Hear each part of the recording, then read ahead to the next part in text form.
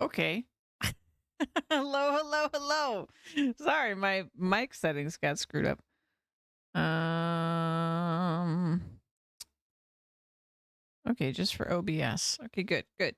Okay, we are good. Hi, Duke. Welcome in. It's rice planting day. Oh, upper.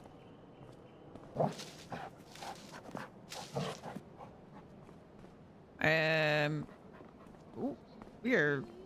Why is it like struggling all of a sudden? Weird.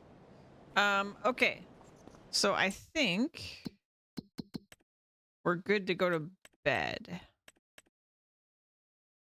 Let's see. So I think we're sleeping until March. Potentially. Yes.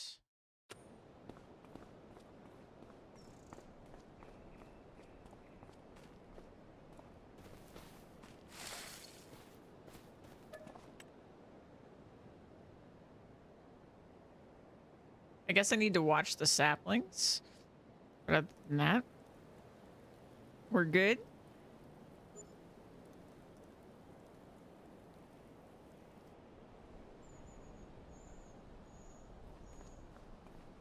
Oh, it's snowing.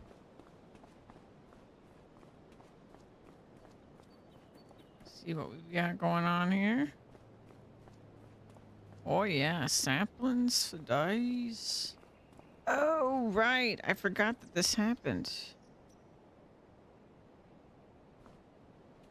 Oh no. I really don't know how to fix this. I guess if we load this into the planter, it should be fine. Let's grab the planter.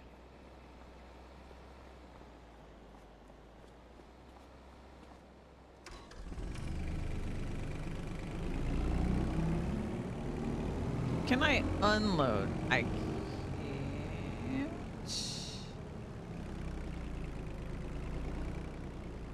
Open cover.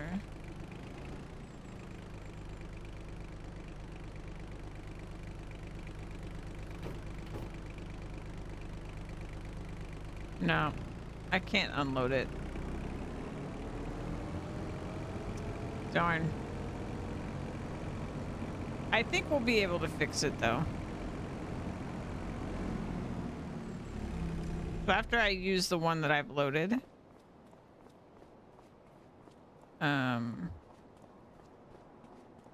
we'll just do that. I don't know why it broke, but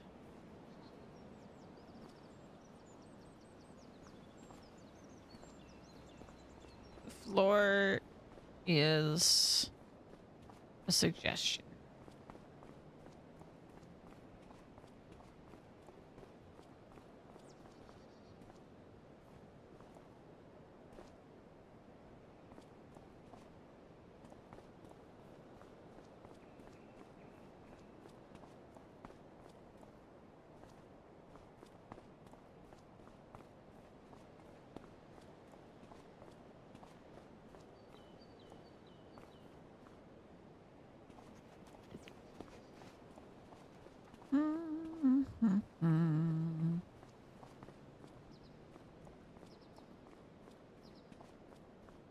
I'm super curious how far a single pallet goes.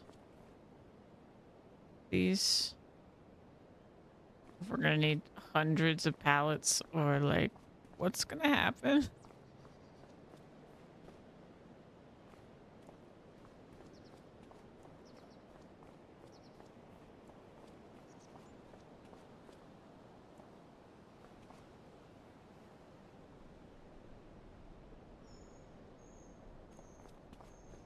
Okay.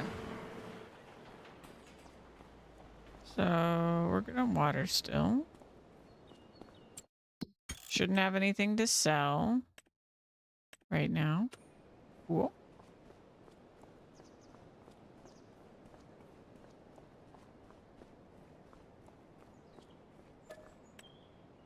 Bedtime.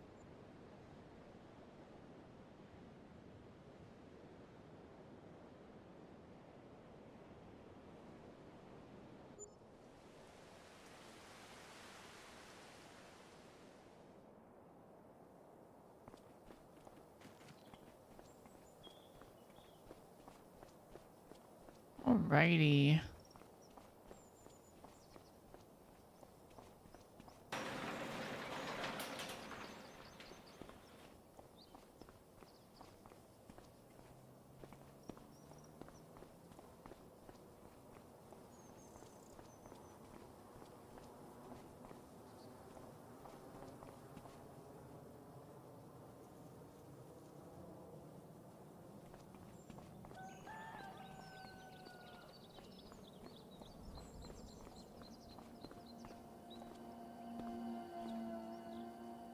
An electric car?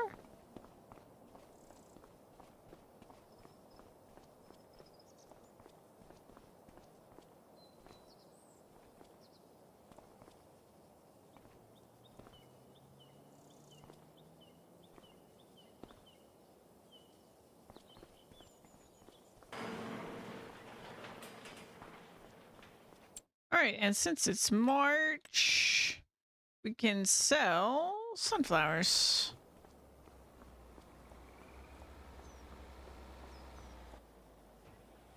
And where are we selling these? A little oil mill?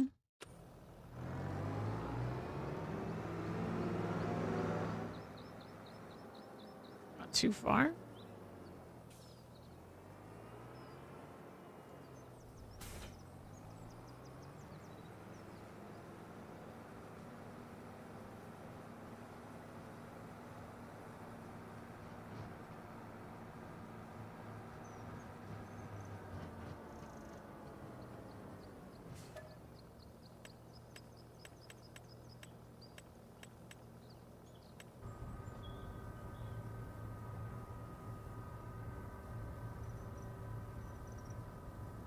Let's see. Oh, it's in town. Okay.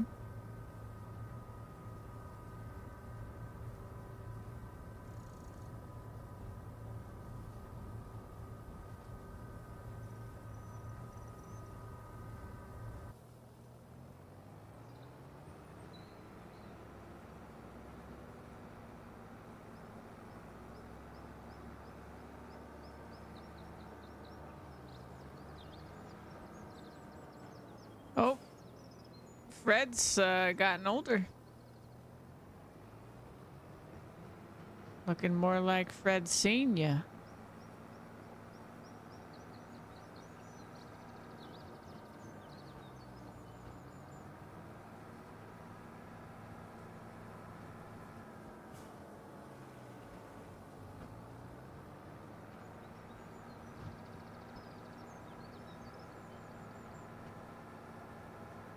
What is going on with the lighting?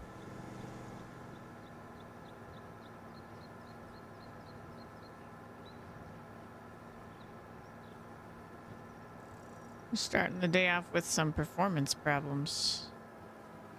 It was behaving pretty well yesterday.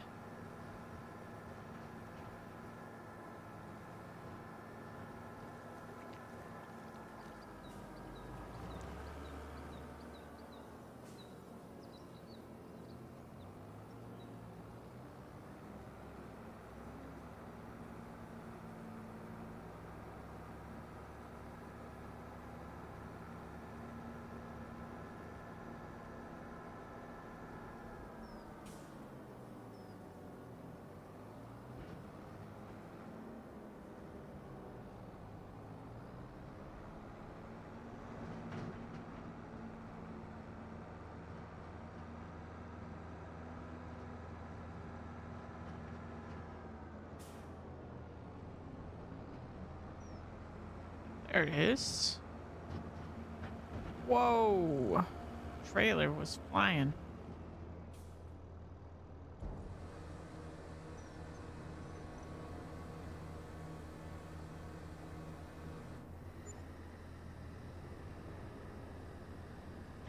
All right.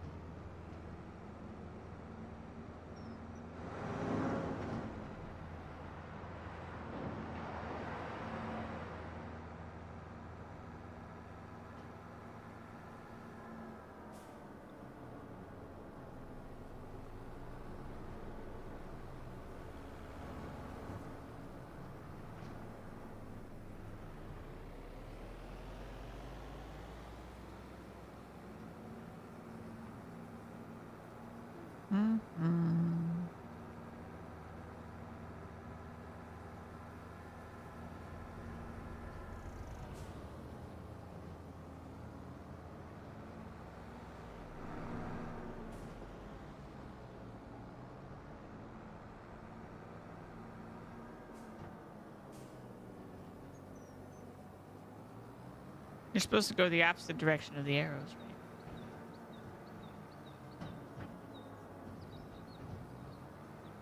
right? Okay.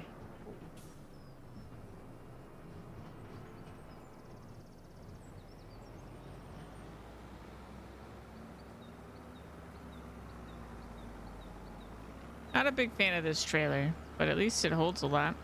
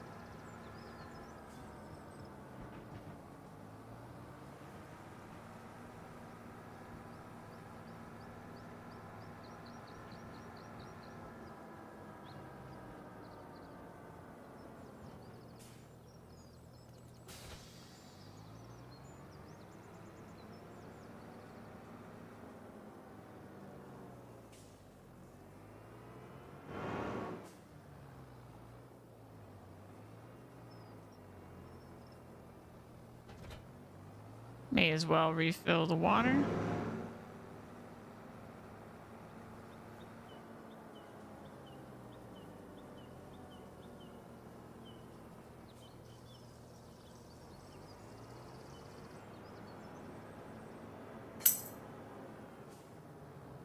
How's my water? What do you mean?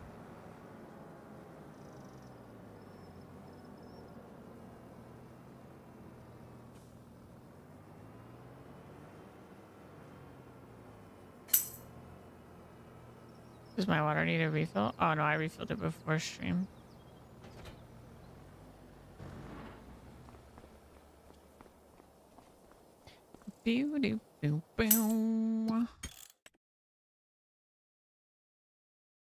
Were you offering? That's so sweet of you. I got out at the right time? Why?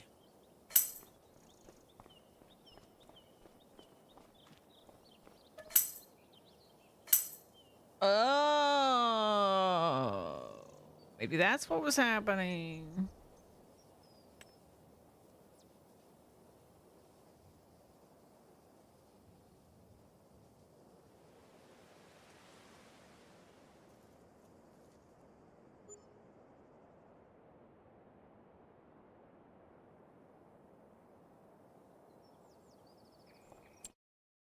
Okay. I think it's planting time for our rice. It is. All right. First things first.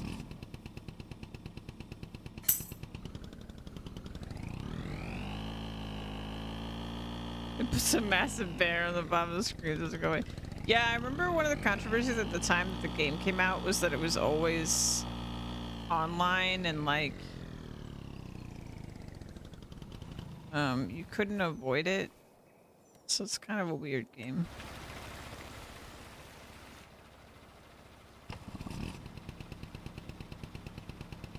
I love it though. I love the game. I mean, I don't love that it does that, but I do love the game.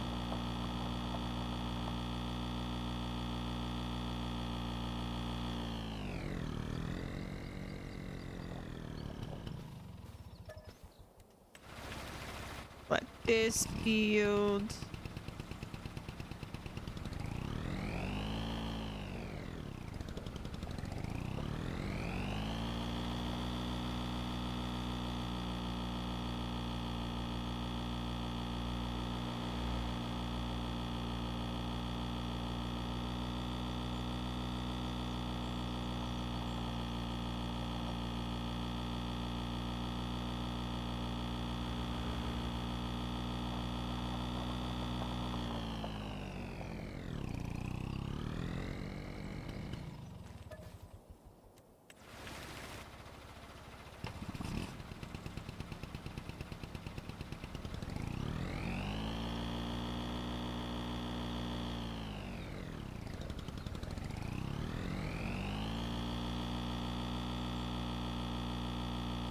And then we're gonna need to get some solid fertilizer.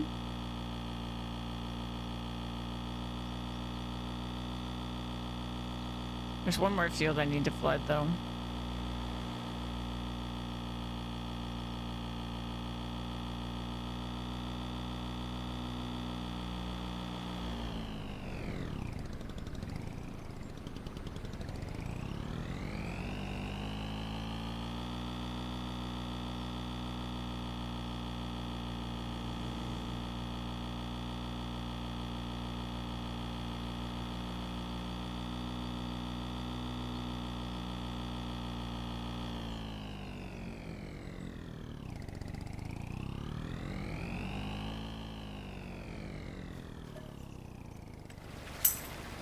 There we go. Hello, welcome in.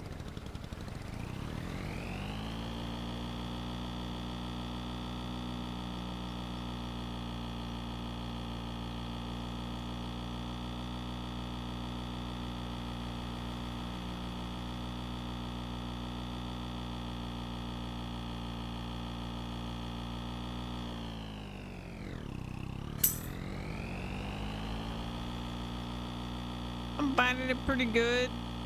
I've had a lot of like bugs and stuff, but I'm still having a good time. We've had our frustrations.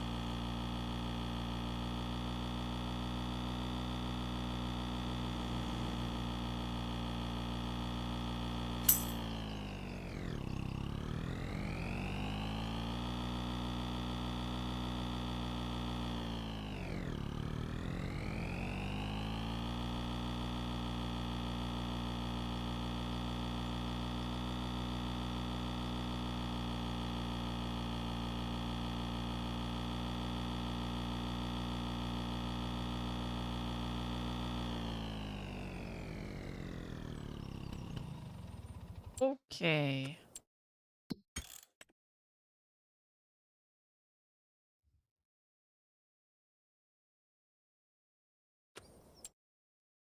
Let's see here.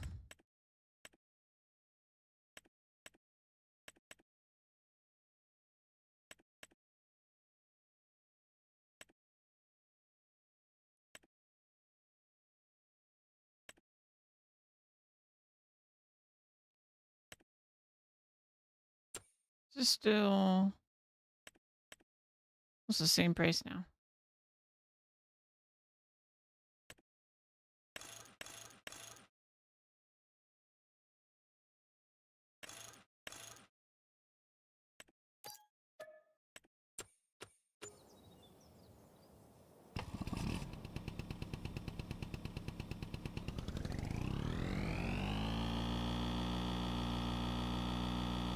Those are pretty big bags compared to this truck.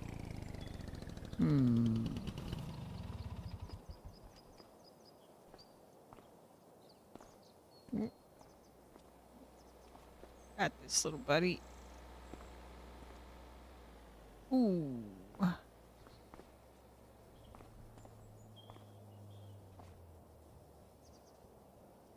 Ooh, nope.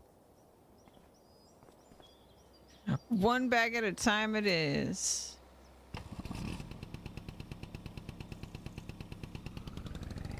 I could afford a bigger truck. It's true.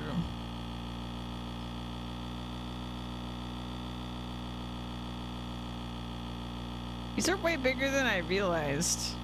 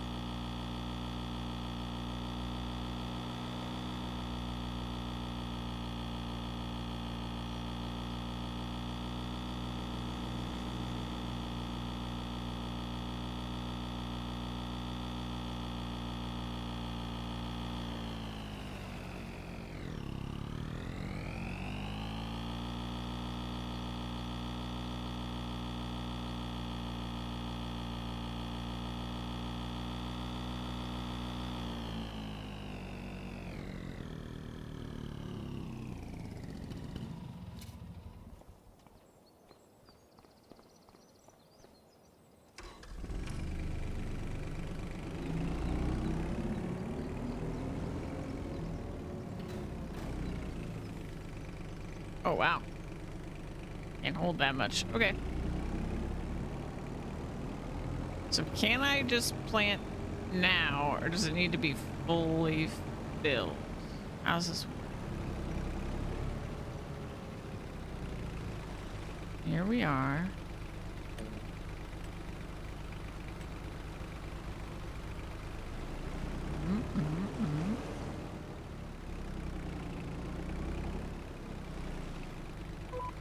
Today I learned.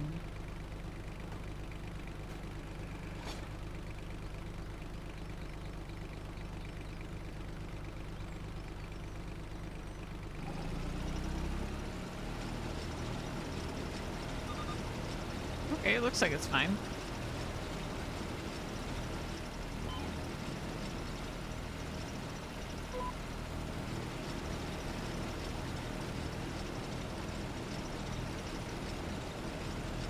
Okay, and 1 liter seems to go pretty far. We'll see how this goes.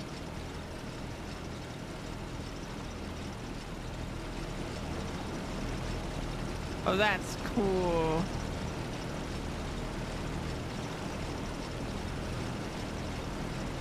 That's really cool.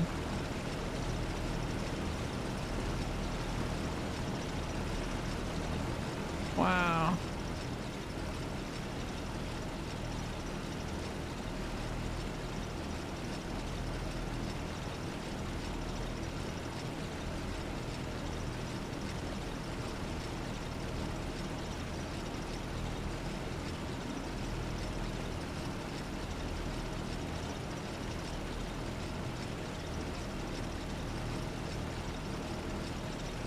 Let me check something real quick.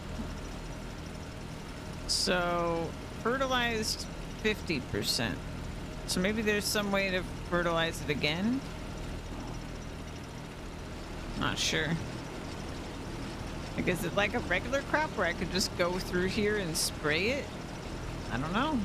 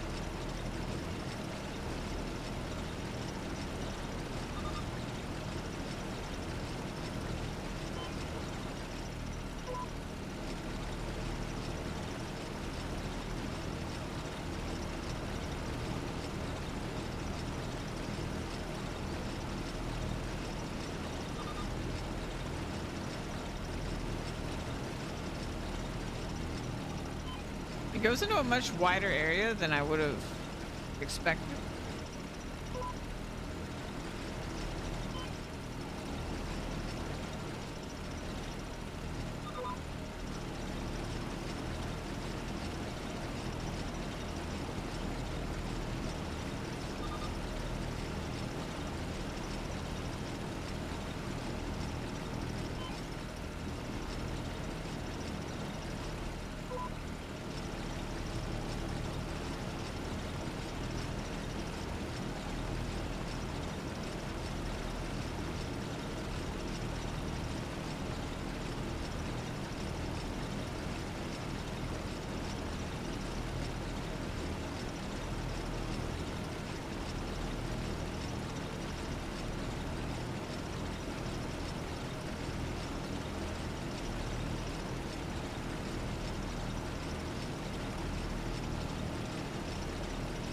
Yeah, the pallet's going way further than I expected, but I still don't think we're gonna have enough pallets.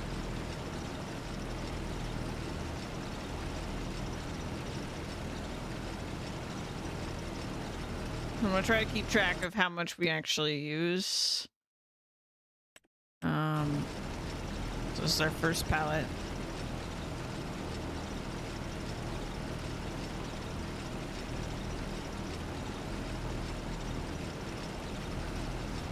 Because what we could do is ramp up our greenhouses to whatever we need.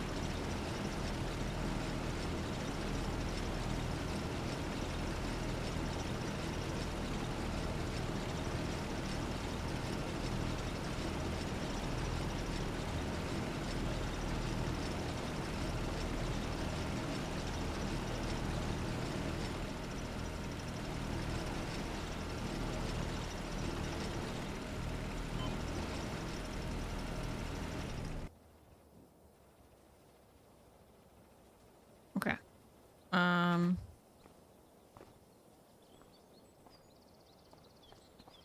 Put this here for now.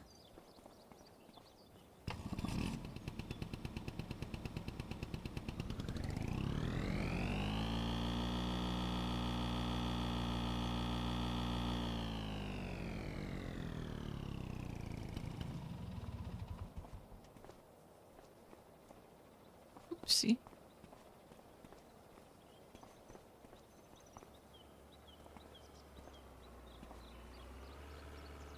Oh.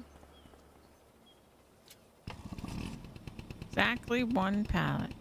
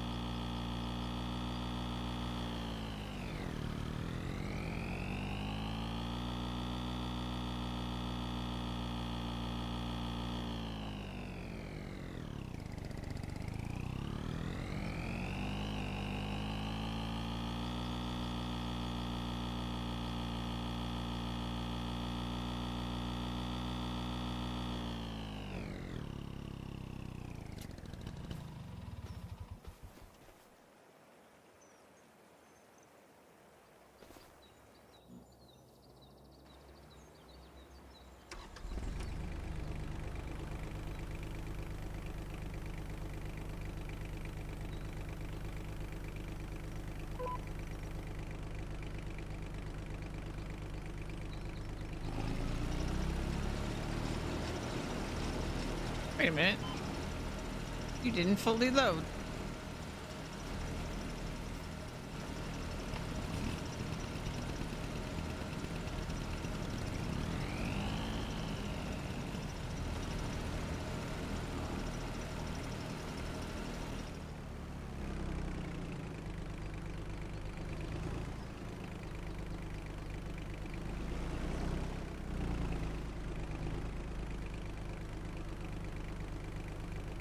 Why didn't you fully load?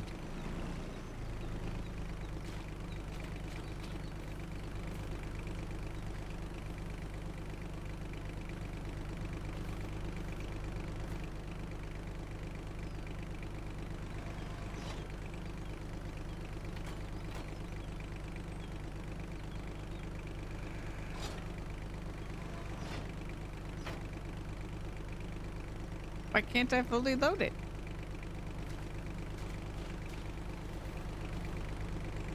What the heck?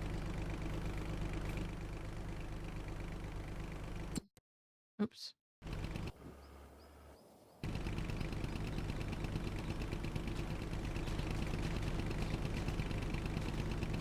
Okay. I guess we'll load it when it feels like it.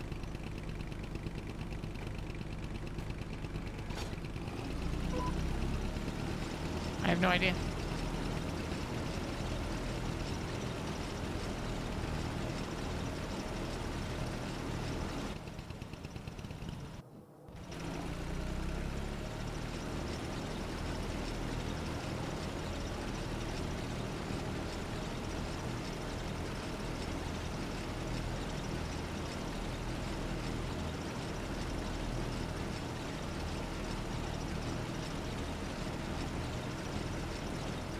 So many bugs in this release. It just feels kind of unfinished. I think they released a couple months before they were ready.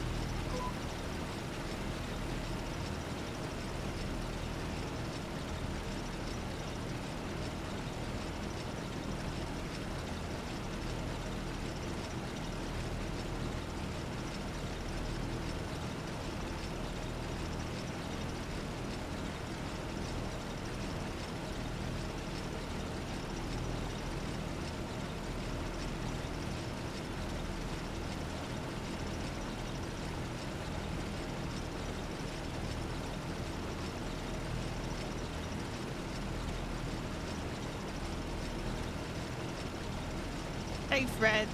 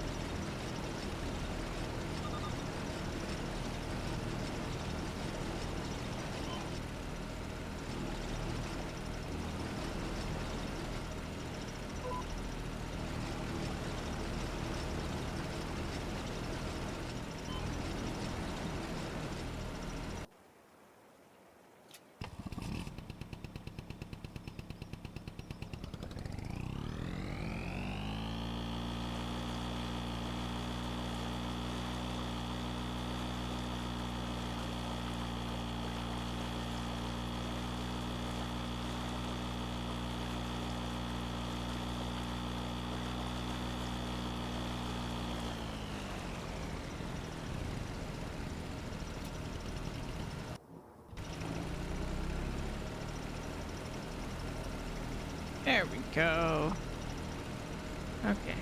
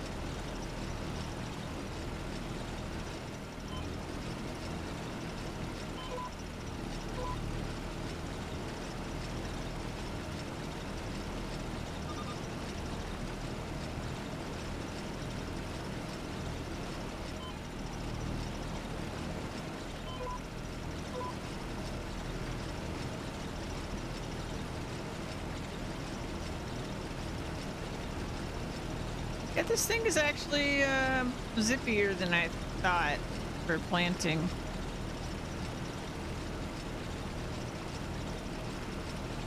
And also the pallets go further than I expected, so I think my expectation was that like they were expecting you to have really small rice fields, but I don't actually think it's necessarily the case. So hopefully we're okay. So we have a lot of rice to plant.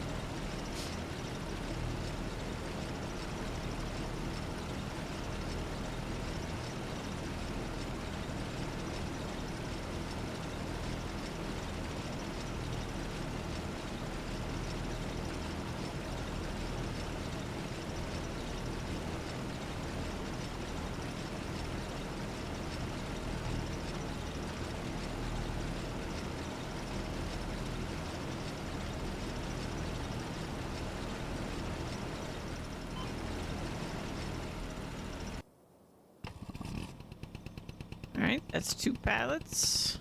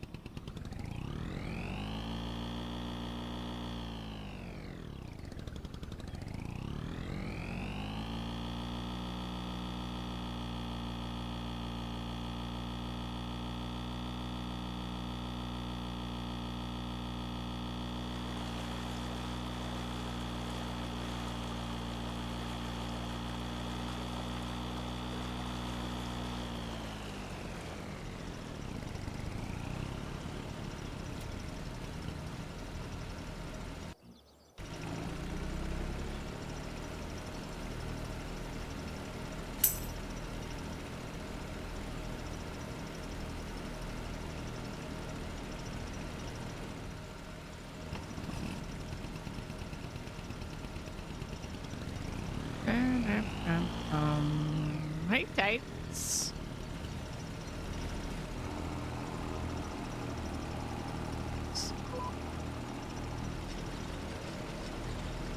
And we're off.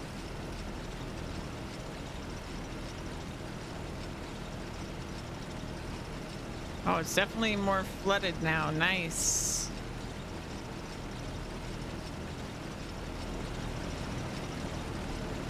That's so cool. This is neat.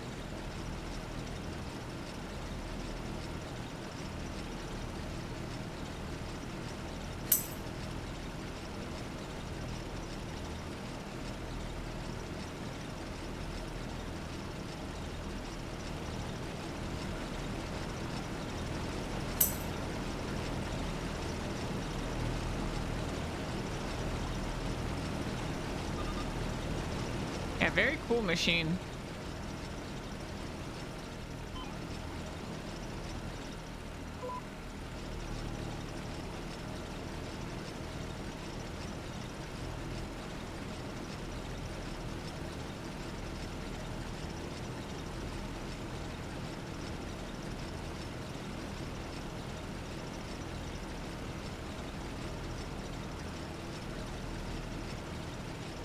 It's so crazy too seeing such a lightweight machine compared to everything else in Farming Sim, which is usually like really heavy machinery.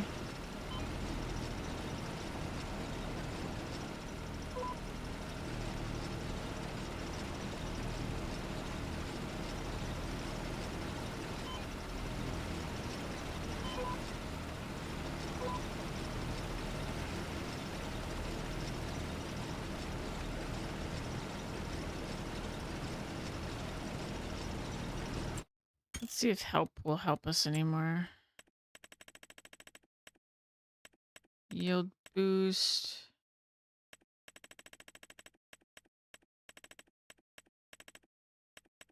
Rice varieties. Oh, no, I messed up.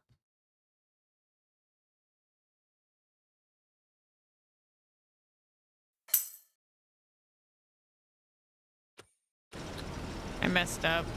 Is it automated? Right now, no, I'm just in cruise control. That's why I'm able to do this.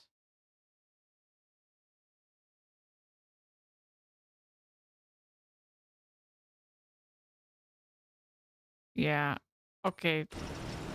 I screwed up this field. So the other fields we need to fertilize first. And then we'll plant.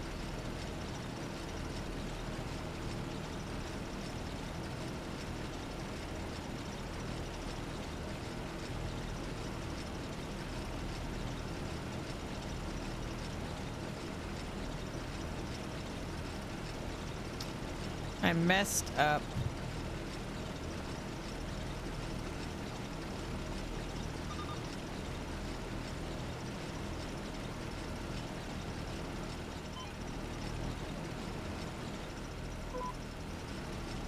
It's okay, we'll learn. We're new rice farmers.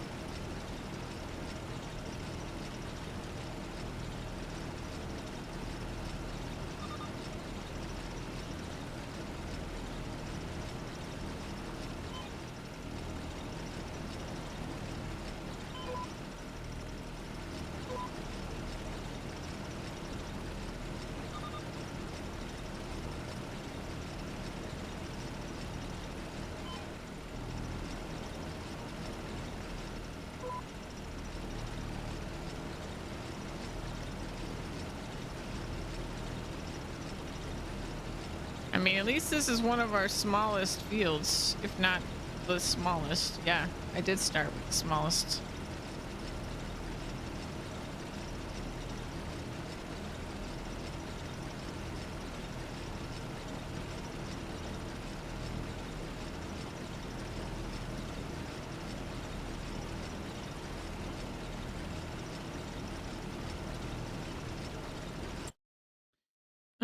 Let's see. Fertilizer spreaders.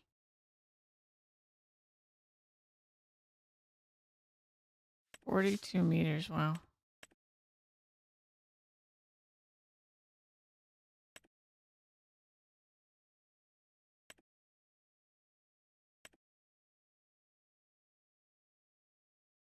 I feel like this is plenty.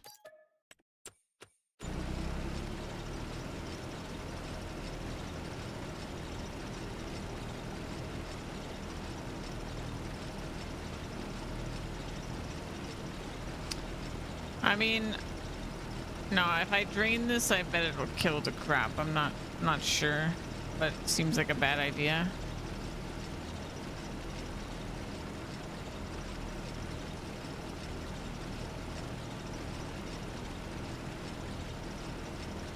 But we'll drain the other ones.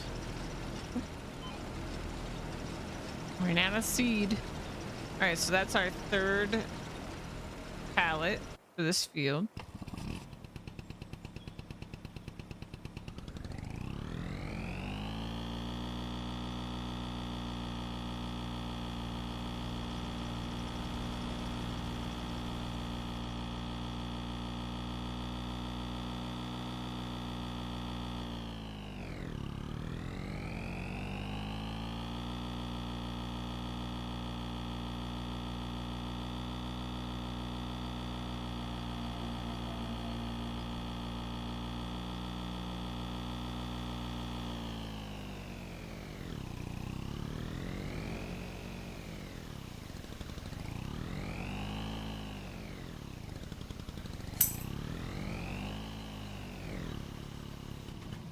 Oh no, we're planting right now. Oh yeah, I'm gonna need to get rid of. All right, we need to do this. Turn off. Lift. We need to go pick one up ourselves.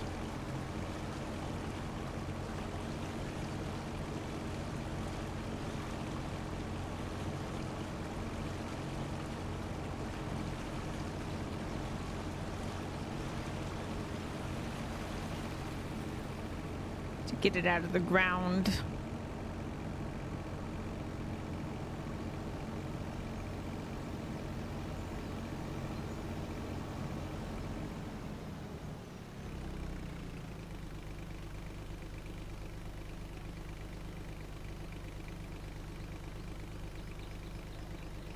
There we go.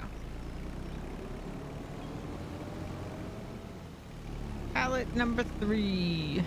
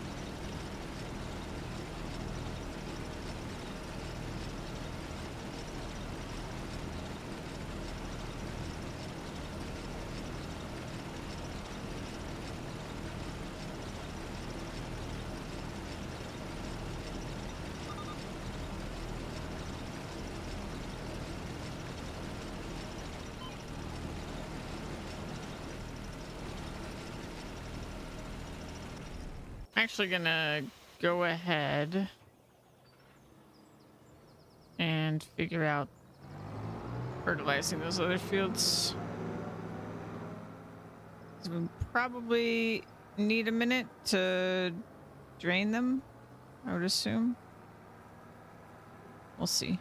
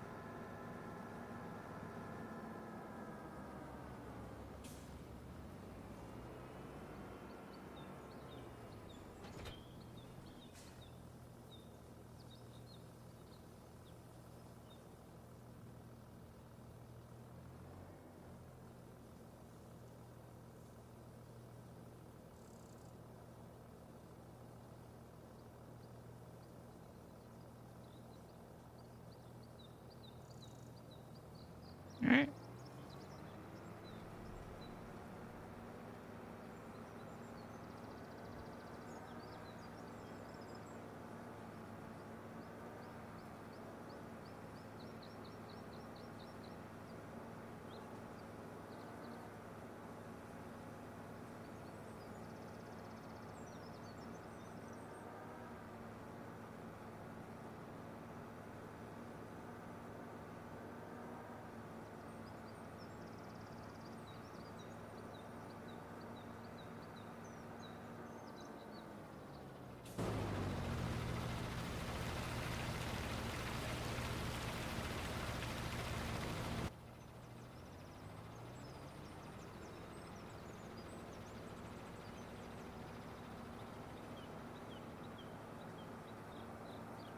All right, so we'll empty the ones that we're not planting.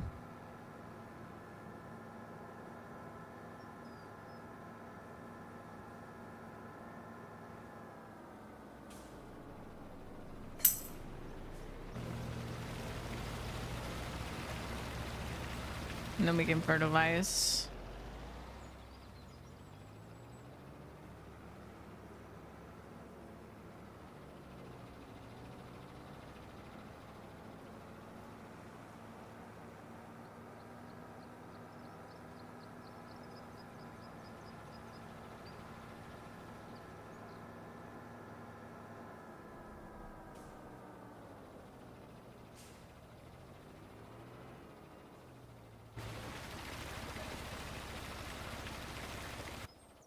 Okay, so we'll let that go.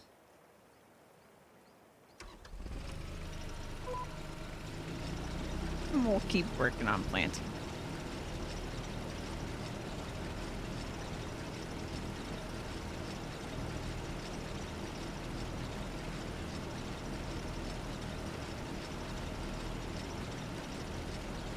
I think we're on our 4th pallet.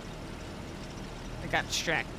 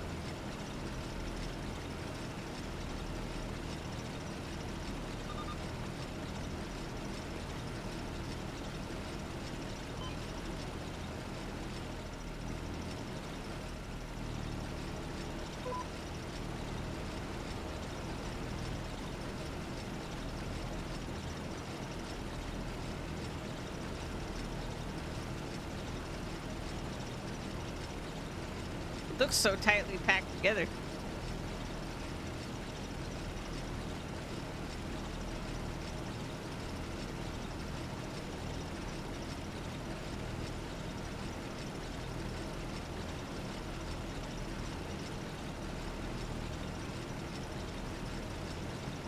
That field still looks very flooded.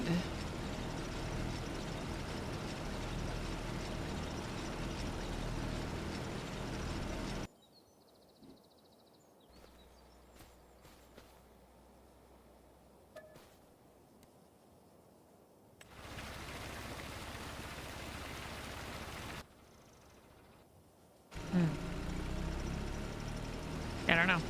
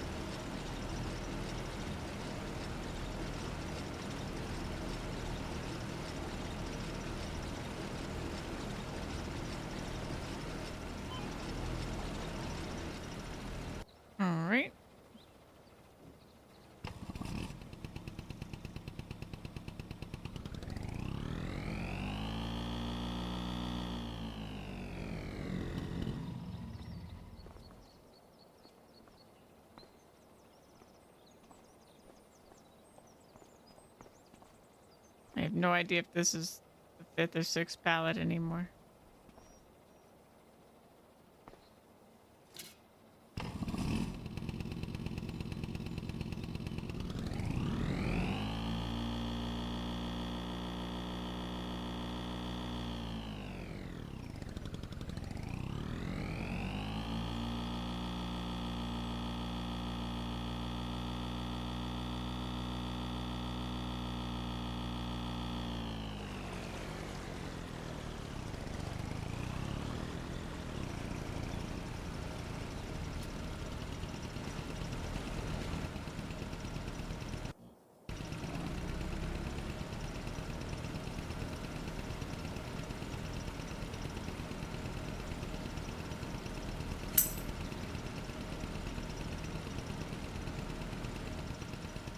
It's okay, it doesn't really matter.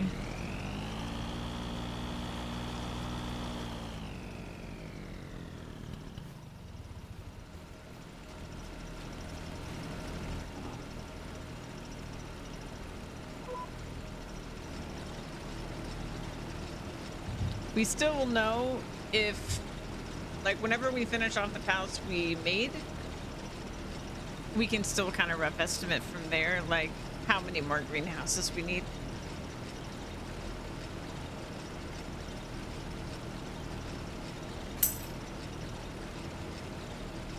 I think it's 5.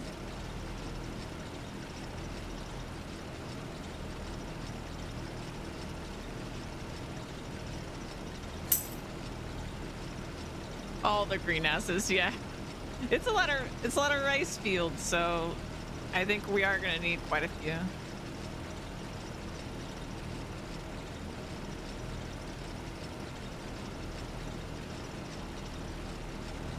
I might need to buy some more land just to put greenhouses down.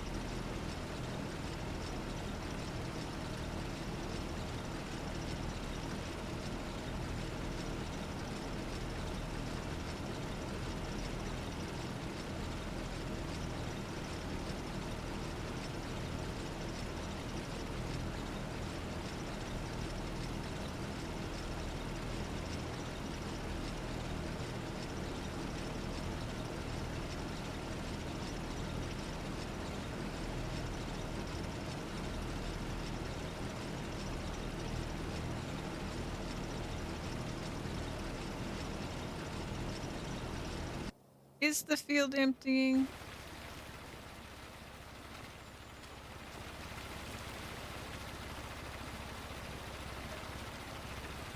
Man, very slowly. Okay.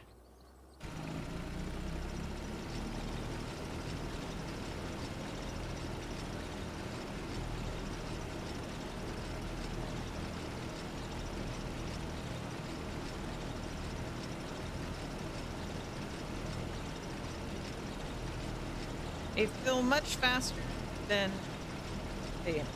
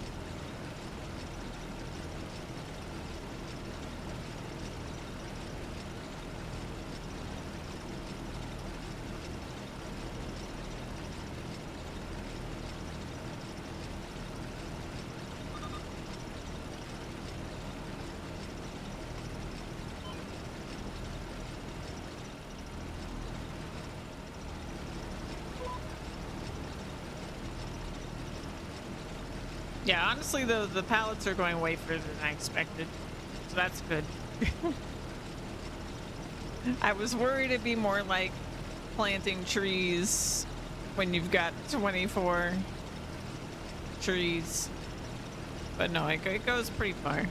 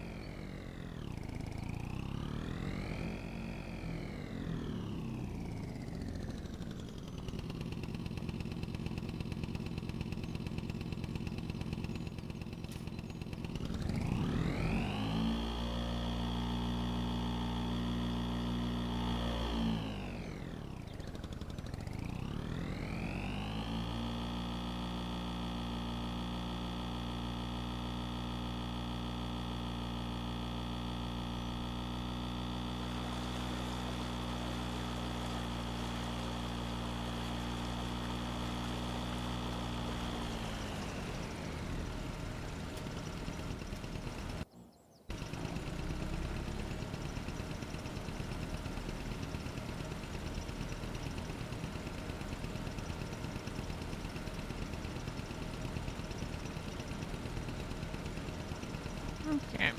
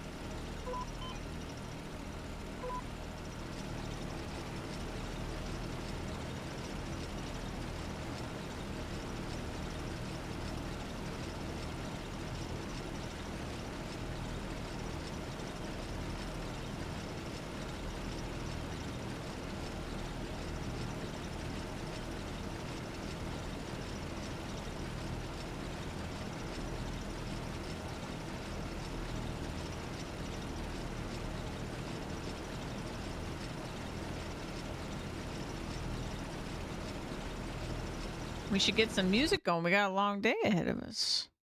Got a lot of planting to do.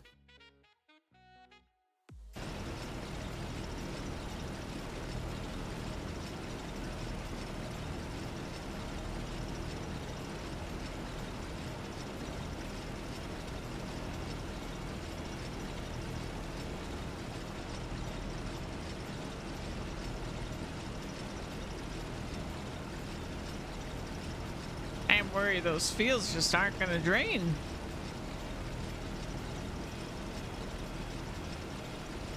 See what happens.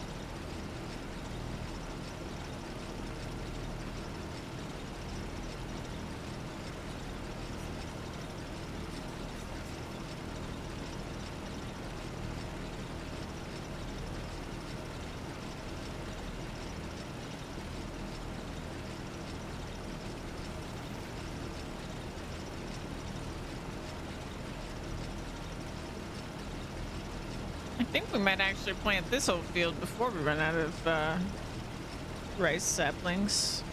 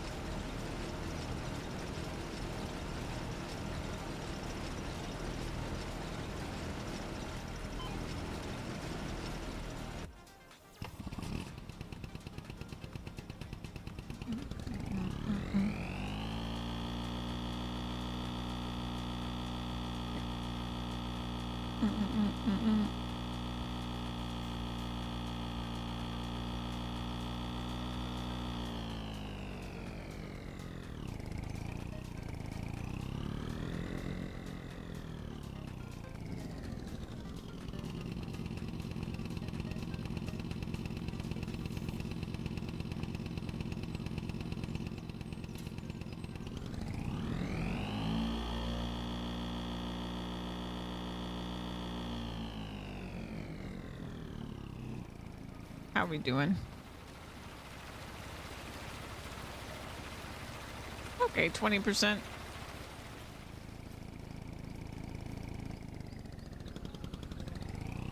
It's better.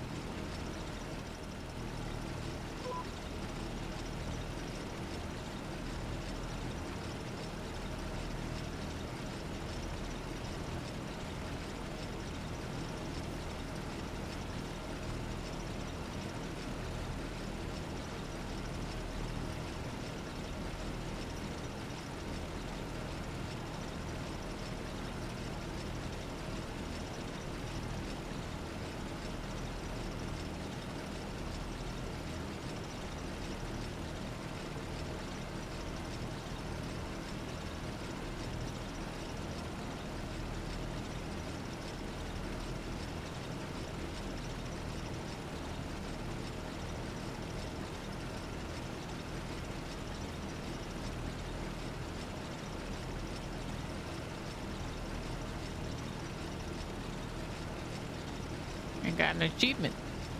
Just a sprinkle. I don't know what that was for.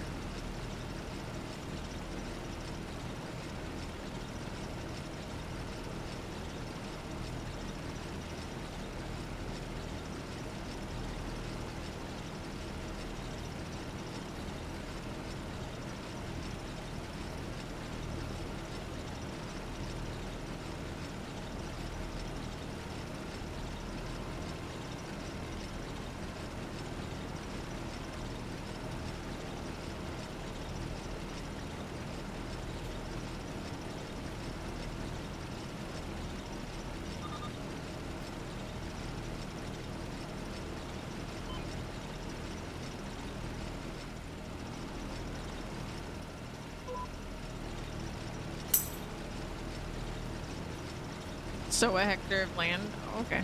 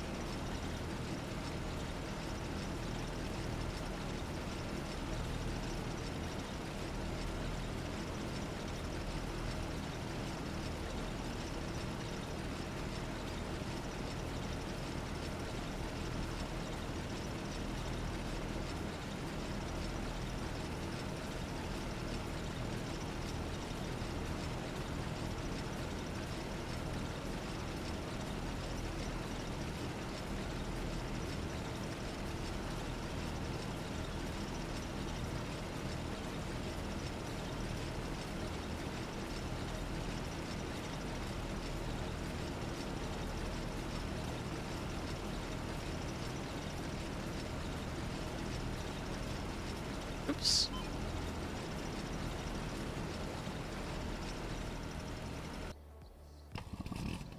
Need another pallet.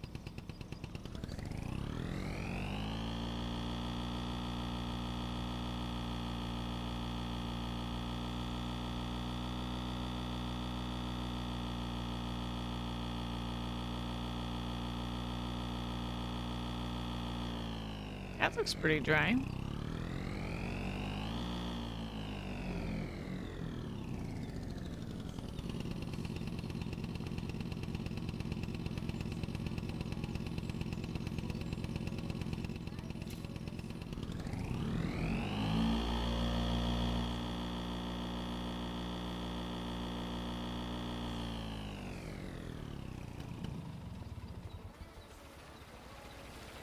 Let's see, how's it doing?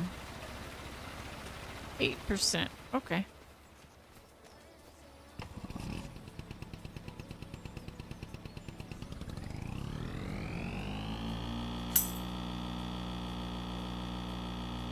I don't actually know, Titans, because the game just calls it rice. But it's not long grain rice, because that's a different kind of rice in the game.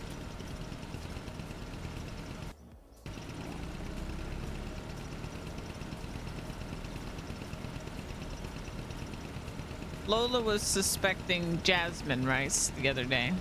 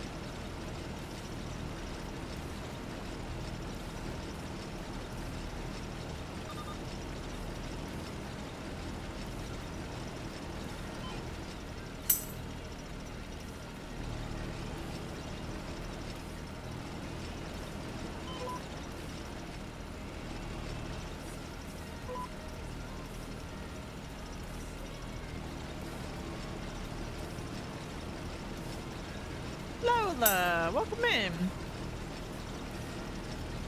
You feeling any better today, Lola? Get some sleep.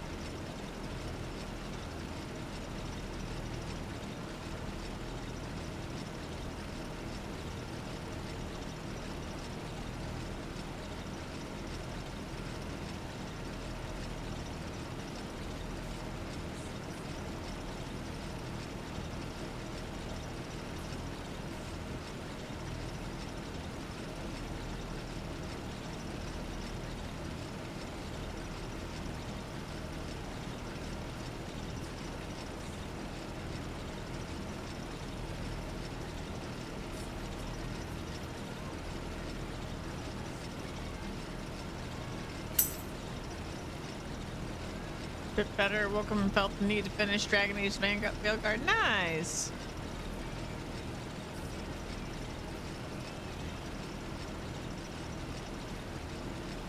Well, stay hydrated, stay warm.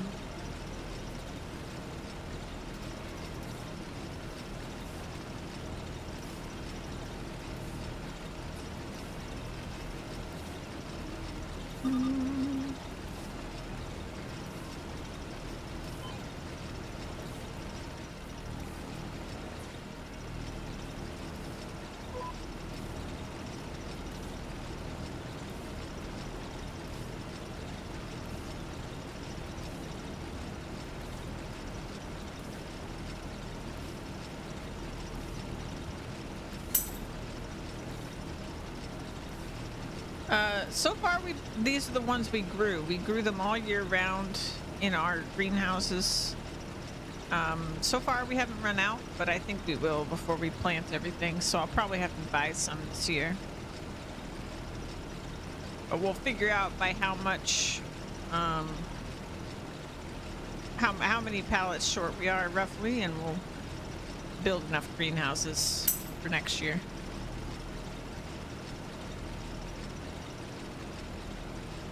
Took 5 to 6 hours, 100% achievements. Nice.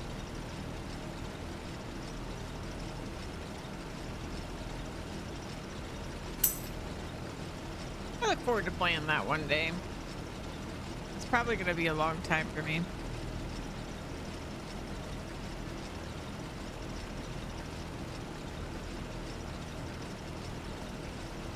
I still want to get back to Dragon Age Awakening and then just play the rest of the games in order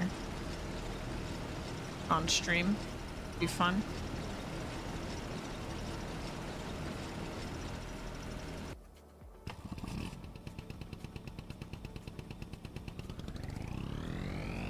But things have been pretty hectic for games I love this year. And it's no sign of slowing down anytime soon.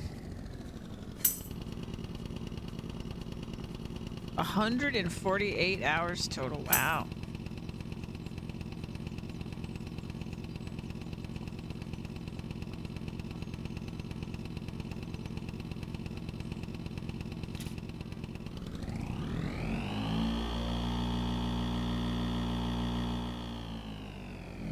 You check on the water level over here. I think it might be done. Okay, good. Let me actually just do this then.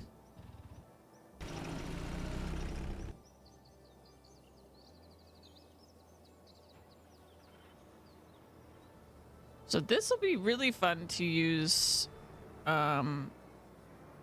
steering assist for. So if I do no, I want, can I not turn off headlights? Oh, I was hoping I could. Okay.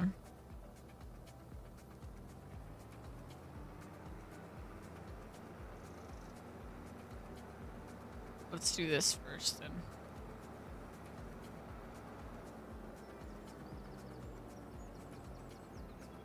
Like that.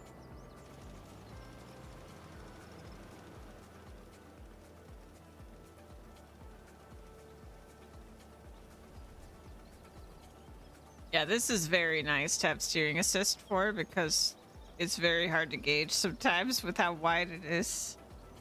How wide you can spread.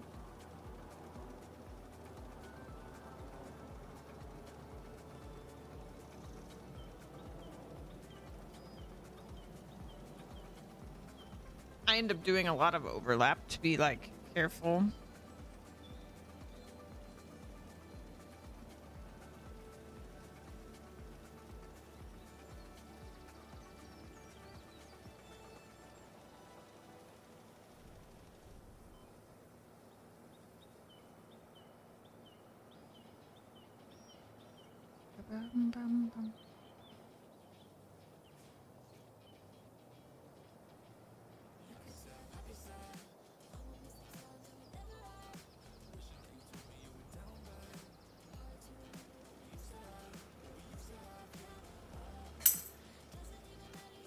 Yep, we're fertilizing. I didn't realize that we needed to fertilize before flooding the field on the first field that we're planting, but I'm doing it hopefully correctly on the other fields.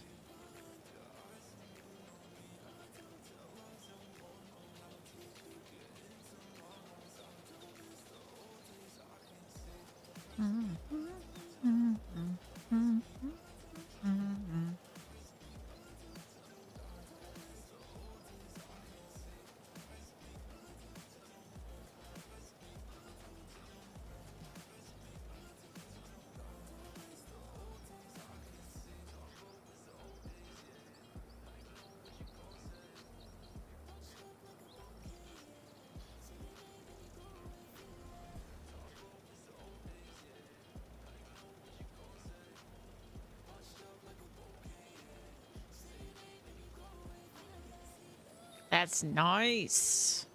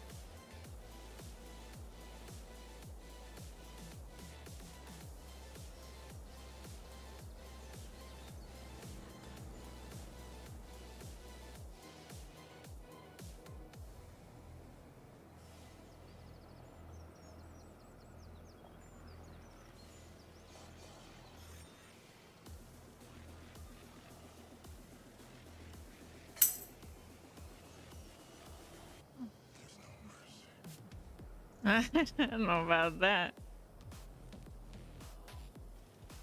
Oh.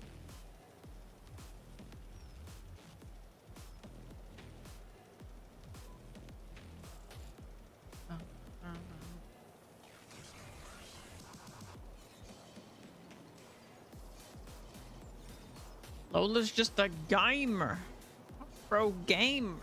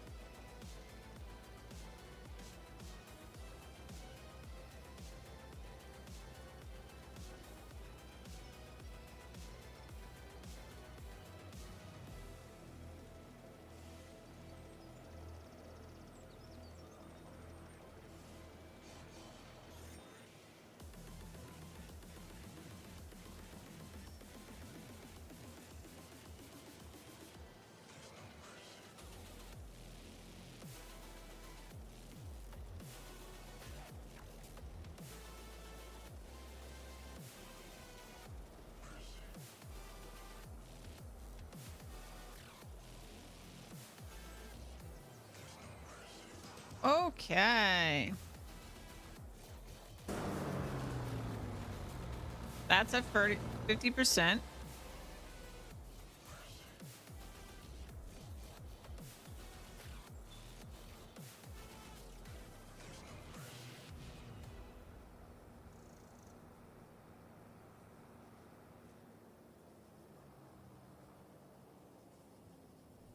Now the other ones should be dry as well because that one was actually the last one that I started to drain. But we'll see.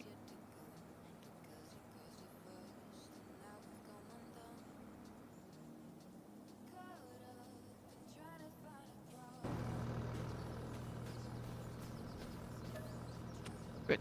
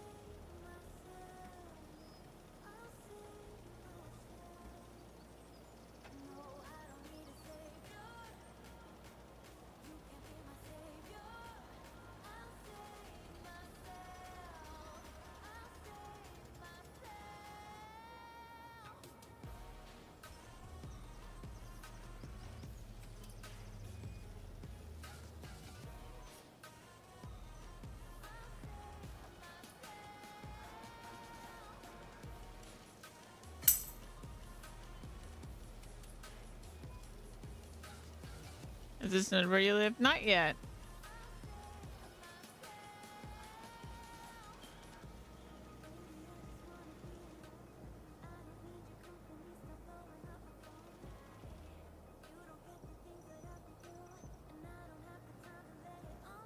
At least not as far as I know.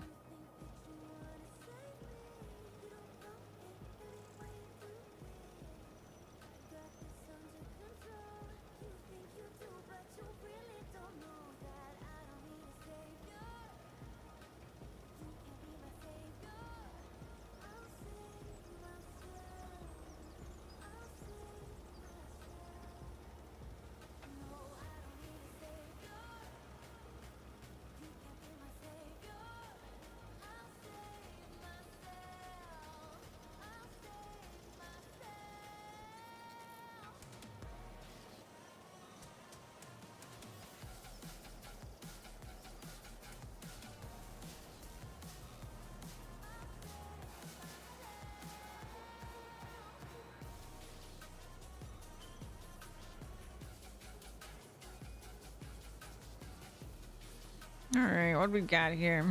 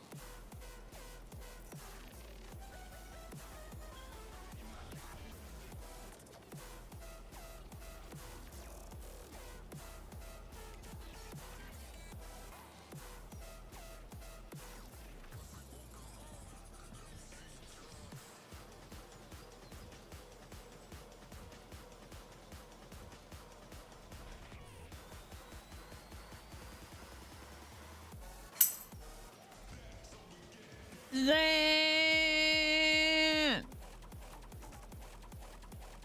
Welcome in. We're fertilizing. It's your favorite part.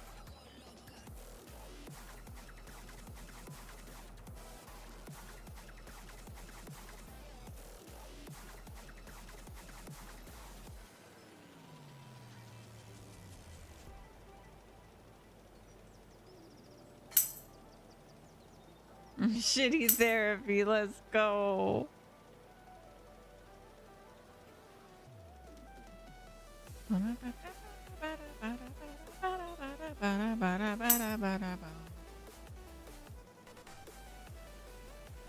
How you doing, Zan?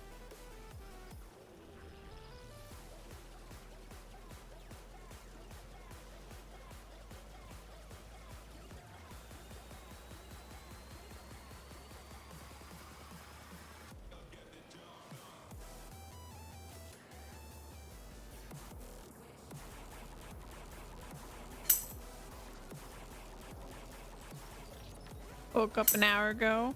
Got coffee. Ooh, coffee sounds so good. Sat down.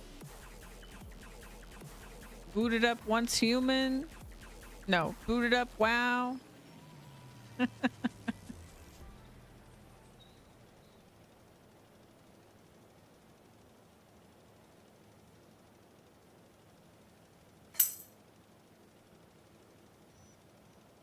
Ooh, Weathering Wave. I had it first guess.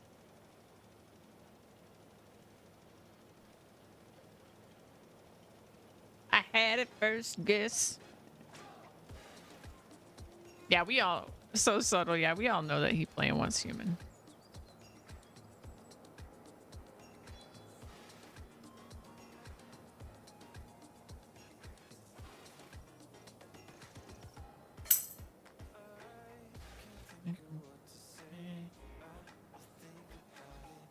Cinnamon food.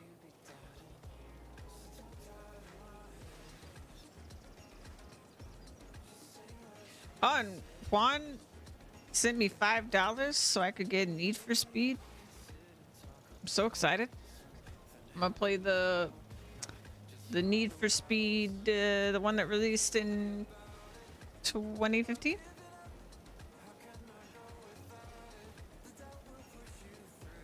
I'm so excited.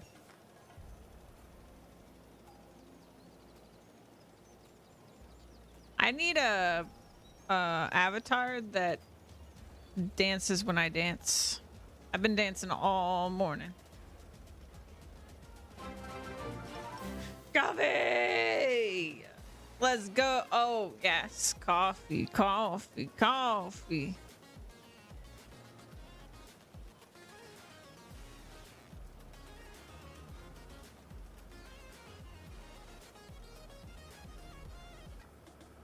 Where I saw a spot. There it is. I got it. We're planting rice today. I'm learning how to take care of the rice. I messed up one of my fields like a little bit. $5 for a game. I know. Yeah, all the Need for Speed games are like under $5 on Steam right now. I'm so pumped. And I booted it up, and apparently they added stuff since I played it. There's like a prestige mode and stuff. I contemplated streaming it today, but like today was a really exciting day for Farming Sim because we're gonna be planting all this rice. So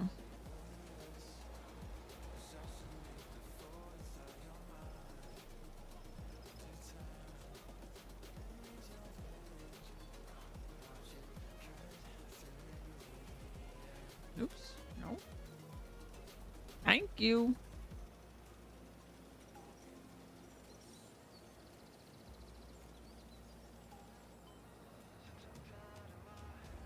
Turn it around.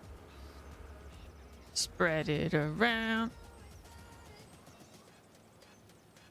Man, fertilizing is just so fast because that working with.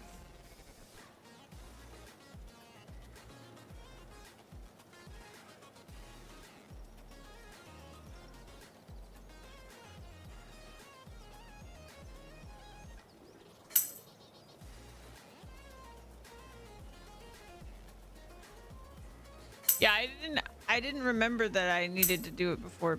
Oh, so close. Which one did I get for Need for Speeds? Need for Speed Definitive Edition. I think that one was actually $3 on Steam. But yeah, the one that came out. Let me see, actually. Boom, boom, boom, boom. Yeah, it's just called Need for Speed Deluxe Edition. I can link it in chat if people are interested in it, because it's 90% off. Freaking crazy. There you go.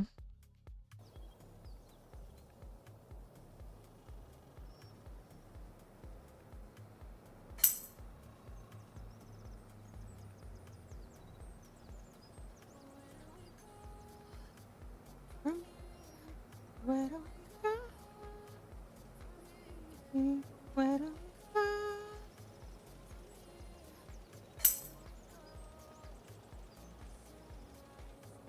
Pretty good deal. Though I think it's not really like as limited time a sale as, you know, they make it seem, because I think the price has been going down for a long time. But it is the lowest it's ever been. I checked SteamDB.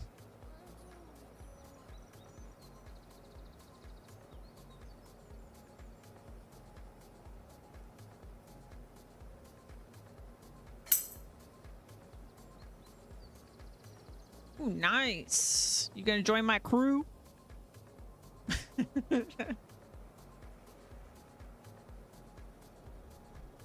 was having a little bit of trouble with the multiplayer stuff because I use some software to like protect my computer that was blocking all of the EA stuff, but I'm sure I'll be able to figure it out and get it going. That was your plan? So sneaky. Did I fertilize all the fields? Oh, now I gotta go check. Let's check.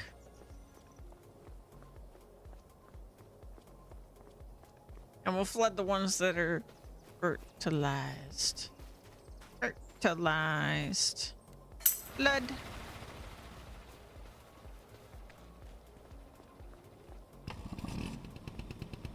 You have to wait though? Yeah.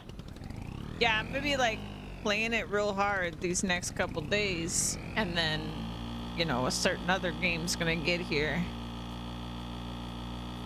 Suddenly I'm gonna have no time. And I'll have to go back to it later.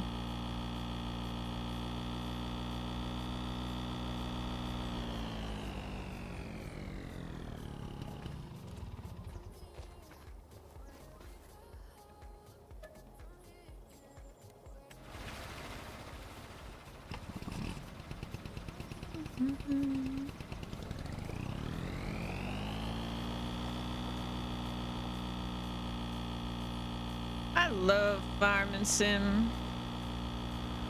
Farming Sim's great. Ah! What are you doing, man? Get off my butt. Ah!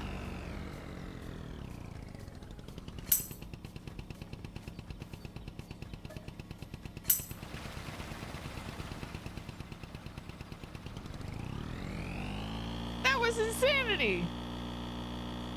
He thought we were playing Need for Speed.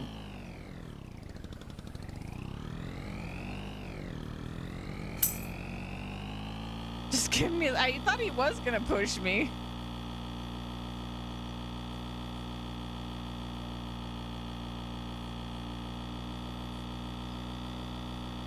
But he was just barely not pushing me.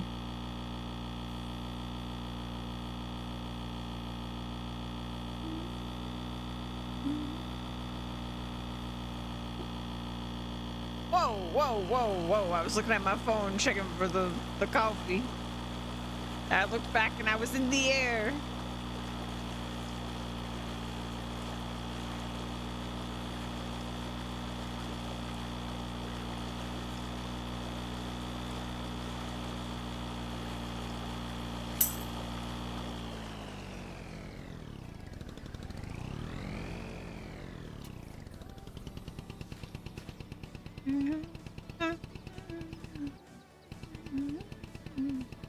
Oh, thanks for the clip.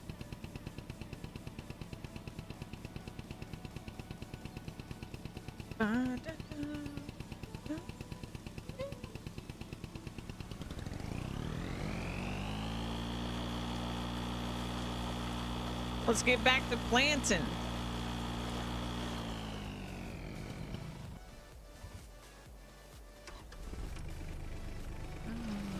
Ba-da-da-da-da-da-dum.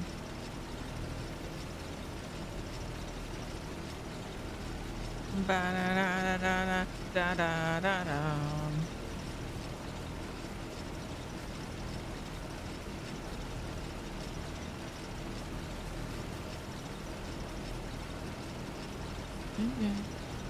Turn off the lights.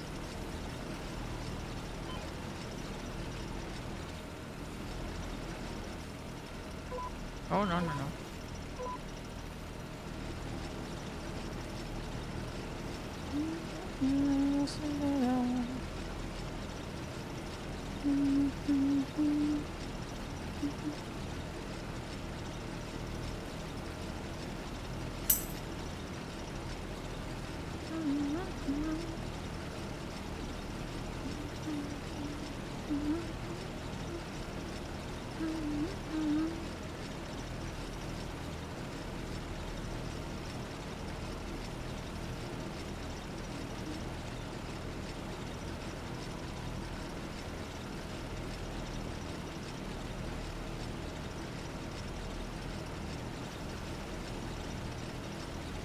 Look at all this rice.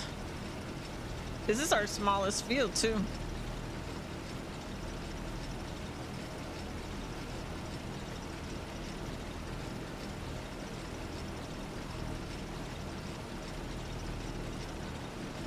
It's too bad there's a field size limit for this. I'm sure somebody will mod so that you don't have a limit, but you just like have a whole map that was a big rice field. It would look really cool.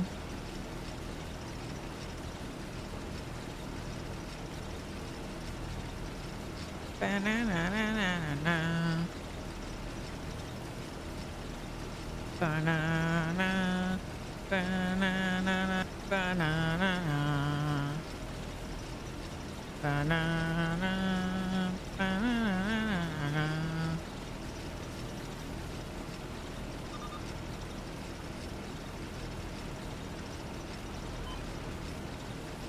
Goes.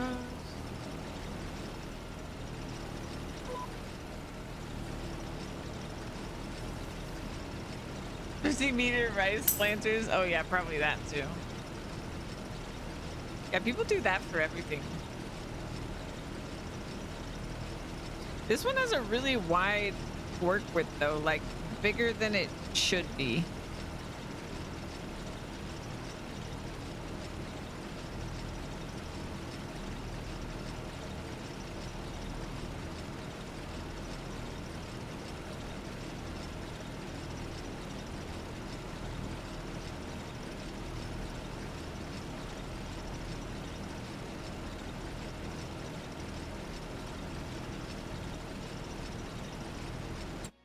What does it actually say that it is?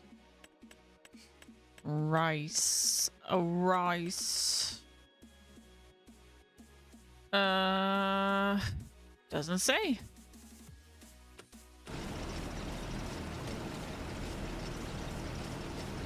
It's supposed to be 2.2 meters. It's more like 2.5.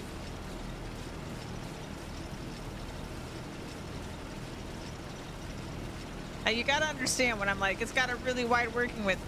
I have spent, I don't even know how many hours mowing grass with like a 1-meter mower before. And like that mower couldn't even go this fast. So it was a push mower.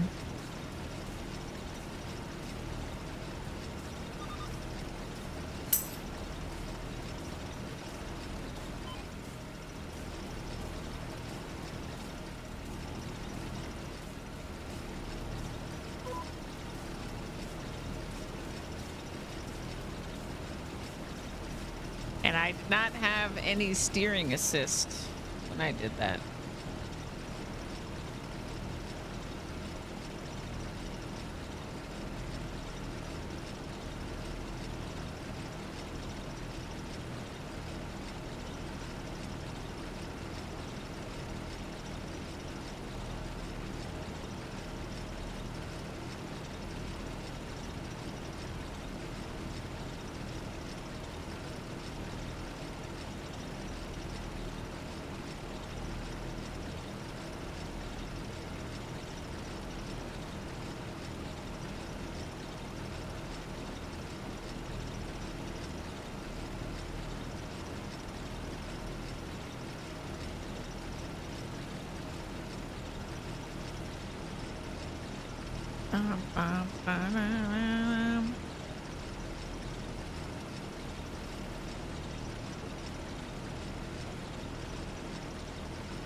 I hope there's more interviews for PoE 2 before it comes out. I love the interviews. The ones with Jonathan Rogers. Oh.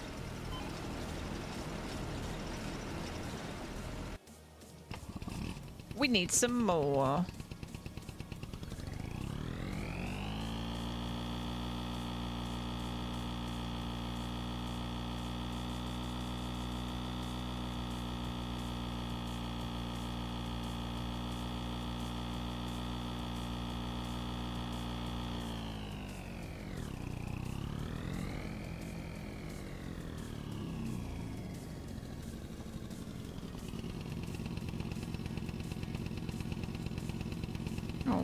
Oh no.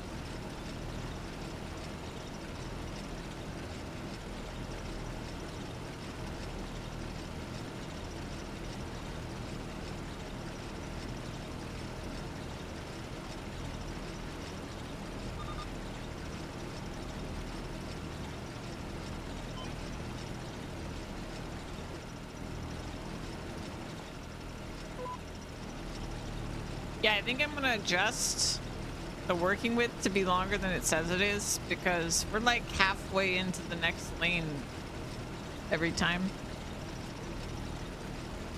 It's kind of crazy.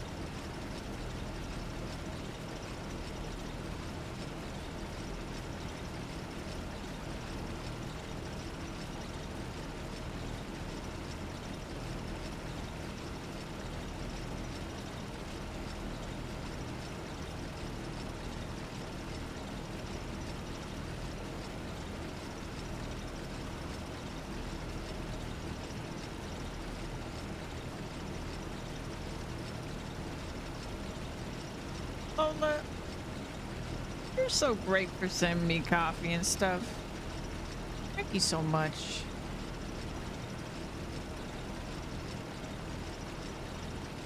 I can't say it enough.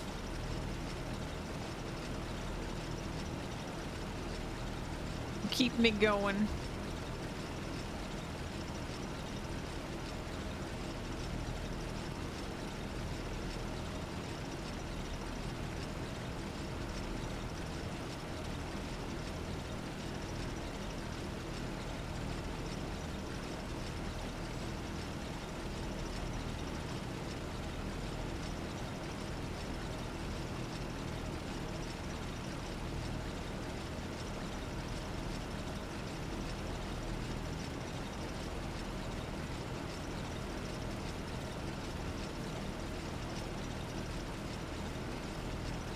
Oh, it looks so cool. I love it. Love it.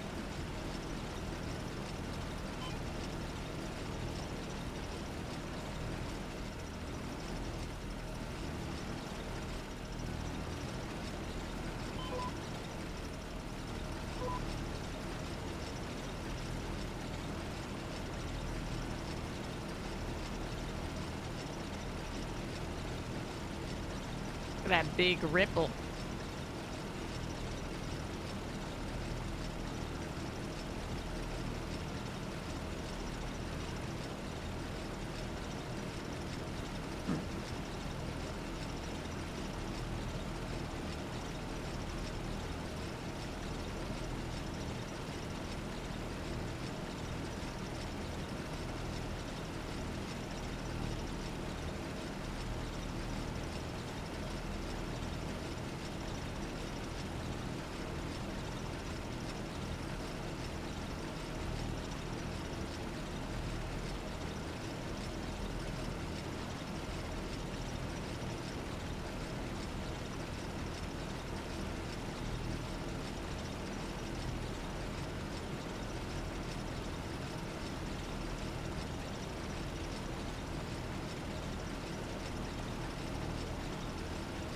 This does really make me wonder though if like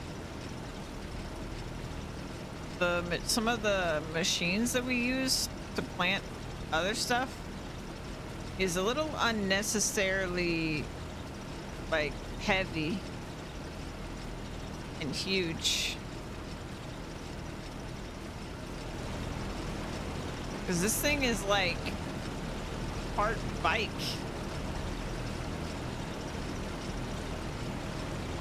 It's just so cool.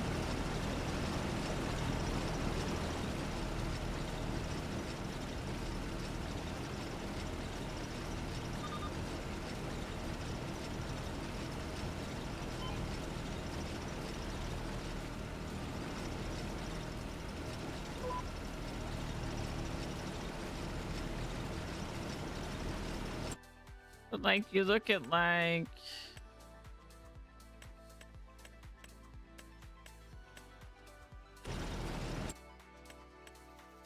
where is it? I can't find anything in this darn menu. Planter or a cedar. Like look how huge these things are. And they still need like a tractor attached to them.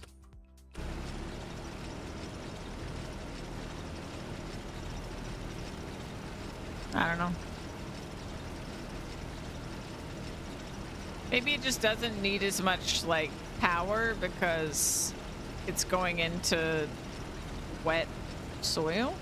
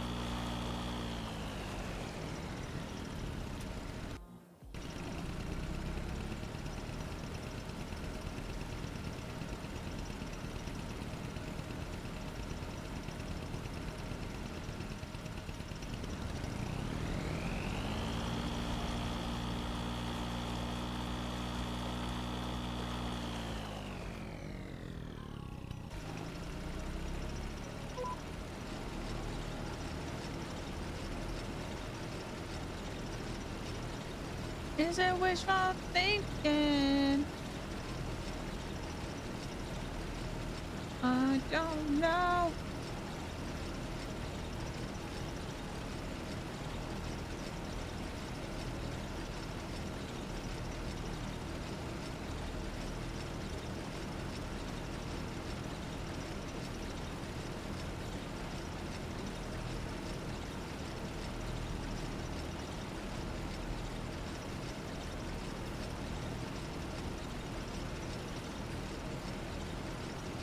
Coffee on the way.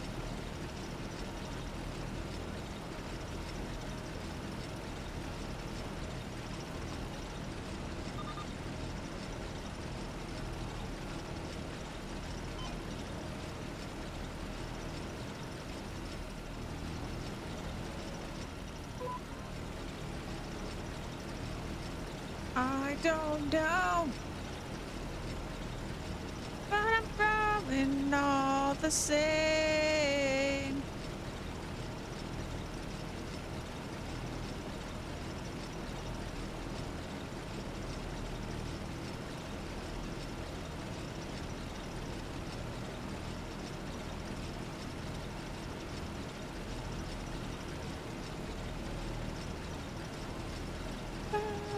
is. I don't know. Growing. I'm growing.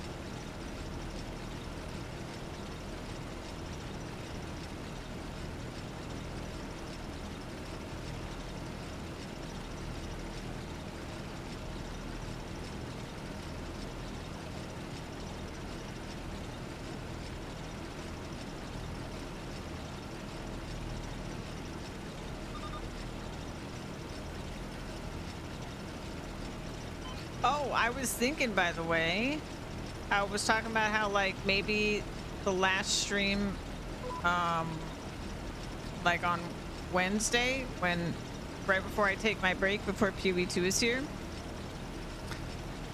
maybe we could watch a lore series on PoE1. That could be fun.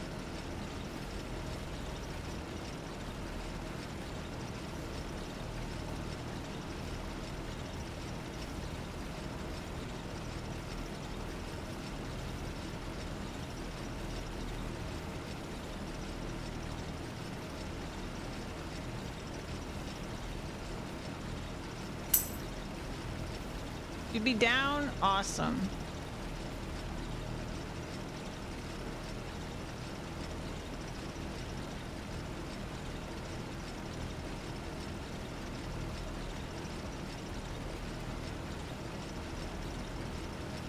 Um, I think the YouTube is Kitten Cat Noodle. She's got like lore videos over not just like the campaign stuff, but like the different lore that we've learned from various leagues and stuff like that. We'll know all the things before we play PoE2.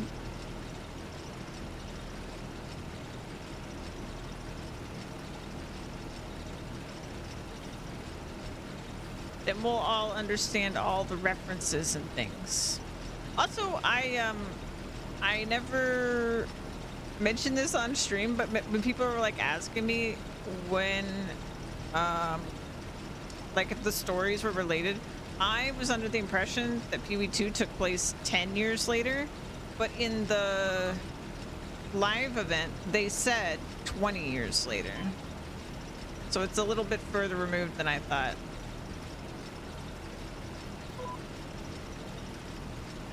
But not so long that we can't still see characters from PoE1. Still.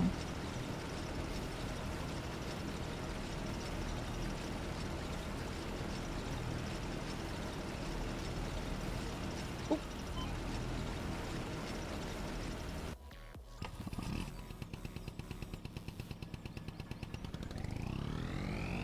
Fred out here having a good time, aren't you, Fred?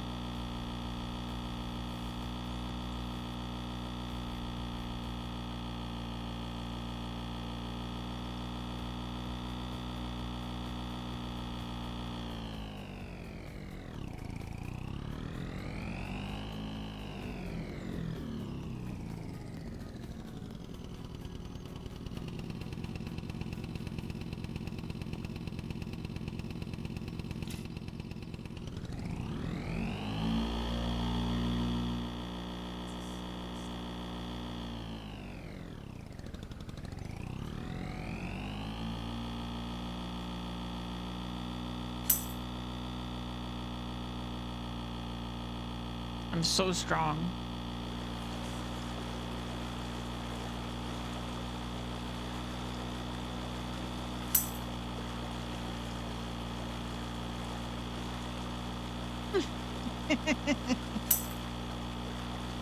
Like nothing, man.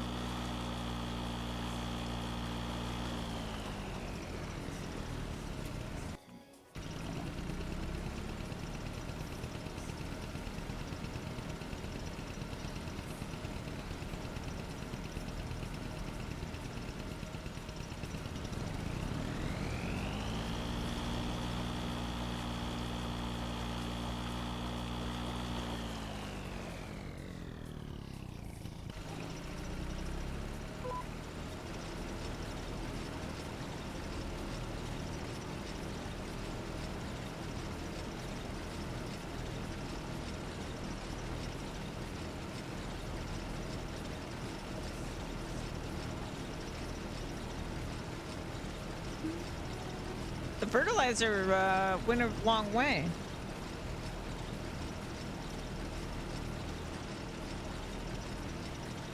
It might get us through this whole field without a refill.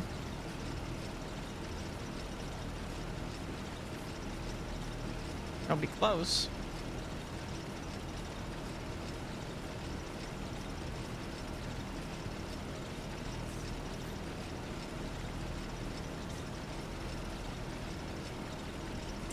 Let's see if the map says anything else here. So it just says mulch, so it doesn't really help us. If I get rid of this. All right. Get rid of that. Needs rolling.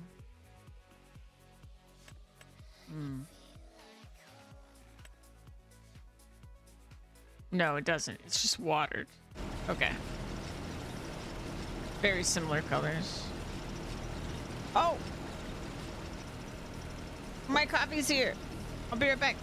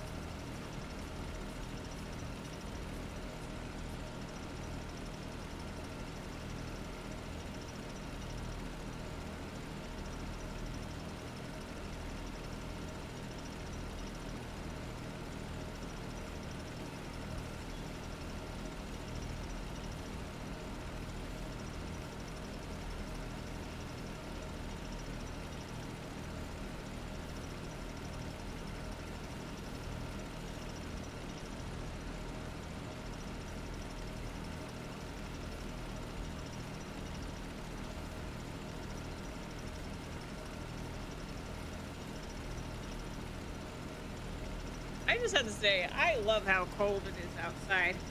This is amazing. Like it's actually winter or something.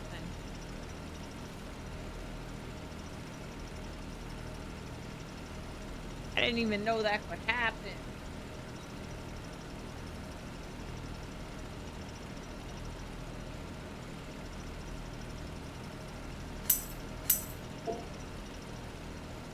Temp is it? We're in the low 30s today.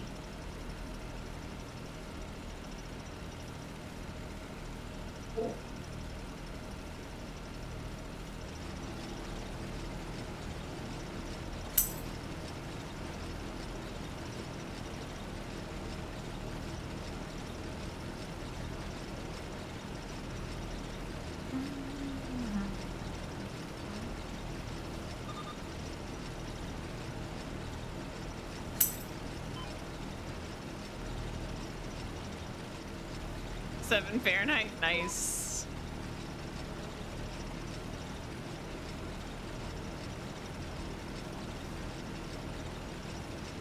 I definitely need to get a coat. I don't have a coat because I didn't need a coat in Texas.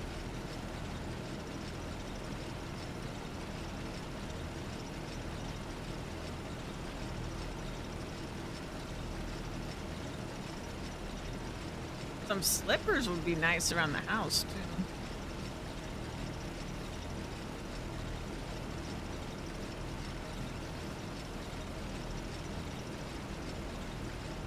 Because my toesies are cold. I love the cold, though.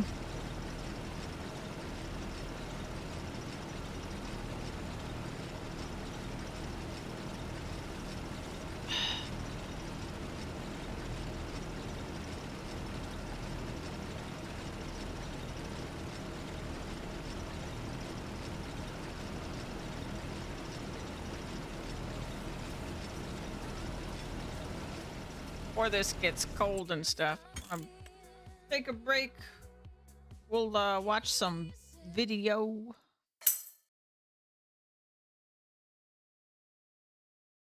I just tried to click on the game inside of OBS. I hate when I do that. Let's see.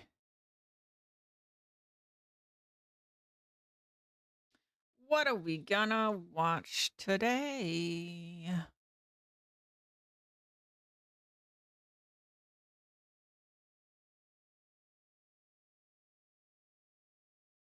Oh boy. Okay, we got a hog video.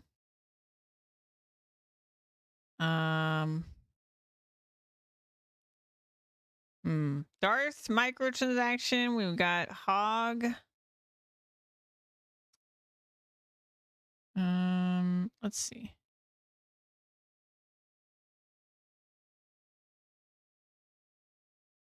I feel like the hog video sounds better because it sounds like it's like for new players. We'll try this one. All right, we got a lot. Boop, ba-doo. Let me get this on screen.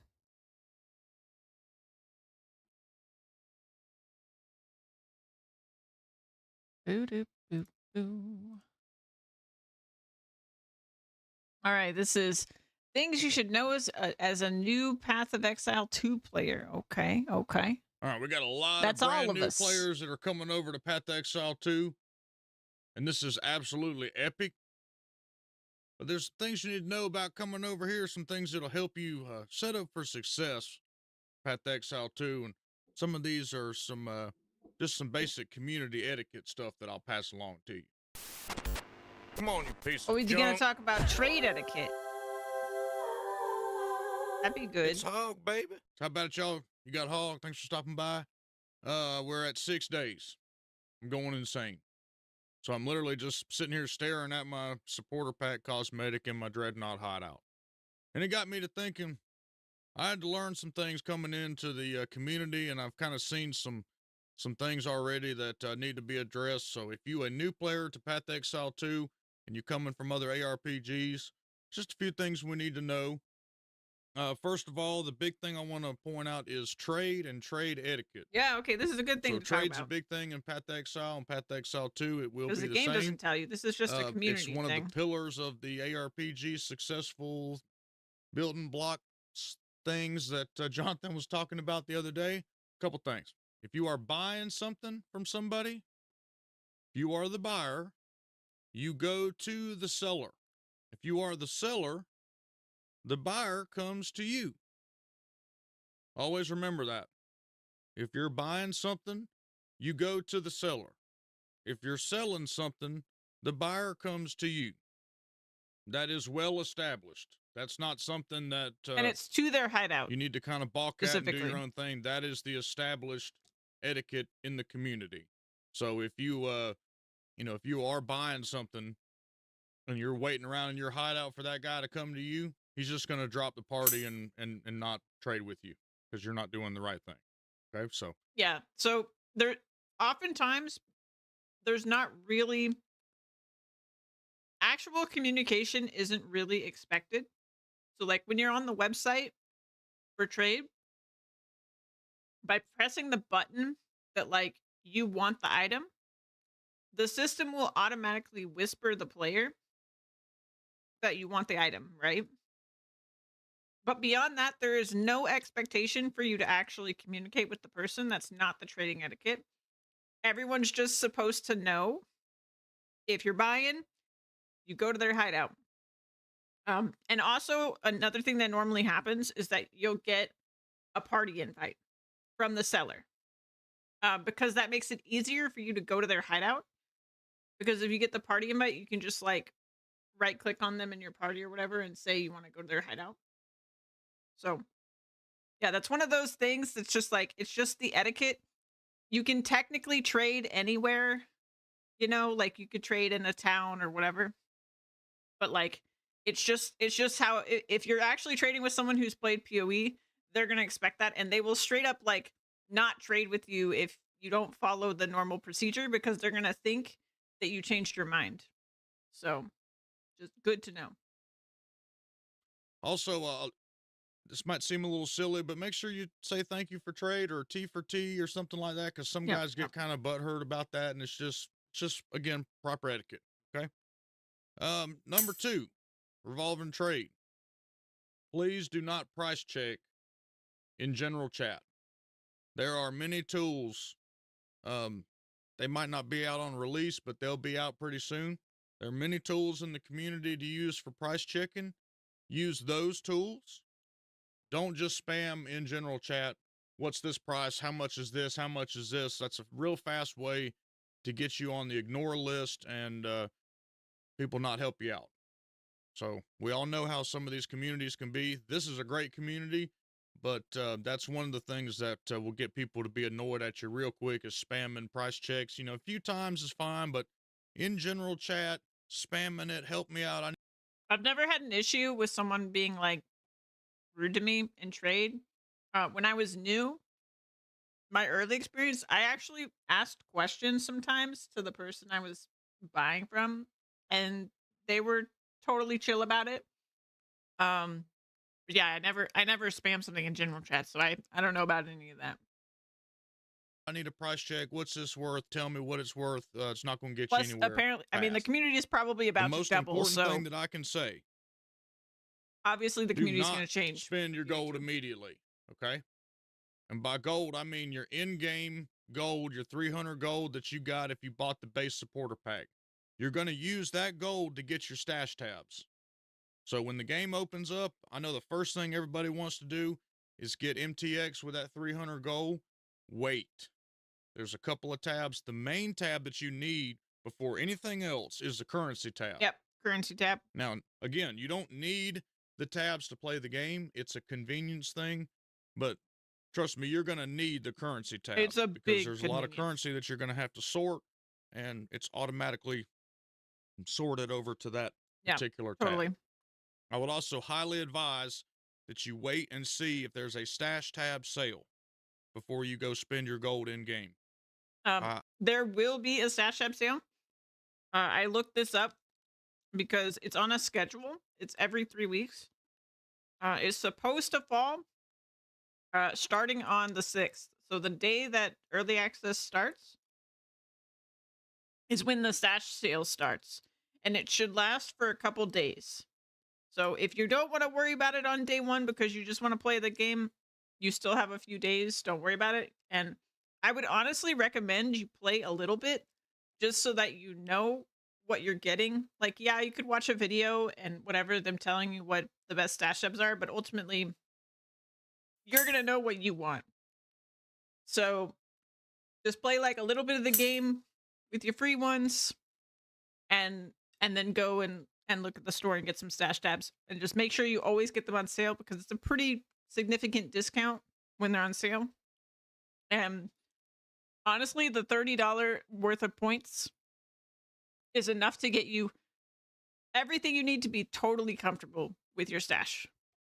If you're like me and you're a hoarder, you're probably gonna want more later, but like you're gonna be fine with $30 of stash tabs. I really think there's going to be one because the game's coming out. We got 300 gold. Usually there's a stash tab, but I would wait till there's a sale to get the best bang for your buck. Now, Jorgen's got a video out about what stash tabs you need, so I'm not going to really break down into that too much. You can go check out his video. But the very first one that I recommend buying is a currency tab, and you're going to need a premium tab to trade. Okay, those are the two tabs that you're going to need. Otherwise, Yeah, so the having a premium tab lets you set things up automatically to trade via the trade website. You can technically trade without a premium tab, but nobody really does that. You have a premium tab? I don't know. Did you get one? If you can change the color, you have a premium tab. Yeah.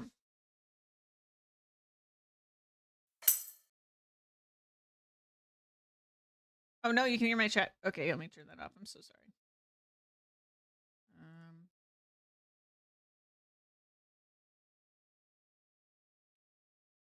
yep. It's a wonder you can hear it. There you go. Okay, you shouldn't be able to hear it anymore. Thank you very much, Le.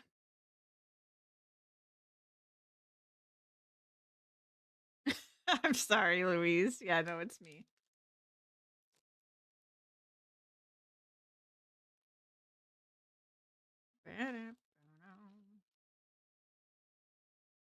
Um, yeah, if it's a colored tab, it's a premium tab.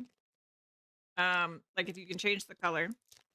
But the free tabs you get, um, you know, they'll still let you have affinities and stuff like that.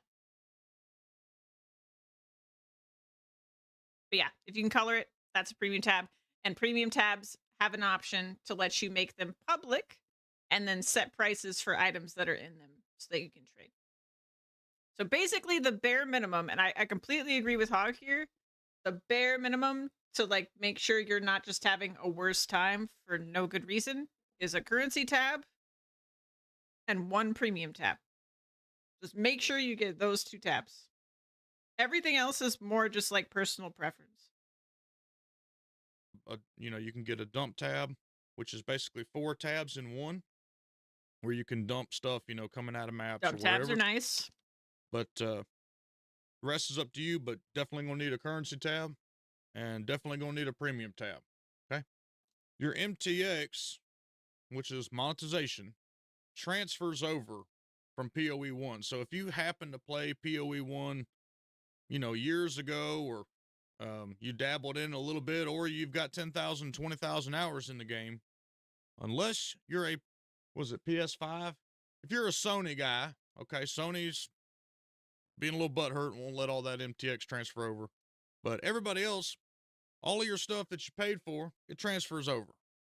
So if you've got a bunch of stash tabs, a bunch of monetization, a bunch of damn cosmetic stuff, a bunch of effects, a bunch of whatever, as long as there's a skill, or as long as it, can actually be ported over, all that stuff's coming over. That means any tabs, anything like that. Okay. So that's a plus. Also, a reminder, this is early access, brothers and sisters. This is early access. There's gonna be bugs. Stuff's gonna be broken. Stuff's gonna be Yep. overbuilt. Stuff's gonna not feel good. That's why we've got 6 months to a year of early access. Yep. So we can give feedback. Okay. So if there's something that you don't like, if there's something that's sucky, if there's something that's confusing, please come tell us. I don't have that big a reach, but if there's something really annoying, I can go, tell Rax or DM or somebody, hey, this is the feedback I'm getting, and we can all get that to GGG. Okay, we do have that ability. So this is why they've got it out here. They want to hear our feedback. They are very fast about fixing stuff. This is not Blizzard. So make sure you don't just Alt F4 and quit out of the game because we're in early access. If something's frustrating, stop by our stream, stop by YouTube, go by anybody's play, ask questions, anything. That's also a big point right here. Ask questions. The community is fantastic. This is the best community I've ever been a part of. If you ask questions. Yeah, and this is something that's kind of crazy to me. A lot of the streamers that stream PoE are kind of like crazy intense, right? Like they've got multiple tens of thousands of hours in this game. They're like actually professionals at this game.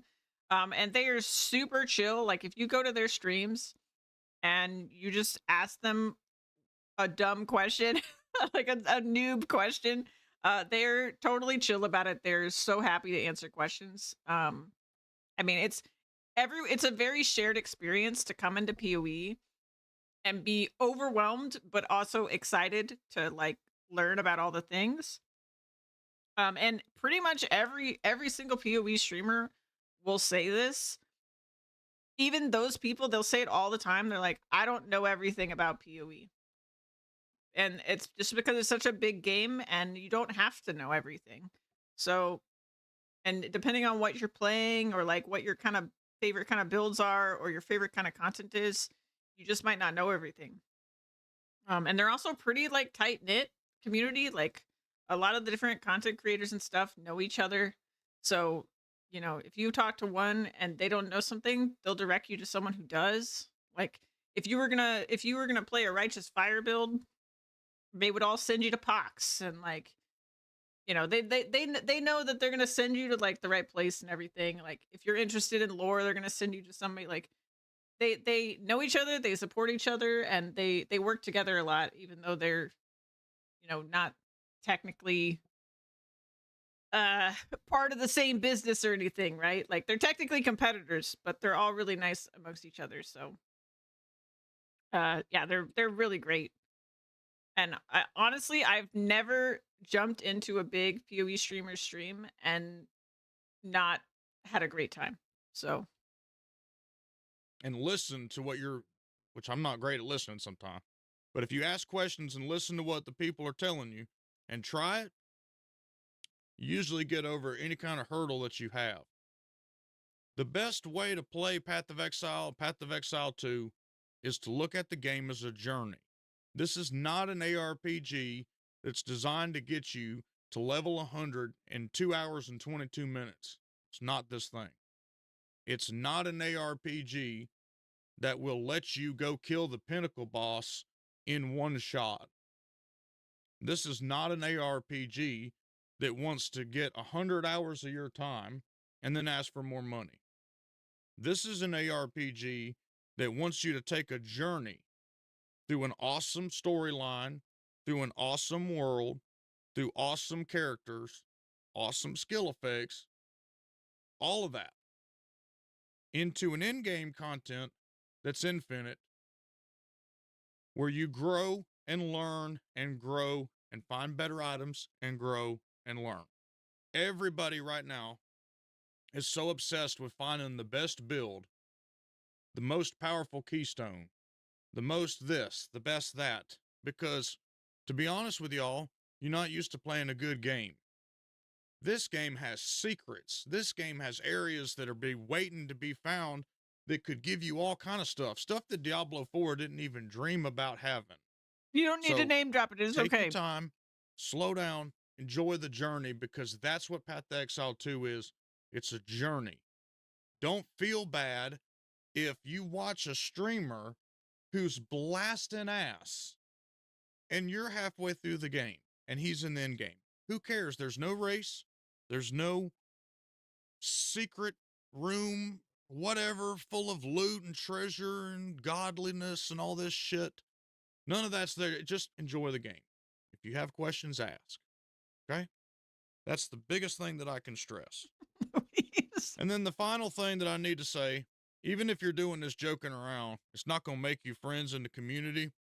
This is not Diablo 4. This is not Blizzard. Okay? As y'all well see, the devs are kind of off limits. If you come in here, even joking around, kind of talking shit, This is actually a calling good point. names and all of that, that's not going to make you a lot of friends over here. We love our developers. They listen. Now they make mistakes and stuff, but I've already seen some folks kind of picking at them, PoE calling them players dweebs and kind of look at the devs like rock stars. So yeah, shit talking them isn't going to go over well. And I'm the same. I love the devs for PoE. stuff like that. That's not going to earn you any friends over here. These guys are great. They bust their freaking ass. They listen. They don't rob us. Yep. They know what they're doing. So that's just a friendly word of advice to everybody.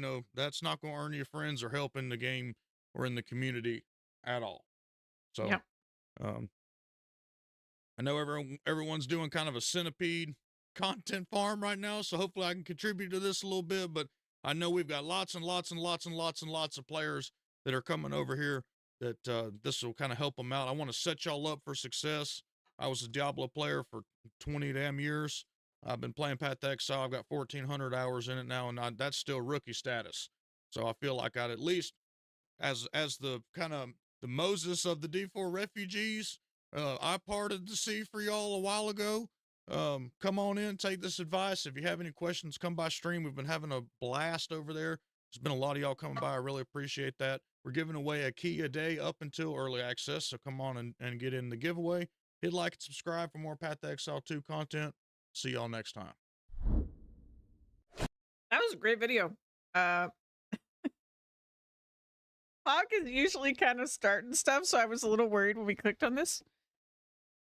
But I straight up agree with everything he said. Yep. That was a great video. Let me post this in chat.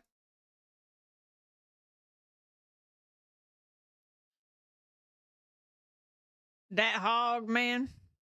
I'm not subscribed to him. I'll give him a subscription. He's a cool dude. Yeah, he is so cool. Yeah. I was just hoping he wouldn't. He's very hard on D4, and I'm glad he wasn't too hard on D4 this time.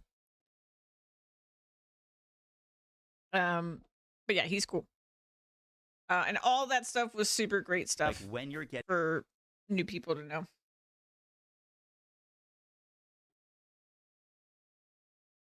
Good stuff. Yeah, and the thing about questions, like, I don't know much, you know, but feel free to ask me as many questions as you guys want if you're hopping into PoE 2. I'll do my best. I don't promise to have the best advice, but I will do my best. And I'm so happy to hear questions, honestly, because I love the game, and just questions are just a sign that y'all are interested and you guys like it. So even if you're not playing the game.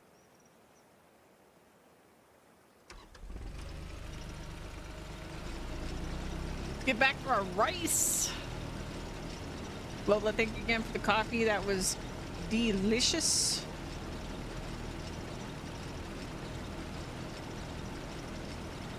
I'm so excited for PoE 2. This has been the longest wait ever. Ever since that live event, I've just been like,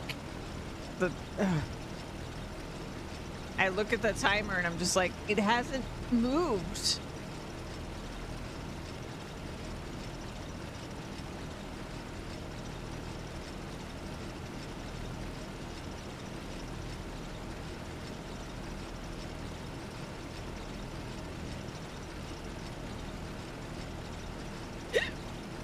Excuse me.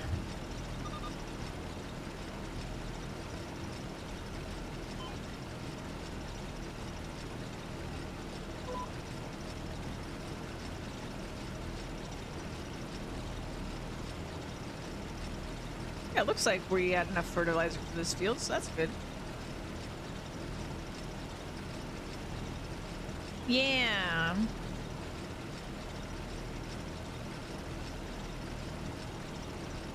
Adventures.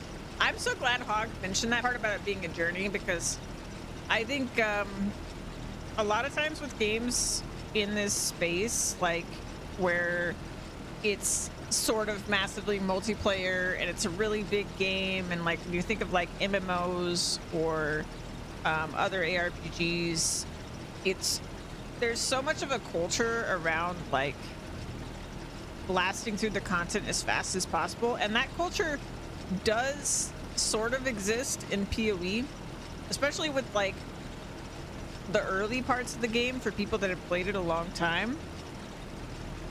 But like, it really is a game. PoE 1 is such a great experience of just like continuously growing your power and like your build evolving over time. And there's just always, you know, 7 other things to chase, and it's such a good feeling. Like, I really, really like it. And like, I really, really love the the depth of the itemization, because it really does give this feeling of like there's always something you could do to improve your character. And it, unlike most RPGs where like eventually you'll just get a piece of gear and like never replace it, it takes a lot more to get a piece that's like that. Like, I've never really felt that way about any piece of equipment. Like, there was always something I could do. And that just works so well with a looter game.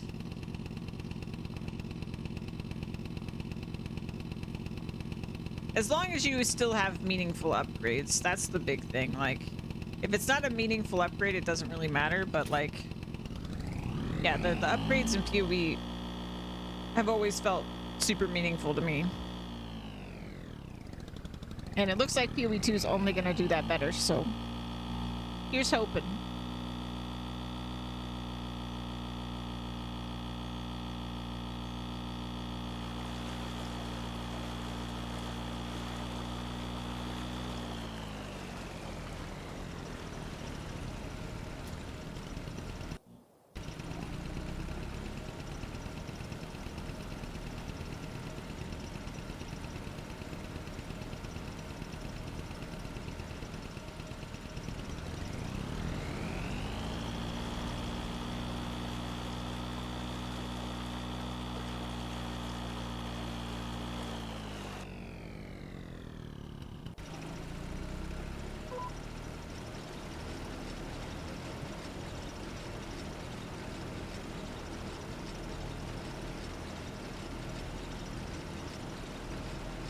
So we're going to be able to complete this field. And this field is, let's call it 6.5 acres. Oof. Yeah, we're going to need a lot more greenhouses.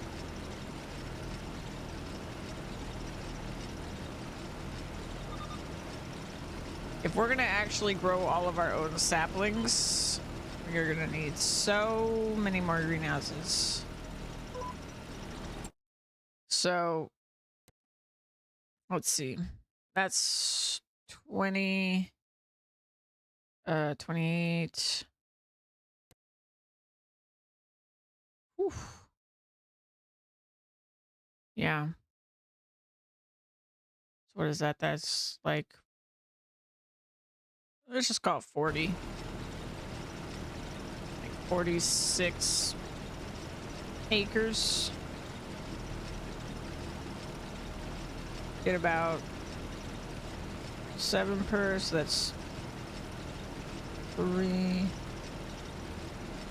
I think we need like 6 more greenhouses. That's a lot.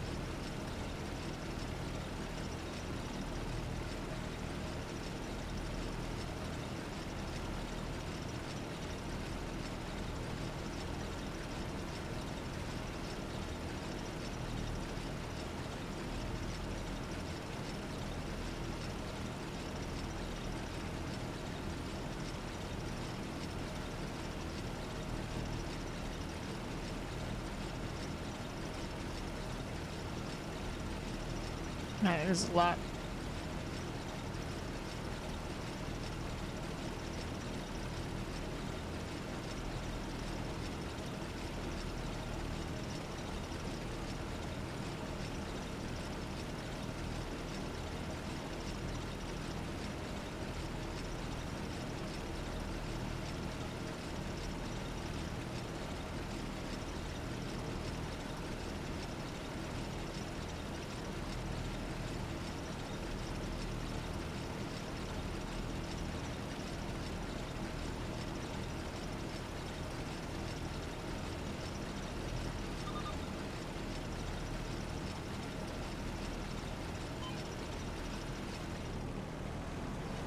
All right, that's one field. Whoa, whoa, whoa, whoa, whoa, there.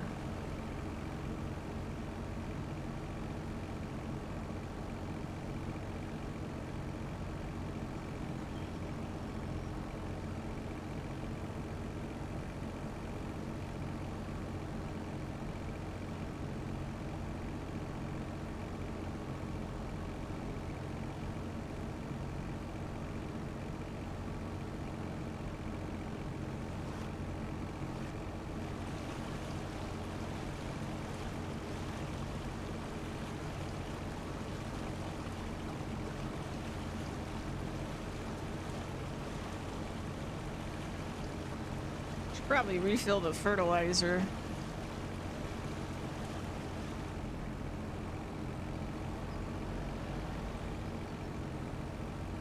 Okay.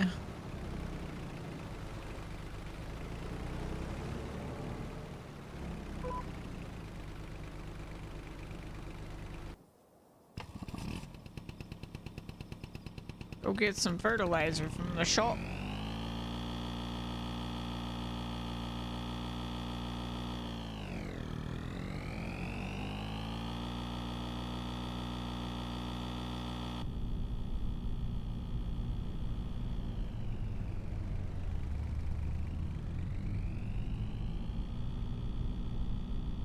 I think they did push out a stealth update because I can do first-person driving now. Some of my settings got, like, reverted, so I was wondering if they pushed out an update.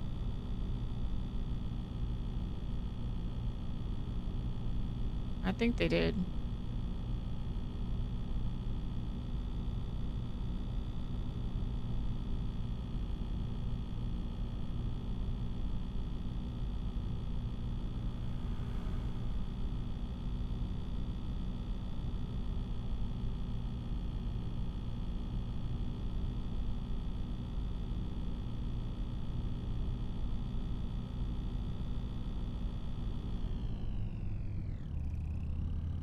Oh, there was a hiccup.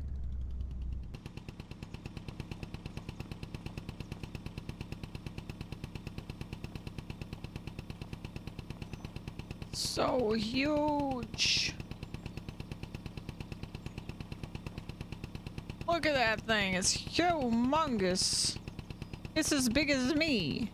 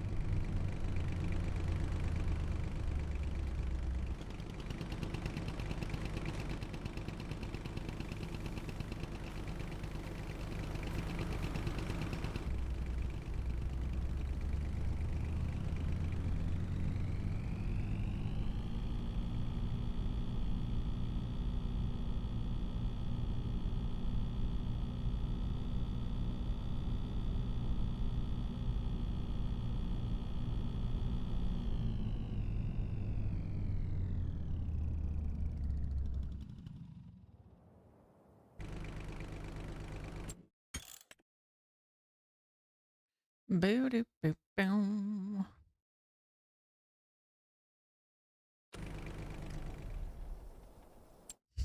I want to know. Let's see. Can I delete this? I can. But I can't delete the fence. So I guess I wouldn't really want to anyway.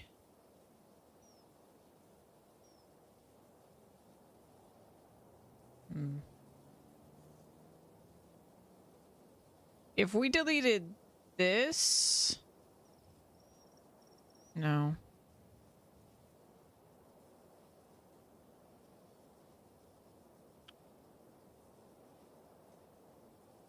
I don't know how I would fit 6 of these nicely.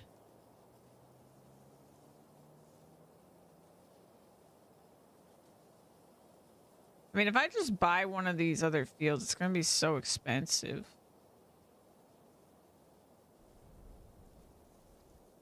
Maybe I just... Maybe I don't know if I can shrink it after the fact, but if I could shrink this field so that this section isn't the rice field anymore.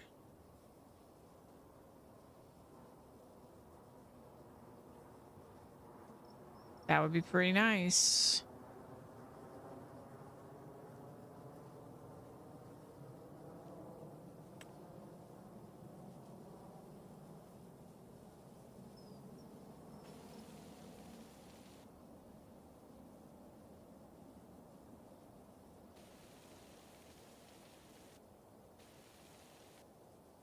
No, it's definitely locked.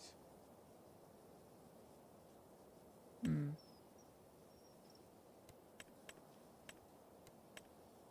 So you just can't undo it? That's kind of crazy. Or I guess it is flooded right now. Maybe when it's not flooded, you can do it. But if that's permanent that way, that kind of suck. I'm excited that you're part of the journey.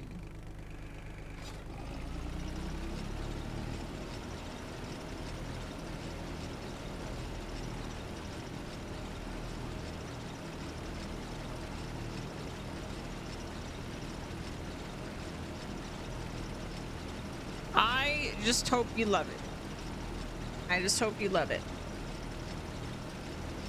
And I hope this is the beginning of a whole another decade of PoE that's gonna be even better than the first decade of PoE. That's what I hope.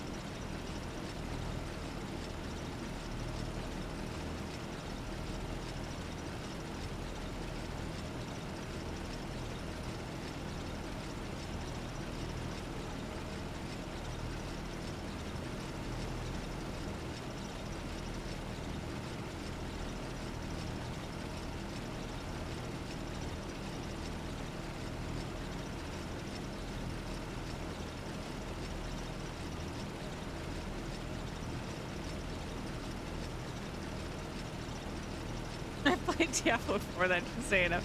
I mean, they're very different games, you know? They have different strengths. I'll say that.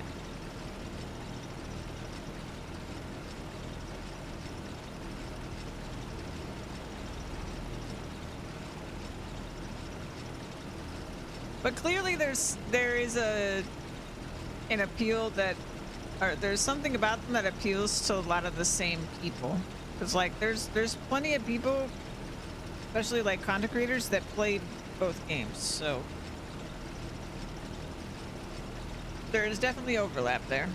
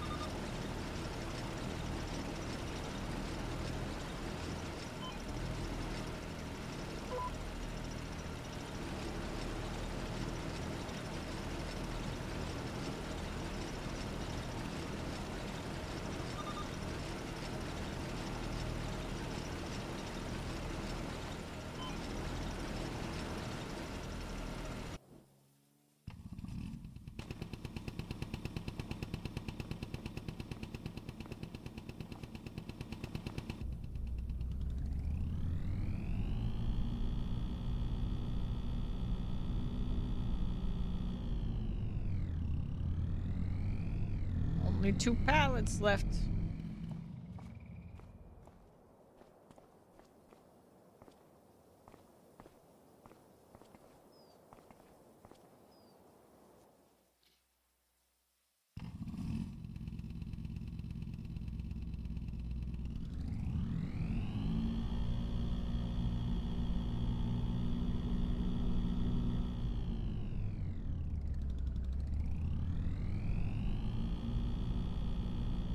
It even has like the steering stick kind of looks like a motorcycle or something. That's funny.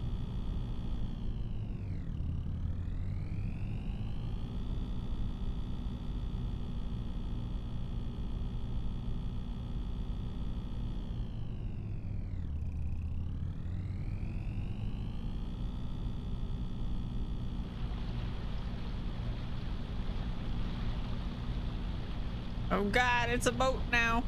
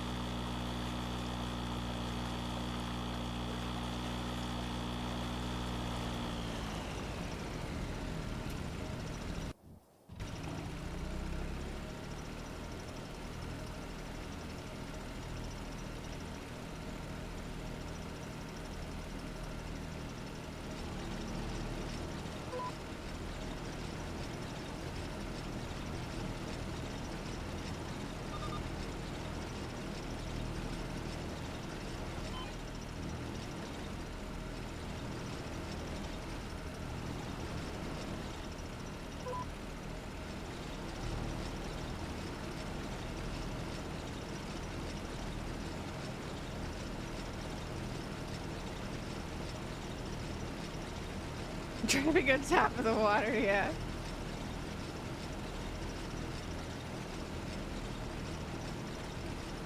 Oh boy, this is a big field.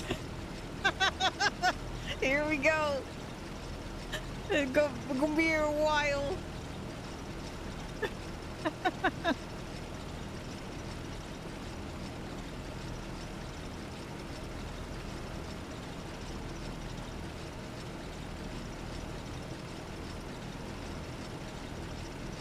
I'm gonna need a lot of rice saplings.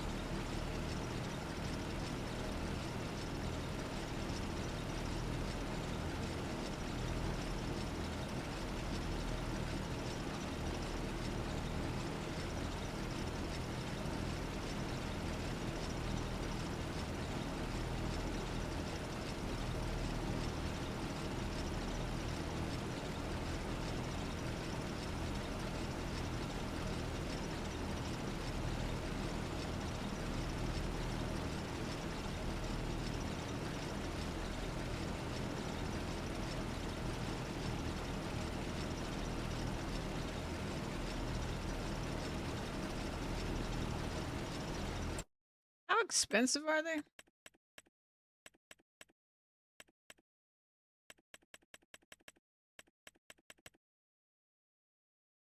$450.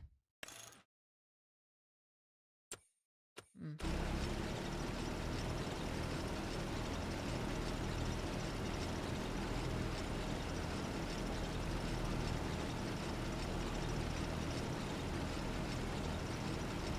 I don't think I'm gonna build 6 greenhouses. I think I'm just gonna keep the one I have and we'll buy the rest every year.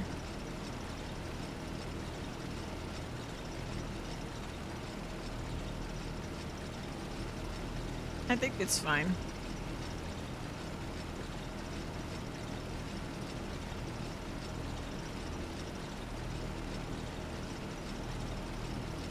Because for me to put down 6 greenhouses, the land is going to be the thing that ends up costing more money. The greenhouses themselves would pay off like easily in the next year, but the land wouldn't, and like the landscaping definitely wouldn't.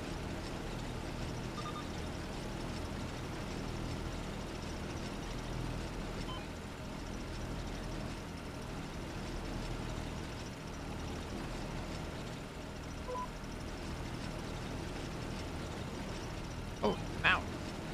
I'm out.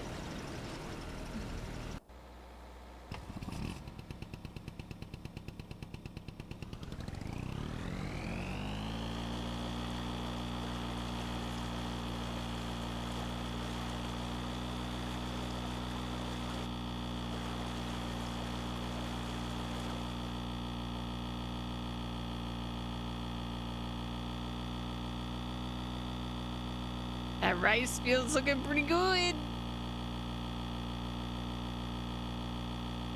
That looks so cool.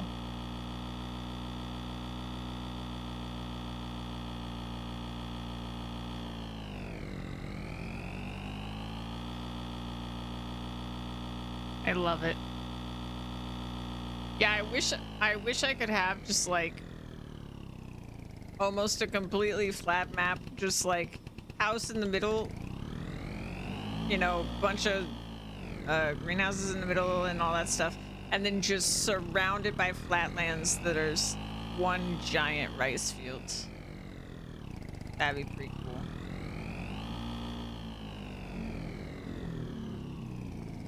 I would just want to look at it.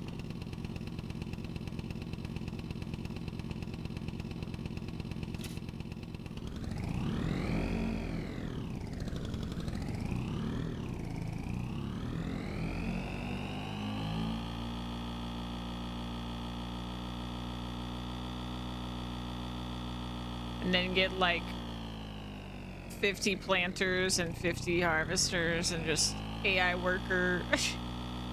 Them all at once. You would so be cheating and downloading greenhouse mods. What would they be different about them?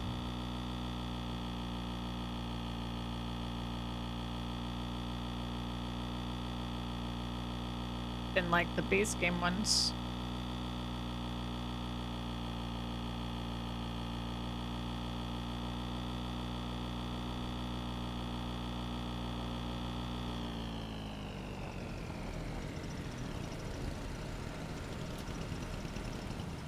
Oh, increase capacity and production. Sure, sure.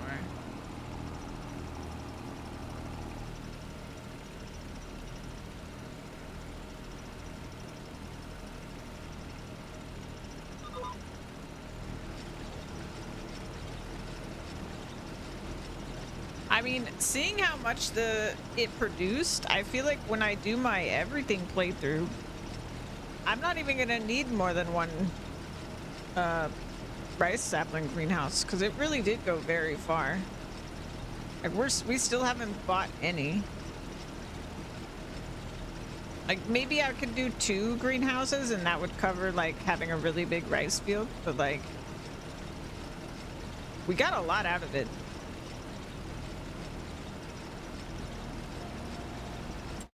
Because it makes,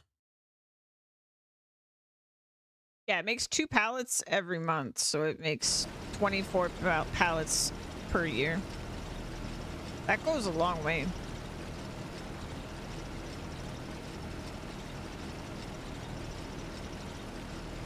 And it barely uses any water either.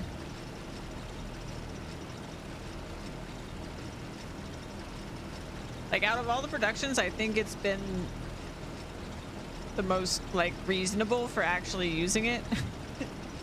Whereas like all the other productions in the game, I really want there to be an upgrade system so that like you can make them actually produce things at a decent rate.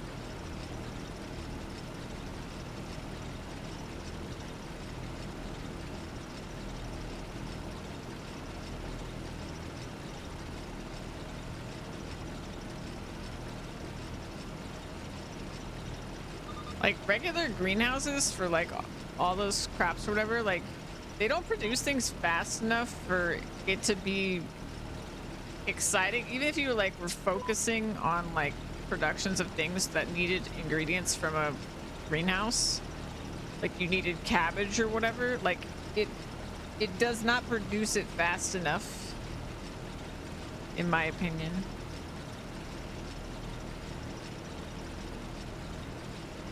You would need just a field of greenhouses to get that to like feel good. And then it wouldn't feel good because palette management. At least not without mods.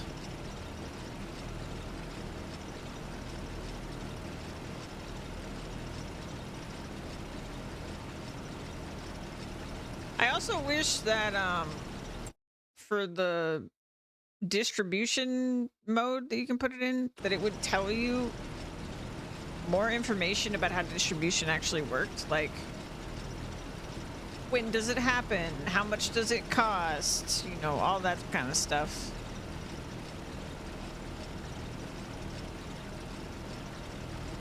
Because right now, like, pretty much ever since they added it, you just have to kind of trial and error to figure out how it works.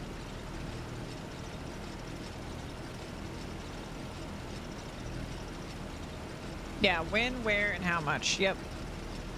Also, the way that you switch to it is kind of annoying because it makes me feel like I'm accidentally gonna sell something I didn't want to sell because of the way you toggle between the different states. Just like a bunch of little things like that. I wish they would touch up.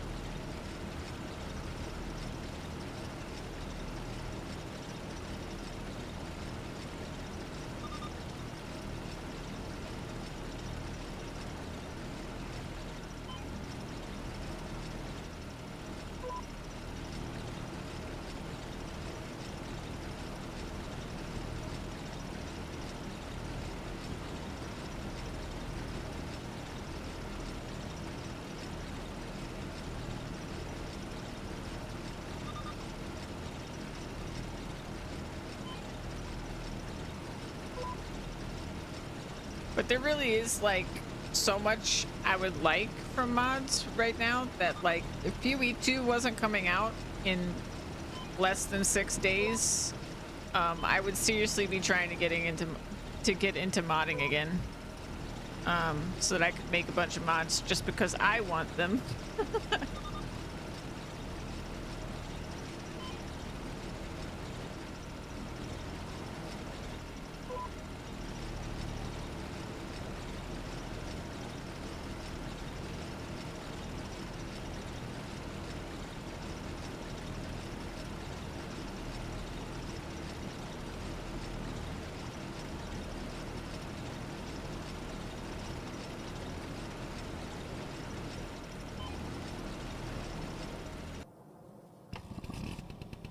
Alrighty. I'm gonna drive this home. I think I'm gonna grab our low loader and the tractor and we'll buy a bunch of rice saplings since that was our last one. So we already went through 24 pallets. That's what we went through for what we've planted.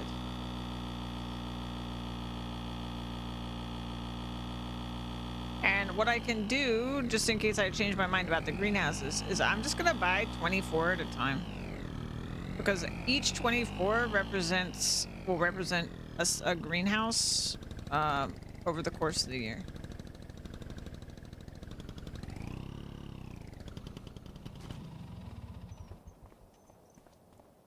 We'll just do day, yep.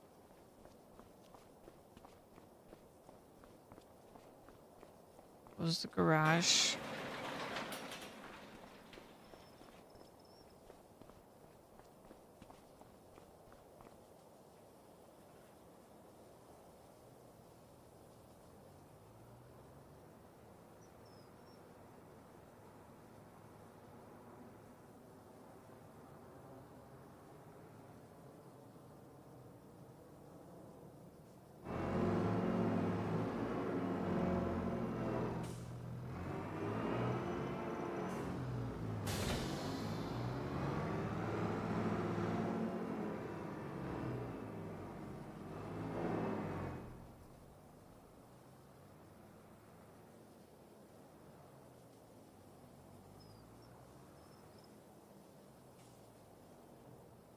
What's that sound?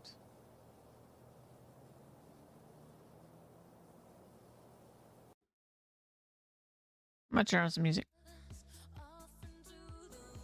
Speaking of sound.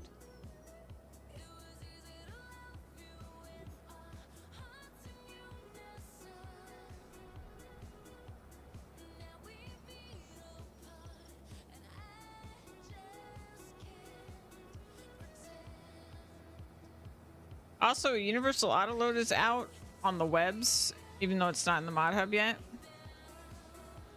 We should probably give that a shot since I'm about to buy all these pallets.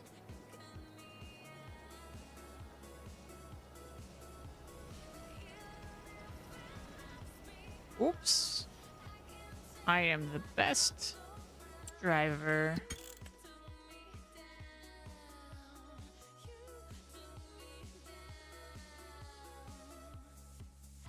All right.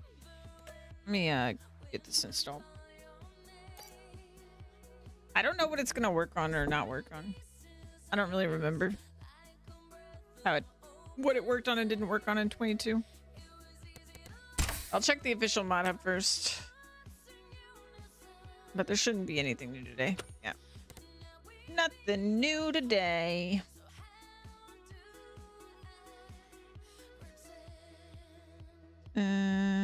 Five universal auto load.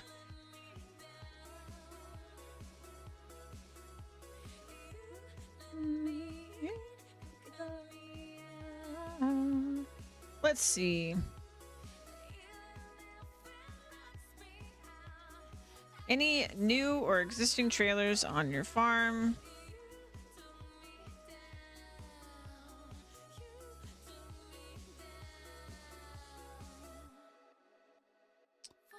All pallets, big bags, and bales supported by default.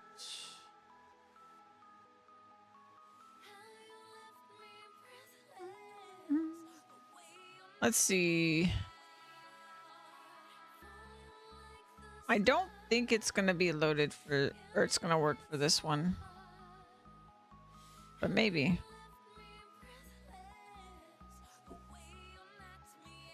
Drop deck.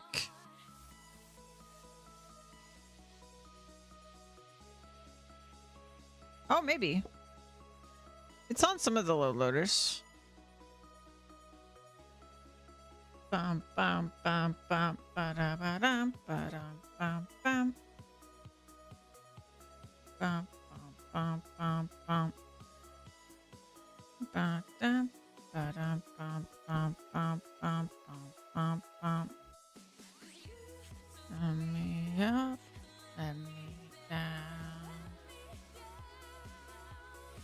Let me in.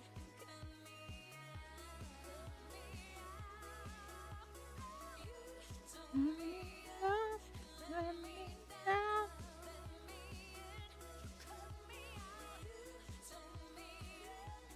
Bam, bam, bam. My games, mods. Get in there.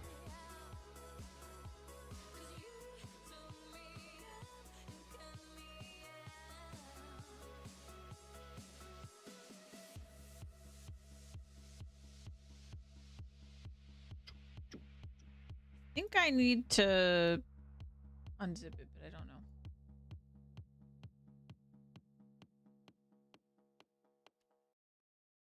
Gonna try not doing that first.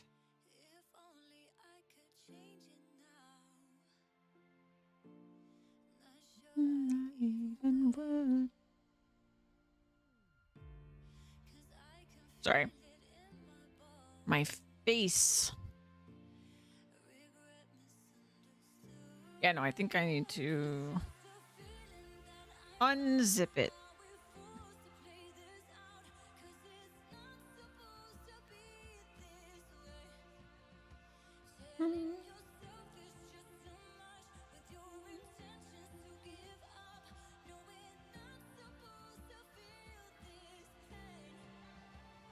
Hopefully it works with this low loader. If not, I guess I could get one of the trailers.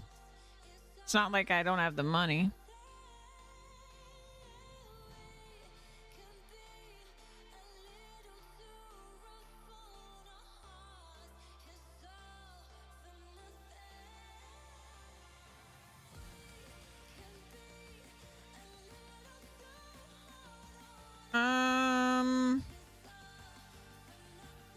The mod isn't showing. Oh, I see why.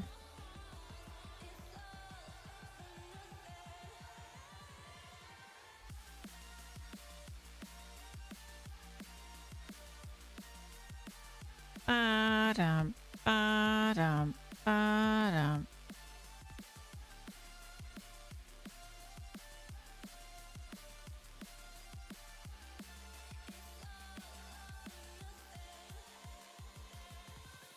Ba-dum, ba-dum, ba-dum, ba-dum.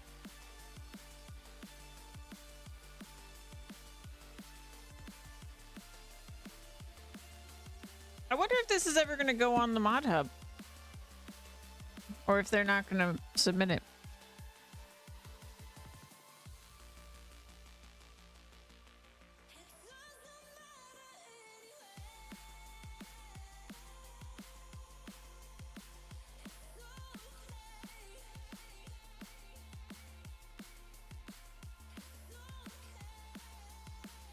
There it is. Now it's showing up. Let's see if this works.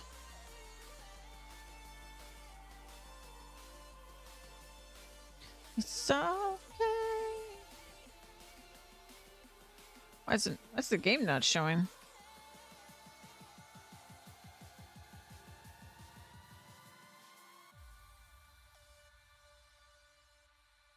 Properties. There it goes. Okay. Let's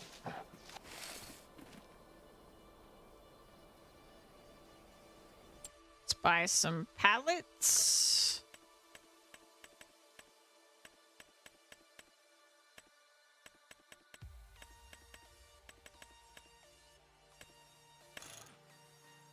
All right, so that's 8, 16, and 24.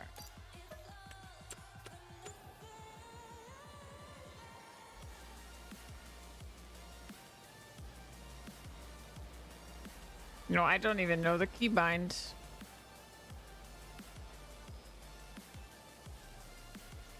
Let's see. Controls.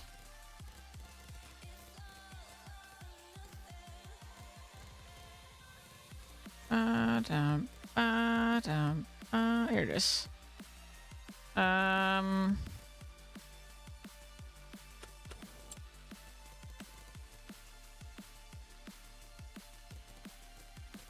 Oh, it's all in the same thing now, right?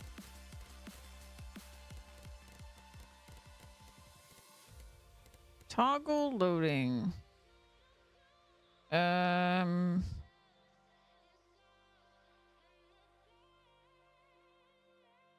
What would be a keybind that's not used?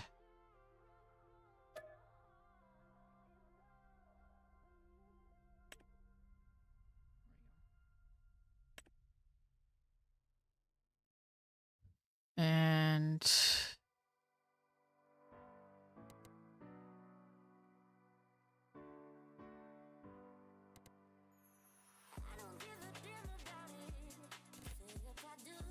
okay.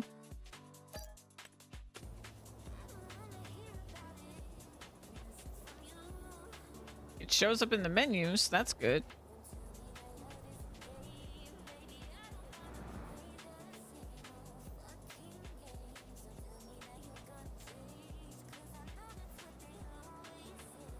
I just don't know which side it's on.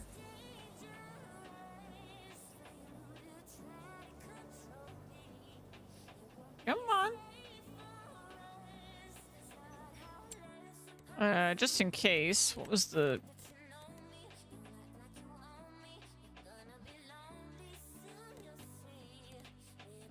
Left shift R.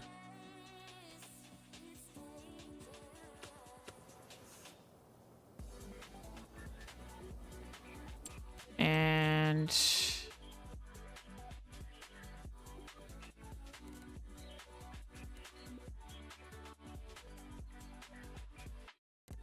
Select all material types. Control Y.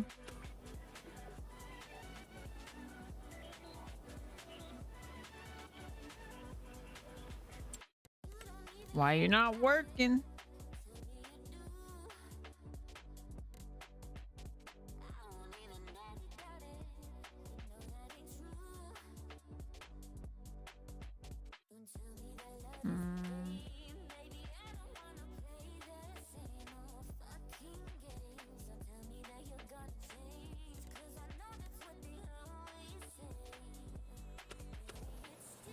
Maybe it just doesn't actually support this trailer. What's the name of this trailer?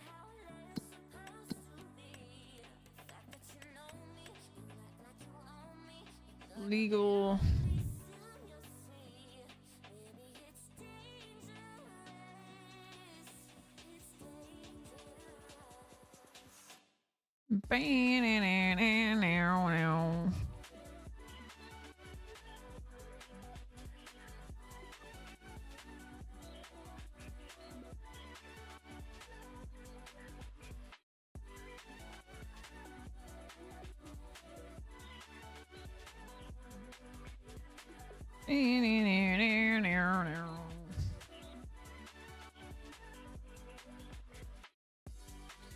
Let's see.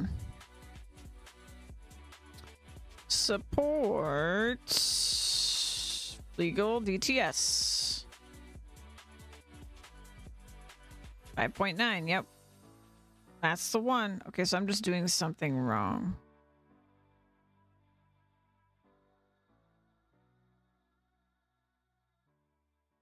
I'm doing something wrong. Okay.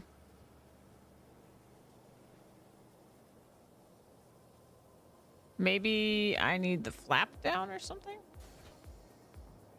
For some reason.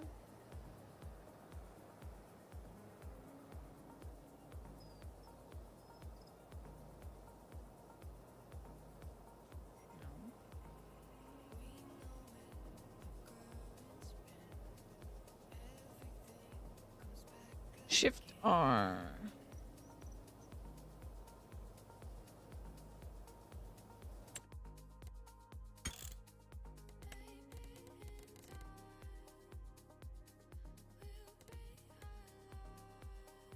All container types.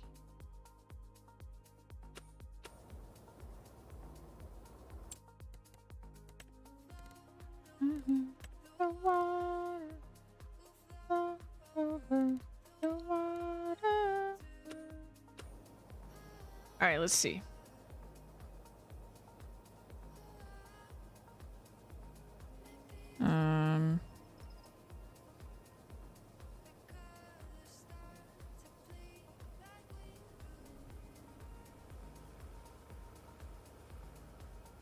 Shift R. I am so confused. I mean, that works. No compatible goods.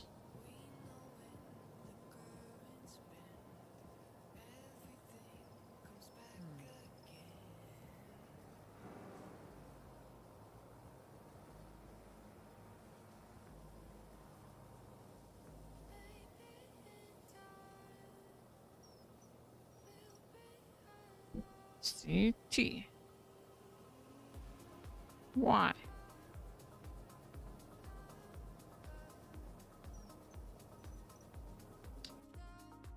Yeah, I don't know.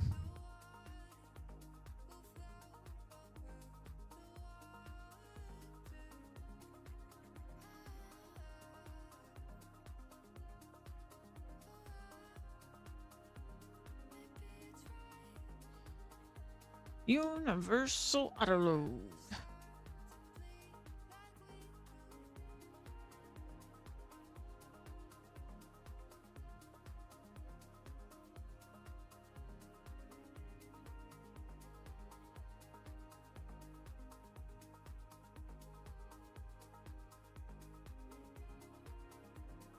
Oh, existing trailers on a save ban will not get autoload added.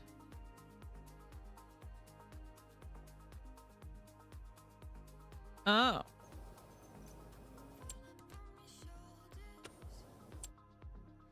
So maybe I just need to buy a new one?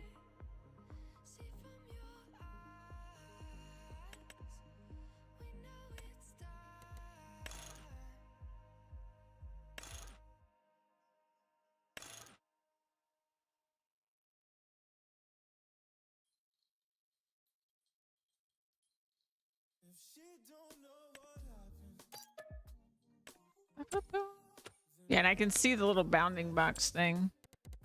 So that's probably it.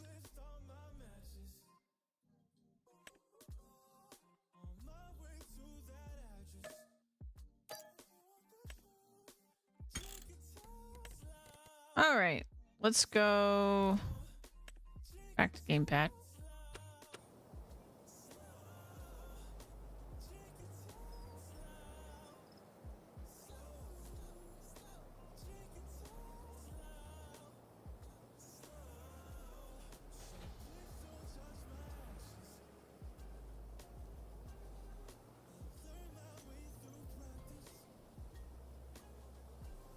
What did that say? Oh, there. Oh, oh.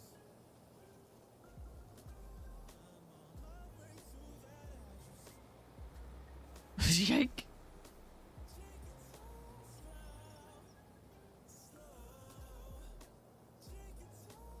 Oh, no. Oh, no. It auto straps it, too.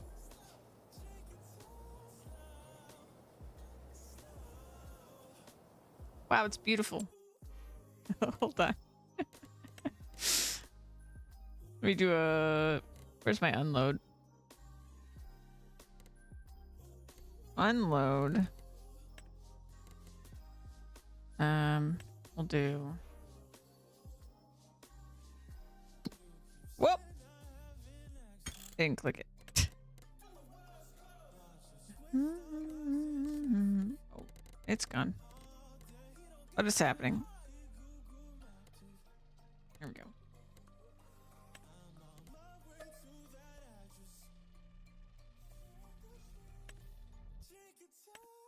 Okay. So, unload. Start loading. Perfect load. Perfect load. You're being so productive. Wow.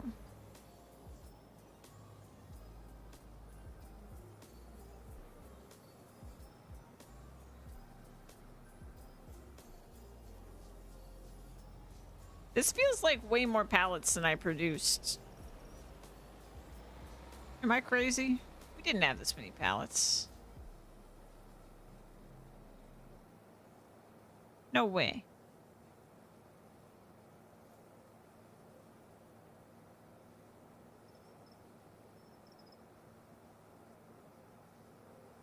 We had like 12 or something. Where did I leave my planter? Oh, there it is.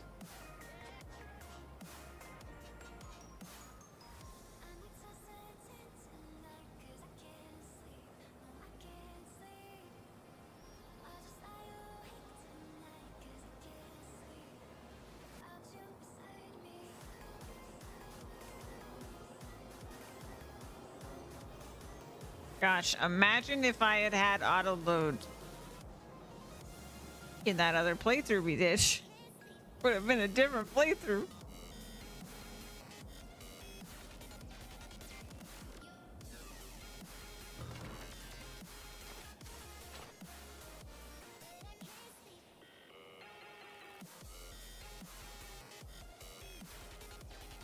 Oh, okay. That seems fine.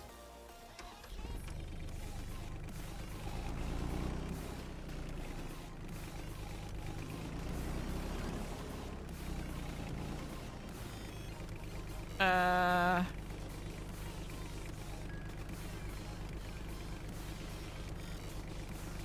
What happened here?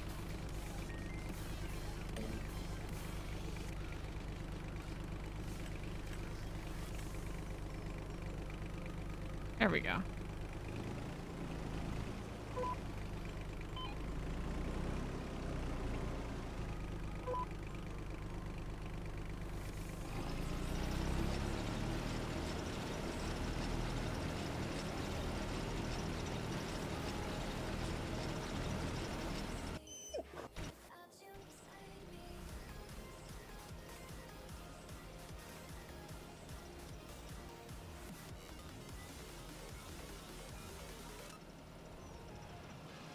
It's not perfect. I can say that much, but it is still pretty nice.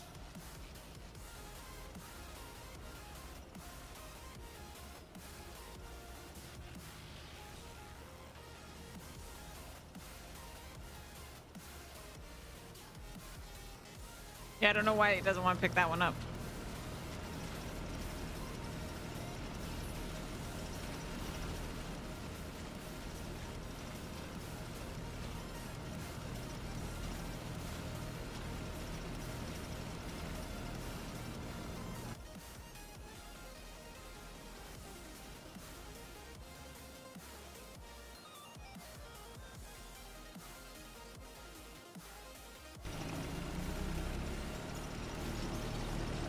Okay. That was quite the detour. What you getting done, Zan? What you getting done?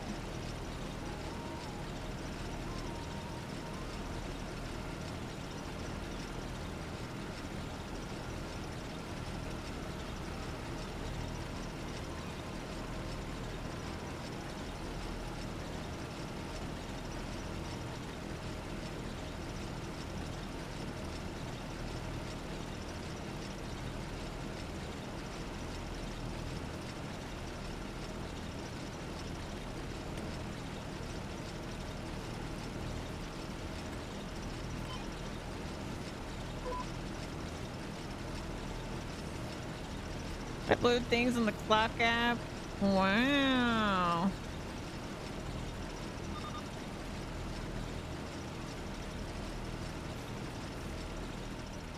It's this song. Hold on. Gotta turn it up.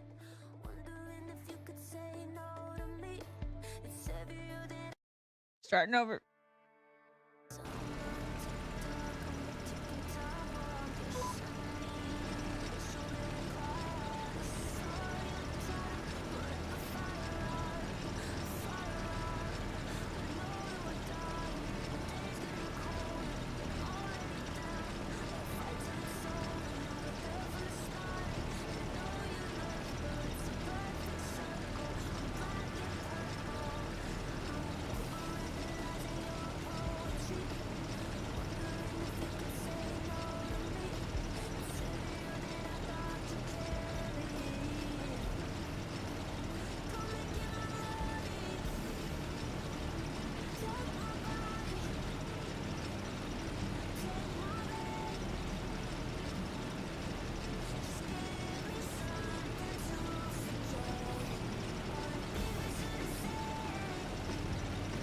All the voices in my head getting louder and louder.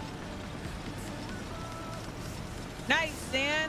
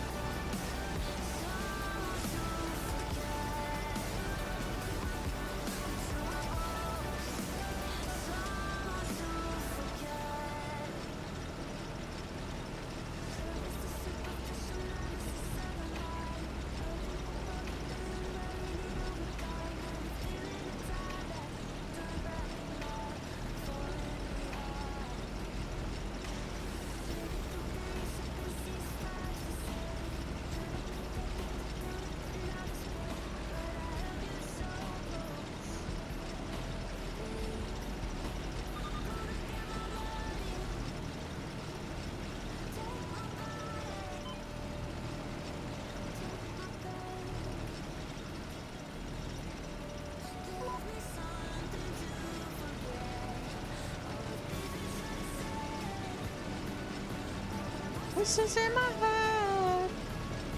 Getting louder and louder.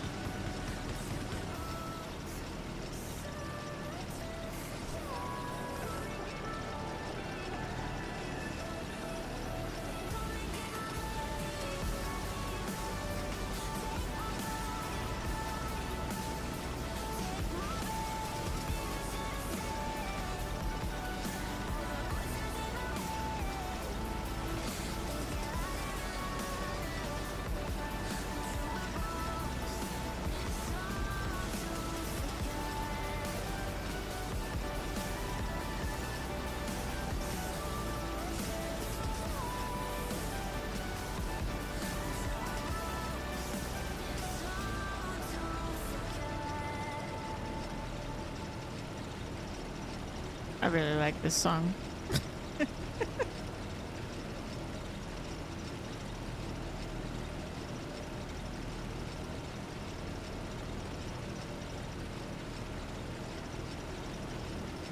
See, and I can't listen to songs the way I listen to songs, you know, when I'm just listening to songs on stream, because I would drive y'all crazy, because I will just listen to the same song on repeat all the time. Turn it back down a little. Alrighty. We're gonna need a pallet.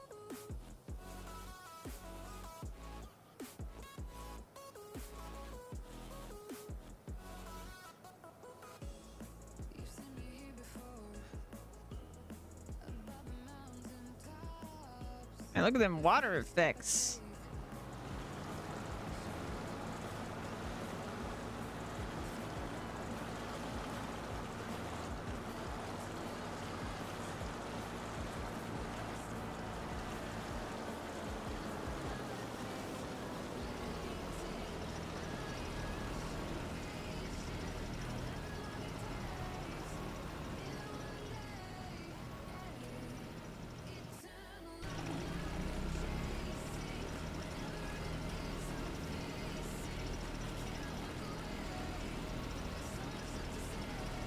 There we go. There we go.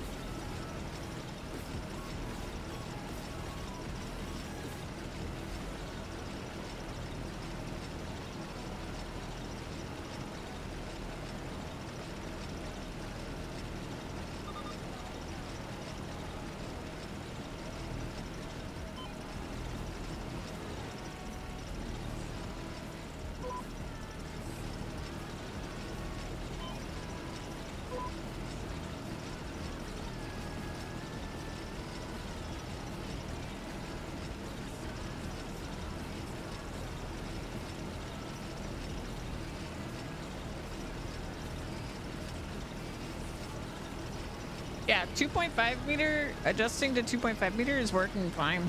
It's still overlapping. I don't know why it's lying to us about our working width.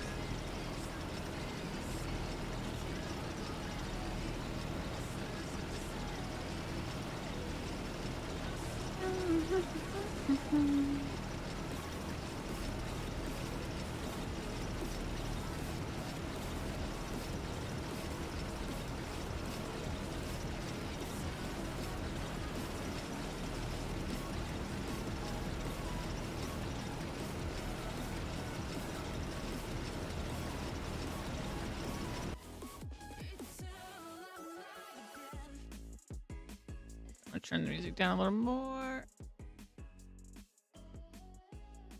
There we go. That's better.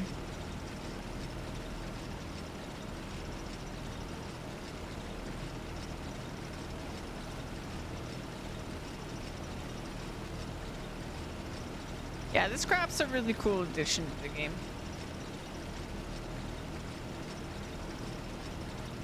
Rice is cool.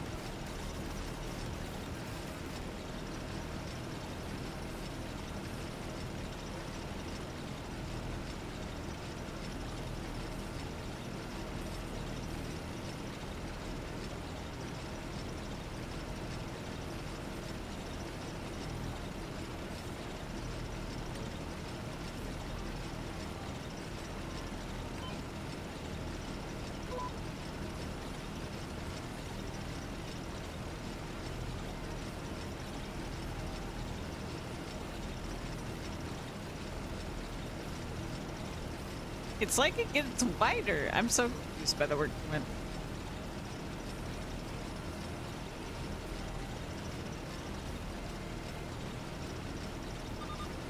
How wide can I go?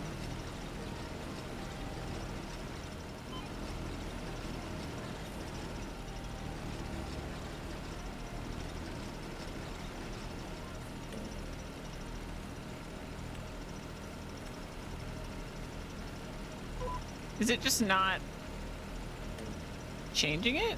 Is that the problem?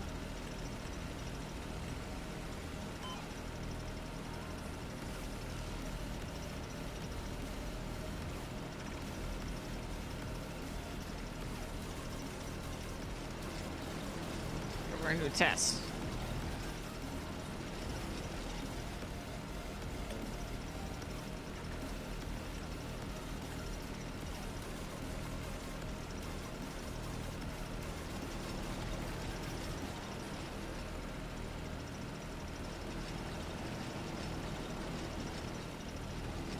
Yeah, I'm confused.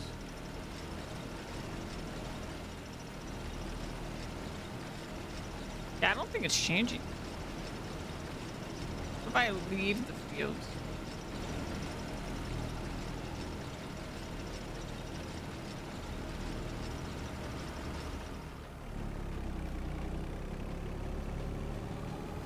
I'm gonna go on this field. I'm gonna go back to this field.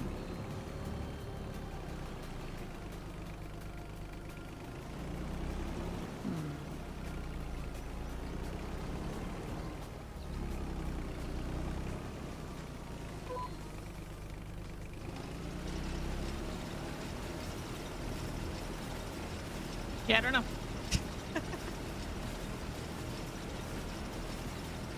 Oh.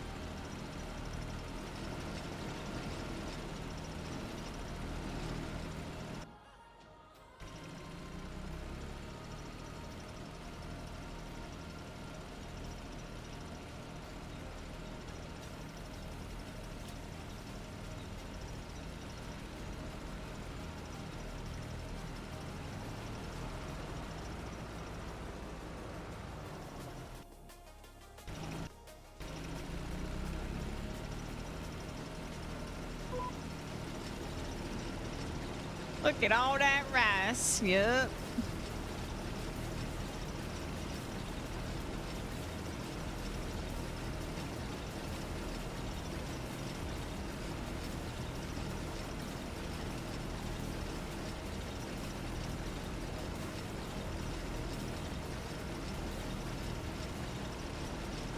So since we have universal auto load, I think tomorrow, like we're gonna finish planting all this rice today, and then tomorrow, I think I'm just gonna buy all the pallets needed for the temple, and we'll bring it over there, and then we can see the temple get built.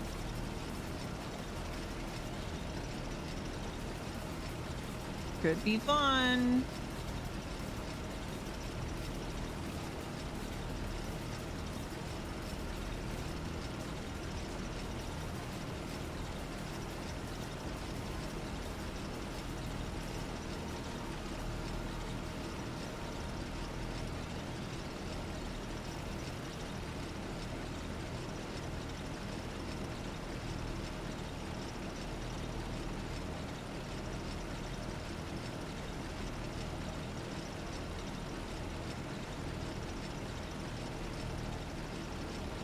I do want to put a couple solar panels up on our property too.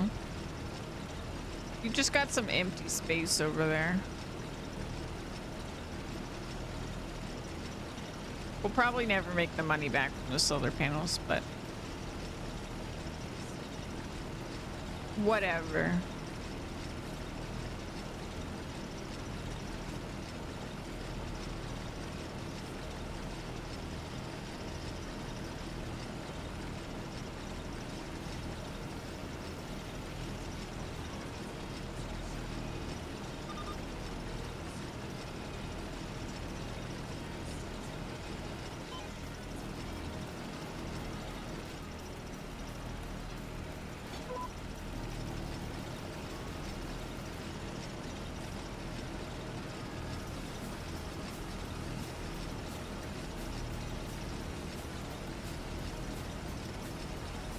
I don't know, like, it seems wider, but like the actual lines just aren't.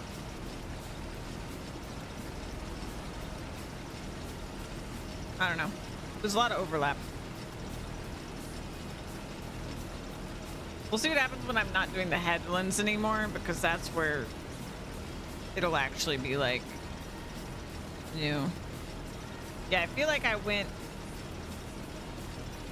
maybe a little too wide.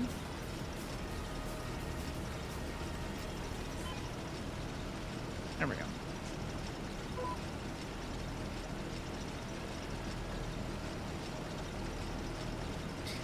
The point is, it's much wider than 2.2 like it says it is.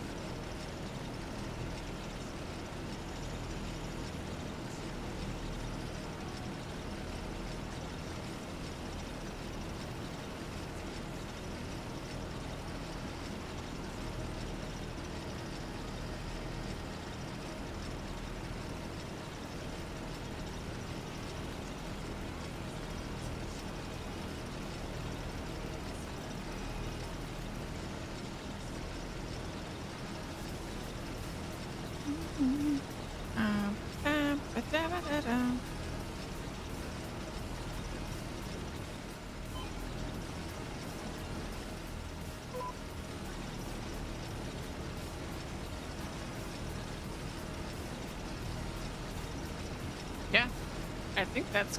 Oh, that's fine. Okay, get that in a minute then.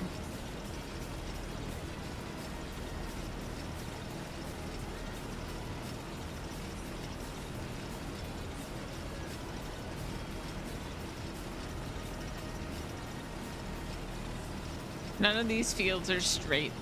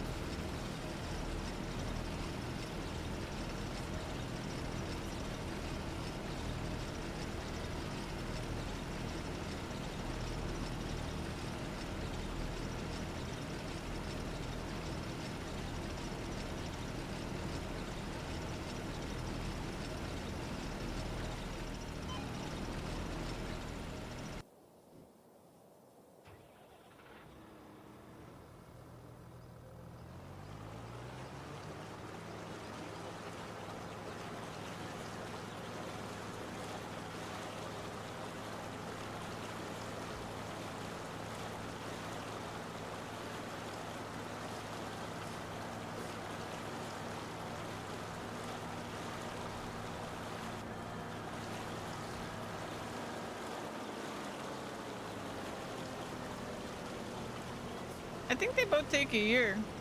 They don't grow faster or slower than each other.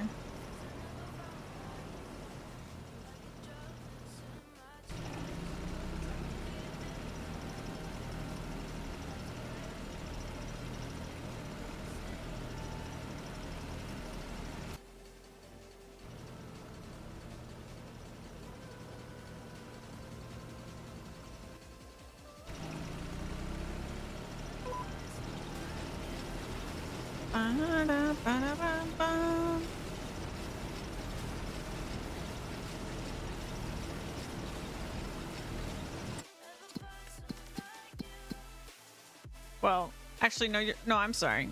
I'm being dumb. Wheat. You plant it in September and you harvest it in July. Rice, we plant it in August and you get it in April. So rice grows faster. The reason I said it takes a year regardless is because you have to wait to plant it again for the full year anyway. So it kind of just ultimately is the same.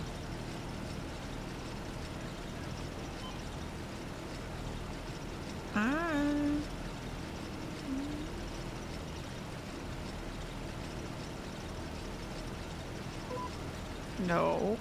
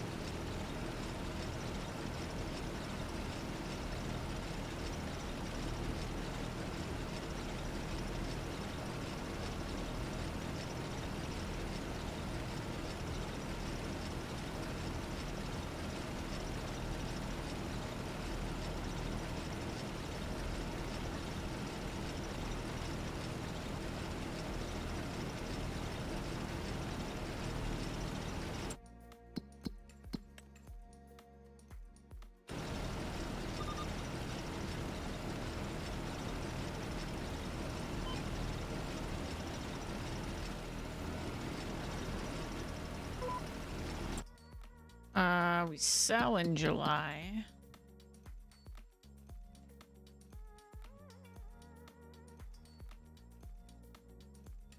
Okay.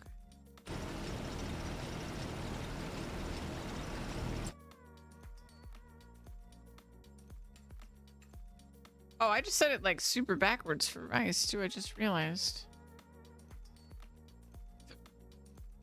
Rice is really fast. I said it backwards. Wheat takes forever by comparison.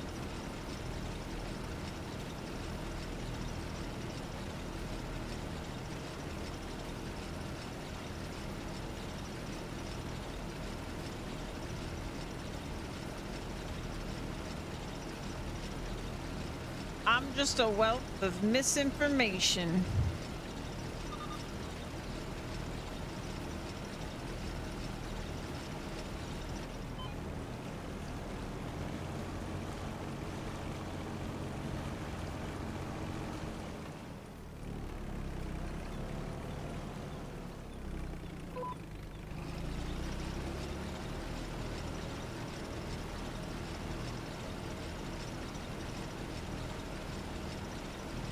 Yeah. I think I saw some videos that were doing that.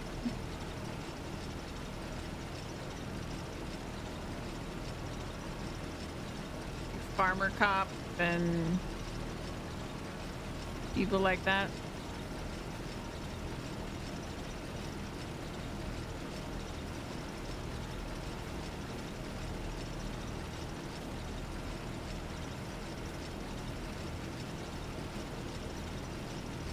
I don't really worry about it most of the time in this game, though. Usually it works out if you just do something.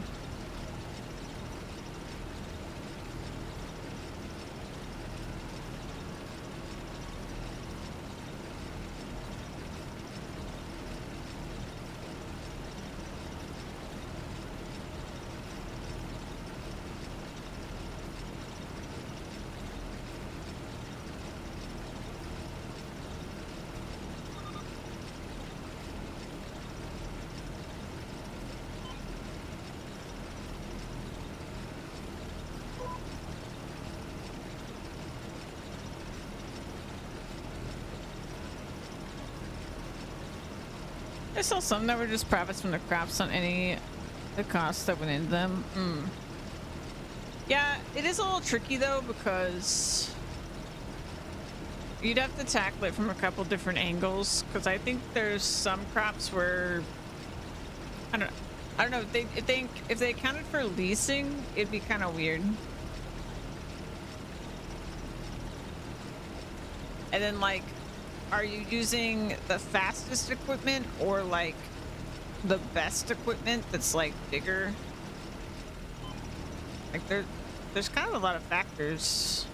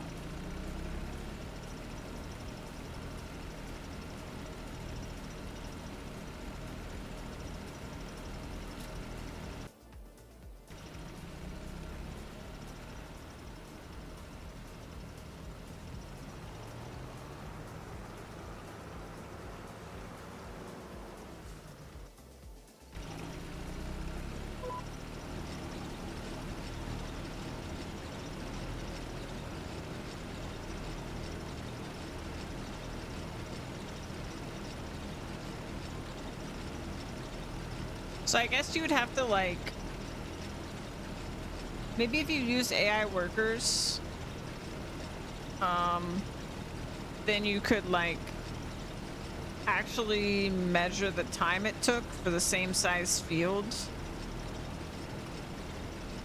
and then figure out which of the pieces of equipment is the most cost to speed for value.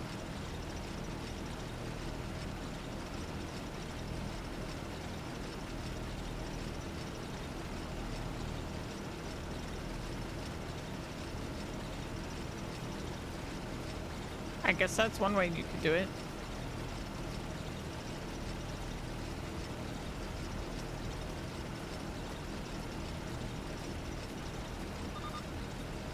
That would be a fun project to do.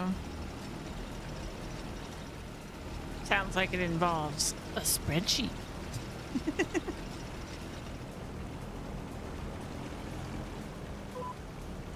I do like a spreadsheet.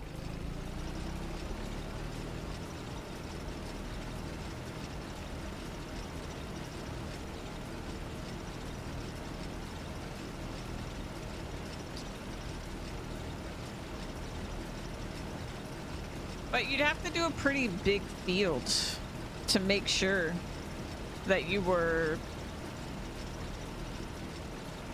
doing it correctly, because the field has to be big enough that the largest working width isn't wasted. Otherwise, you wouldn't be able to really tell how beneficial it was on a larger scale.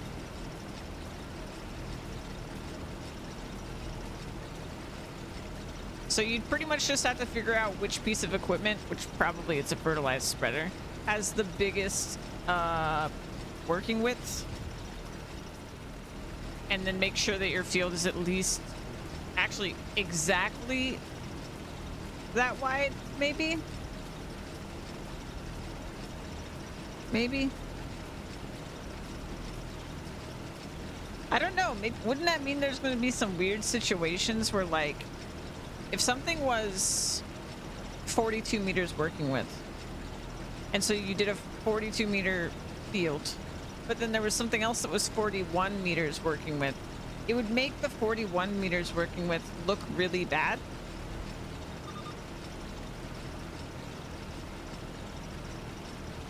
But if you had a 41 meter working width field, the 41 meter working width vehicle would actually be the best one. You know what I'm saying? I mean, assuming it was cheaper than the 42 meter.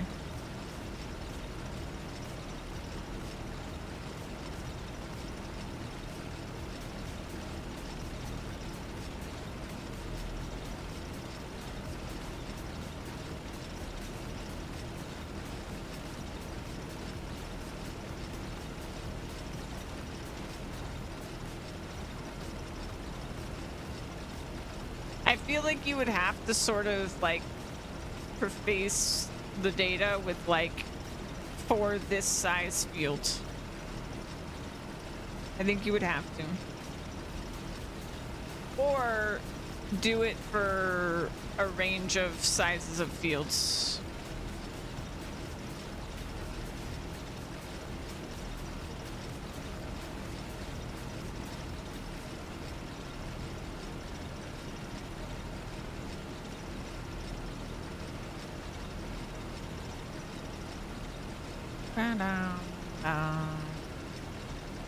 Dog.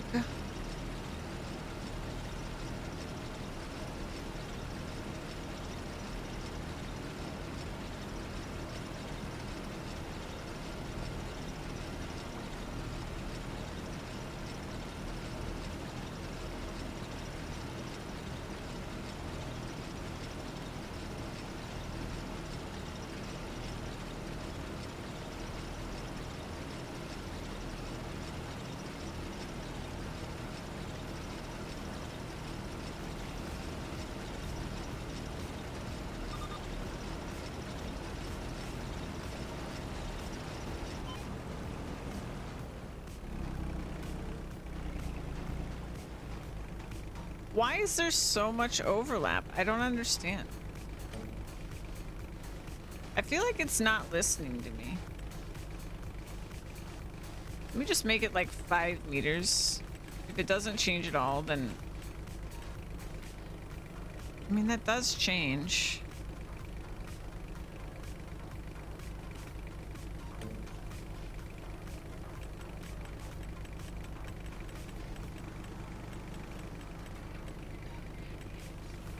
Would have to be done on like a 10-acre control field, multiple plants, and harvest each crop using different equipment. Yeah, but if you did like a sing 200 hours to do that, yeah. Okay, hold on. I'm gonna do something here. Cause I don't. Yeah, no, it's definitely overlapping. Why is it overlapping so much? See where the blue line is when I'm aligned with this one? And the blue line with that one?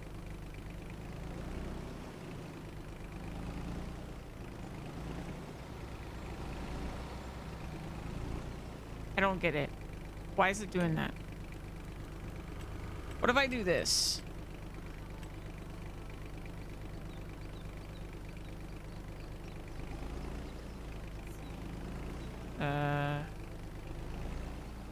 No, that's not what I want.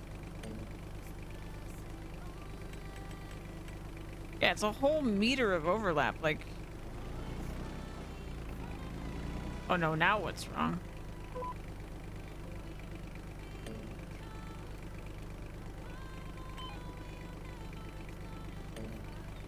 Reset.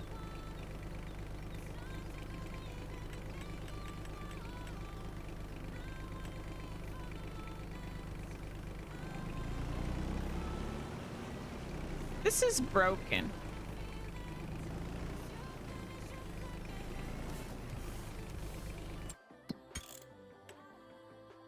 This is broken.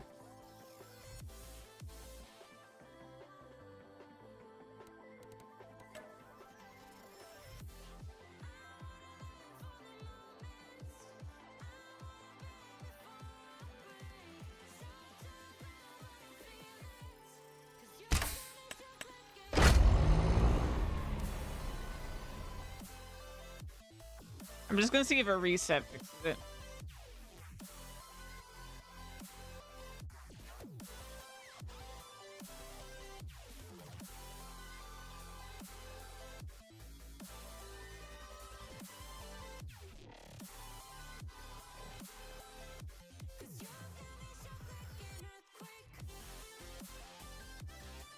Because, like, at first when it was overlapping, I was like, well, it's because I changed it when I was mid-field, so of course things are going to be off, but...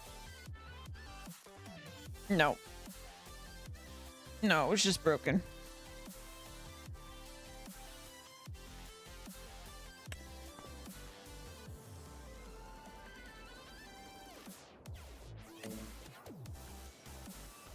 Okay.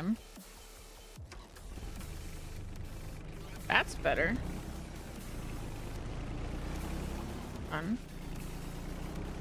There we go. Okay, that fixed it.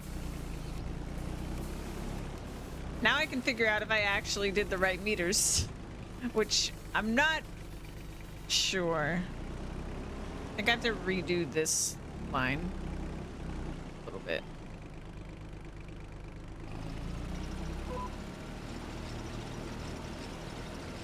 Yeah.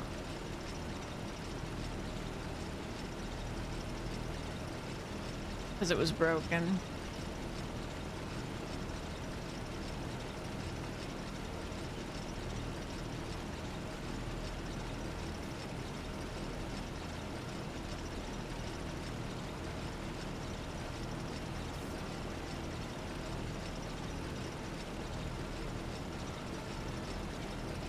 I wonder if you, when you change it, you actually just need to reset every time, though. Because the fact that I started the field wouldn't have affected it.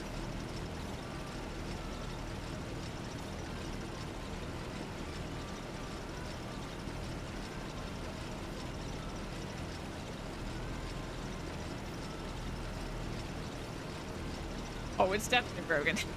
There's bugs all over this game. It's still fun, but it is very undercooked. They should not have released it this soon. I'm kind of happy they did because I'm happy to be playing it, and I probably wouldn't have played it anytime near launch if they didn't release it when they did, but this game's a mess.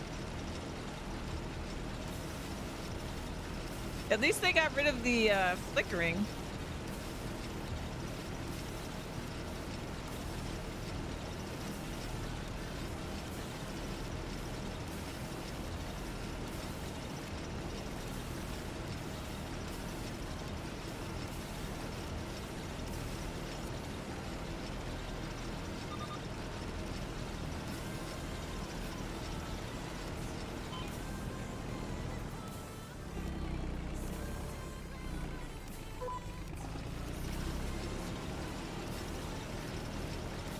We're on a collision course. Oh no, there's no time to turn around.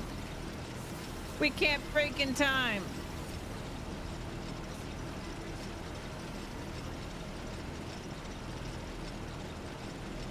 Yeah, they should have released it on early access.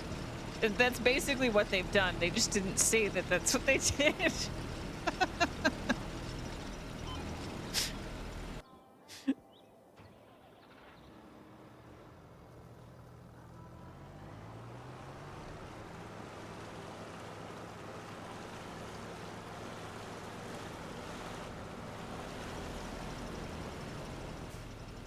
We are secretly participating in early access of Farming Sim right now.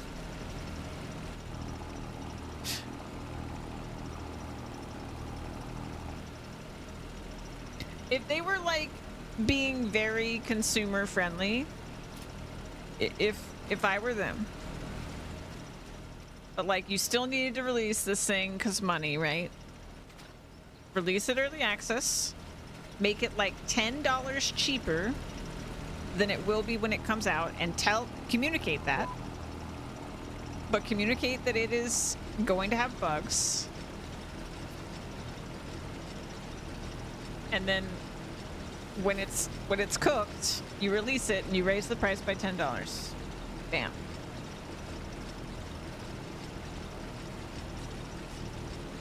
Everybody wins.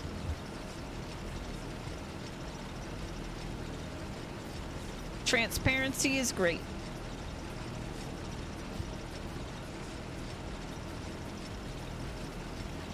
Yeah, honesty is so important. It really is. It's why I respect GGG so much, the guys that make Path of Exile. Because they're straight up just like, things are going to be broken, things aren't going to be balanced, it's early access, it's going to be in early access for 6 months to a year. But here's what's in it. Boom, boom, boom. 45-minute deep dive of all the features. Tons of interviews answering all these questions honestly about what's in it, what's not in it, what's broken, what's not broken.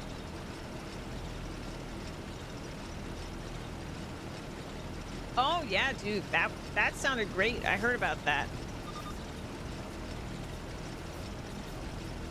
Yeah, more transparency. We need it.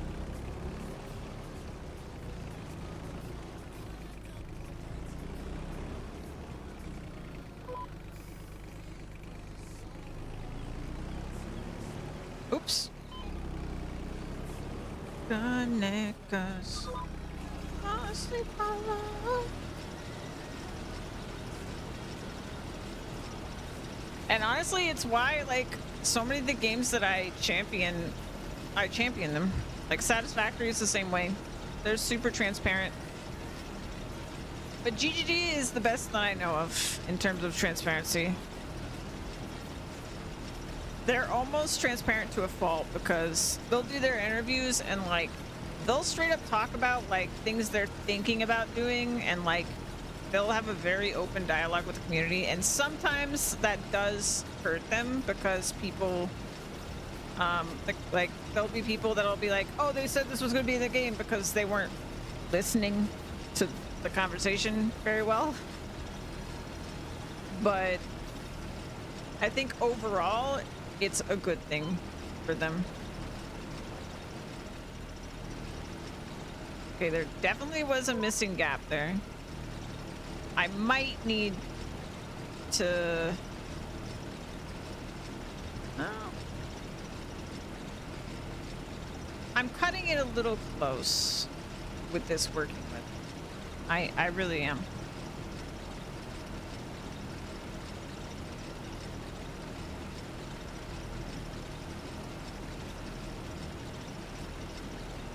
I don't know, it's working though. It's working.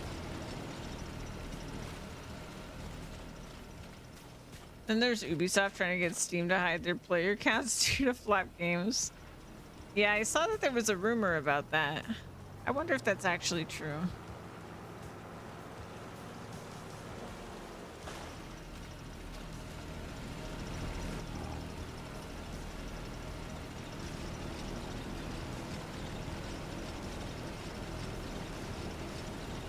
Gaming journalism is pretty terrible, so I'm not really sure when to trust it, to be honest.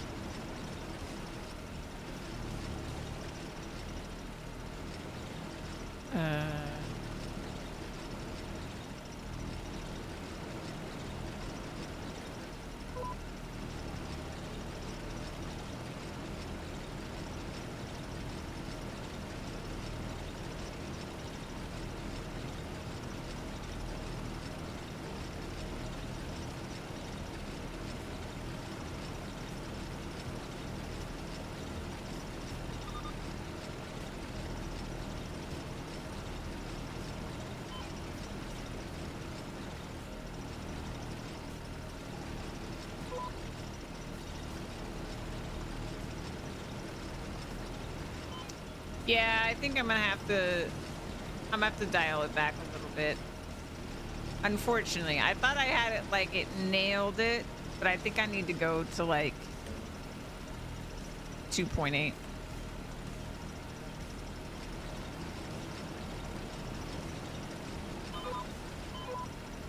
We're learning, we're learning.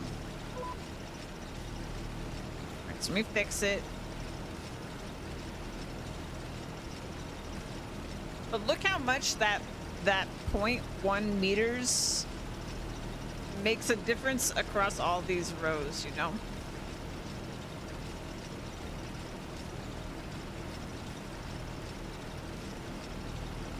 So them being 0.6 meters off on the working width is wasting you a lot of time. That's what I'm trying to say, because math.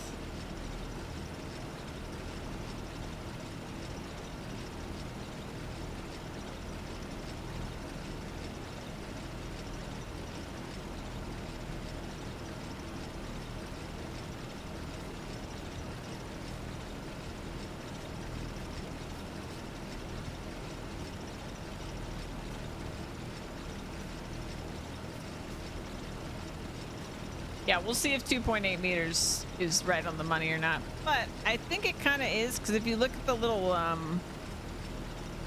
ridge marker things right there, these little like white hooks, they are like pretty much just like a smidge over the blue line on either side. Oh, I'm out of rice.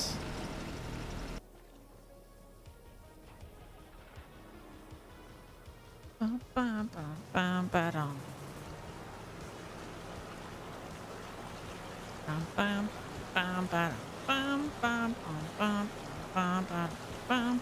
so glad I don't play with crop destruction on, so I can just drive over the crops.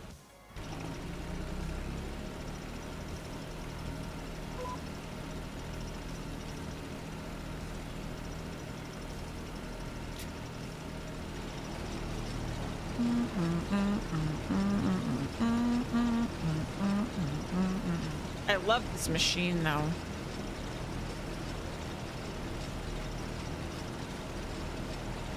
I love this planter. It's just so cool.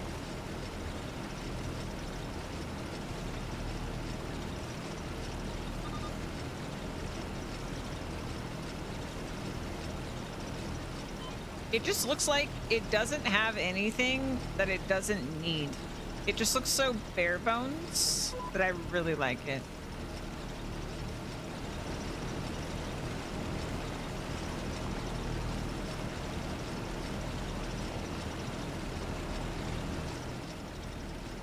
Very cool machine. All right, looks like we're right on the money. Yeah, I think 2.8 is the winner. Beautiful. Beautiful.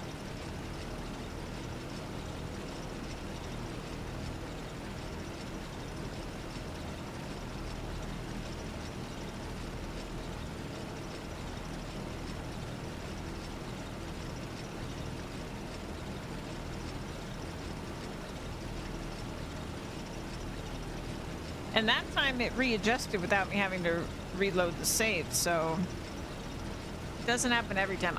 I'm guessing that I changed the working width.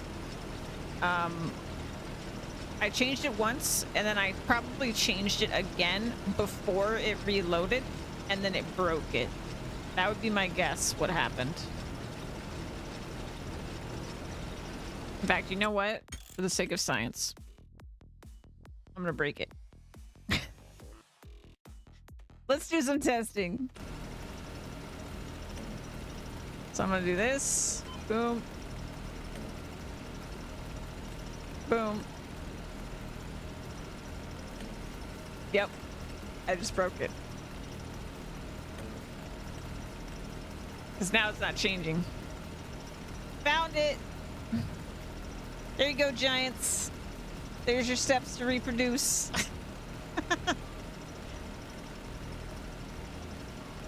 Bow, bow, bow. But since it didn't change, I didn't actually break it for myself, so I'm gonna keep going.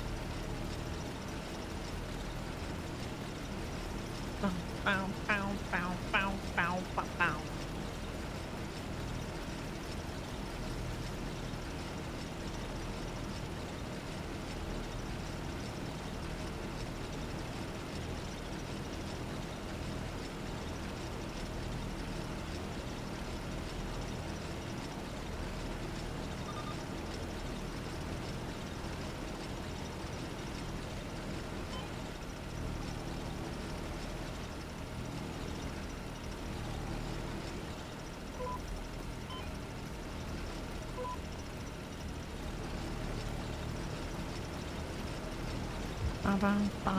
Science is amazing.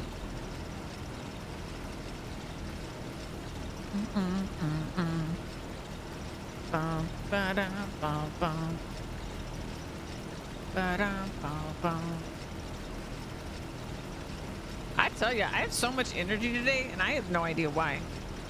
I didn't like sleep extra or anything, and I had energy before the coffee, and now I got the coffee, and I'm flying. It's great. I love it.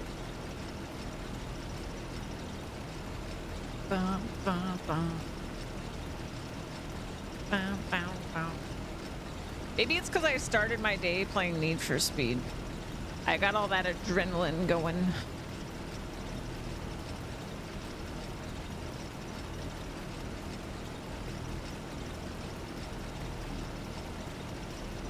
I am actually very excited about Need for Speed. I love that game. Like, it's between that and SX Tricky for my favorite racing game, like, ever, that I've ever played.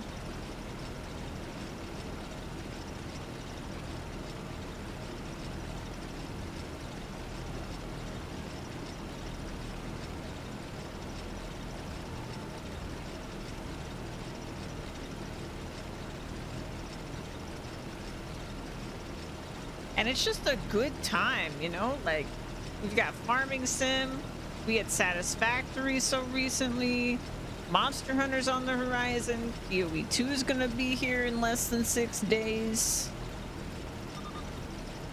Like, it's just great stuff. And the Dragon Quest III Remake came out. I don't even know when I'm gonna play that, but I'm pumped about it.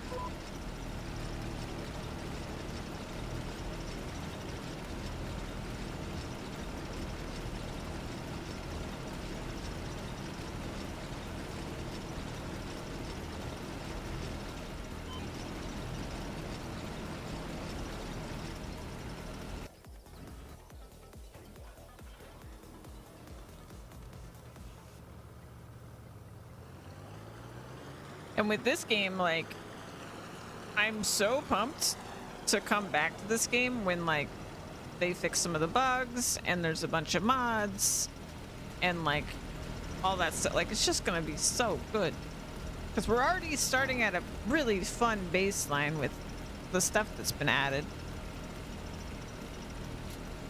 I just really can't wait to see what people do with it. Oh, stop. There we go.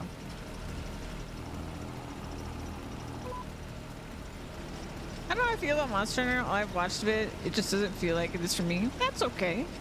Every game doesn't have to be for you. I'm a huge Monster Hunter fan.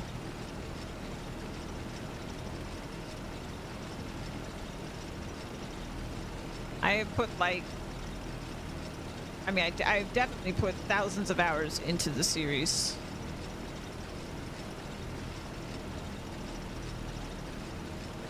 I'm a big fan.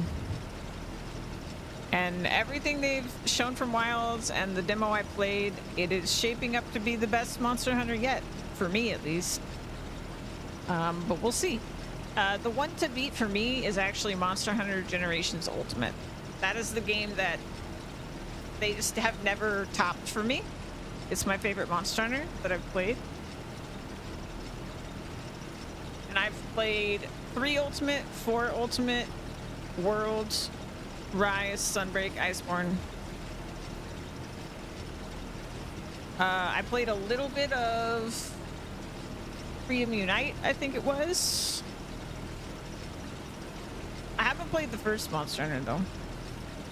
But from everything I've heard, I don't think that would be my favorite anyway, so.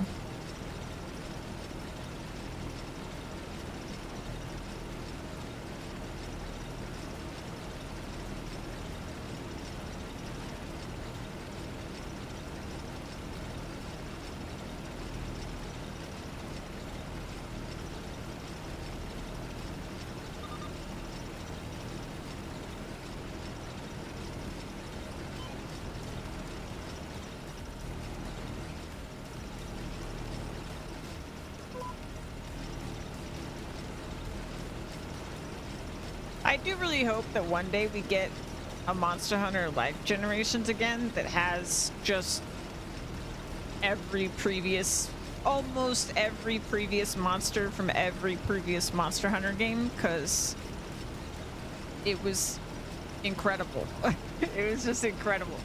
But I understand why we aren't getting that. But, you know, it'd be pretty cool.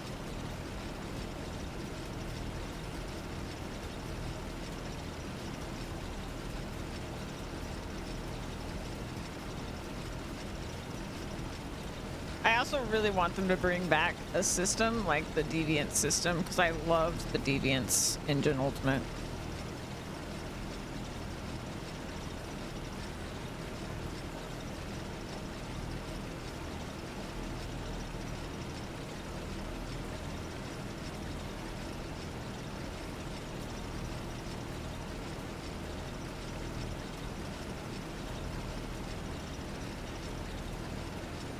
But the thing about Monster is there aren't enough games that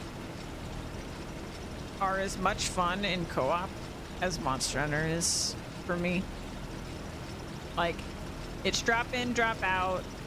It's got enough depth that you don't like, there's enough meat on the bone that it's a good game if you play single player as well.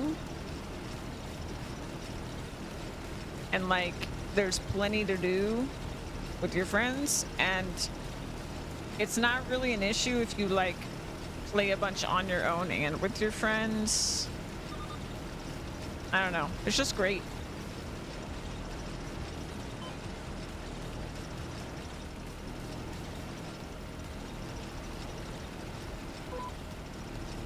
I feel like games with good, like, not too deep of progression systems, but progression systems that are also drop in, drop out co-op, like with very few barriers. Just, there aren't enough of them.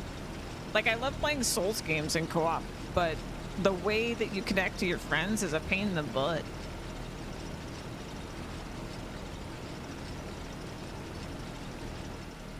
And because there's no, like, PvP in Monster Hunter, it's just a very, like, chill, friendly, cooperative environment.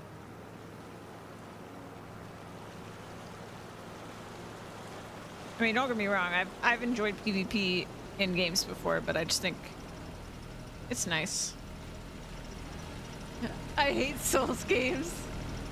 That's okay, that's okay. You're not alone.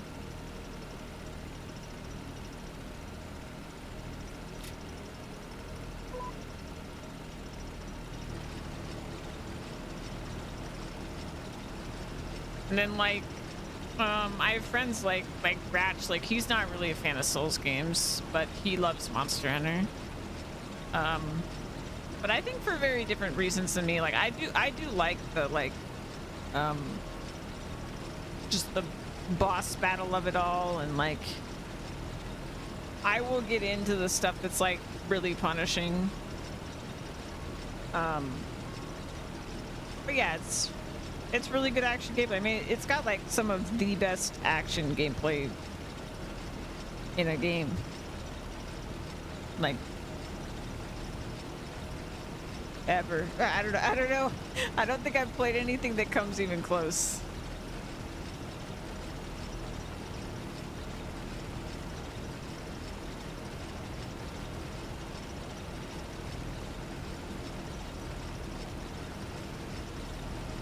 I mean, I guess Dragon's Dogma 2 had really good combat too, but even that was, I mean, it was made by Capcom, but even that wasn't as good as Monster Hunter combat.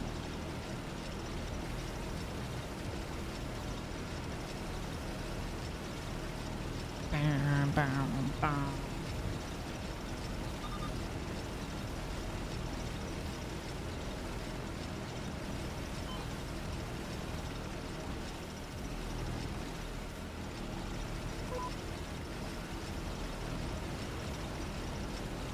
Why am I so crooked? There we go.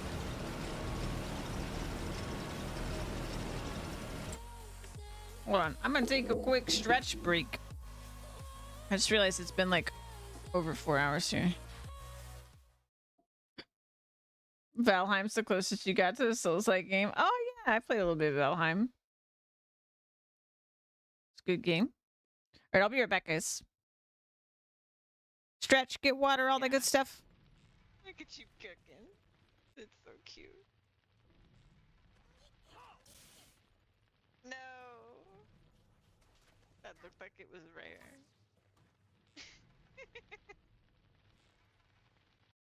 Oh. Oh.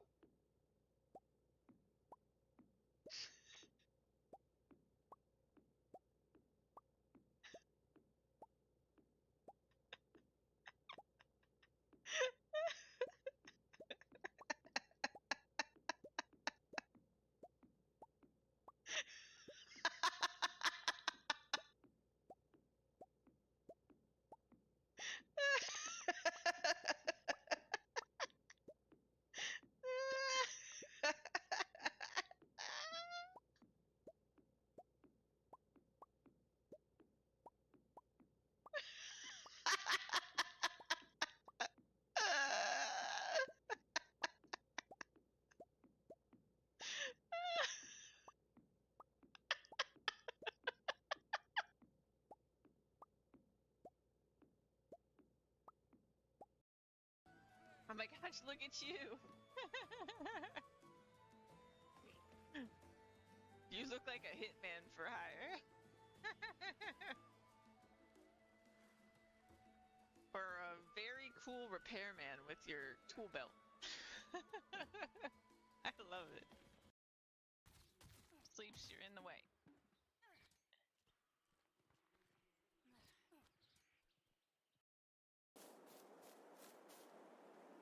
Oh, I think that's it. I think that's it.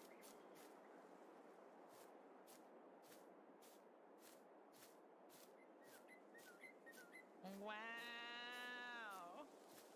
Wow. It looks so good. What the heck? Sarah, you're a genius.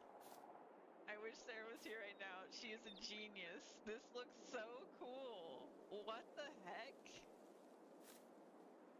I'm glad we put this like flowery grass down too. What the heck? It's so cool.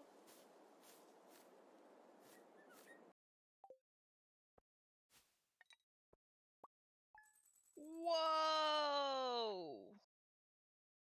What happened? Did I really fish that much? Oh wow, these stonefish. Oh my god, I gotta go fishing there for money. Screw the lake, man. Whoa!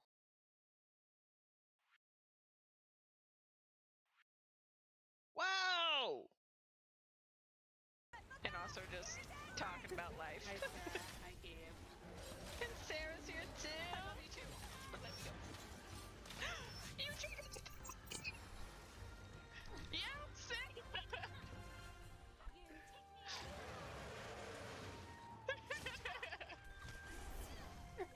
3 months!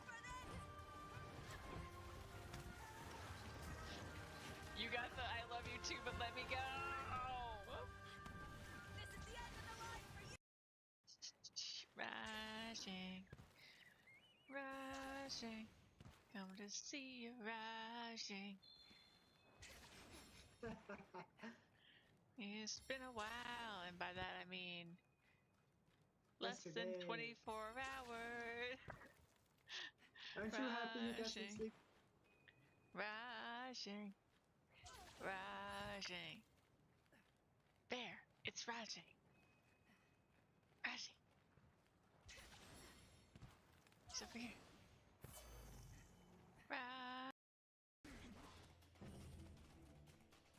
Marvelous invasion.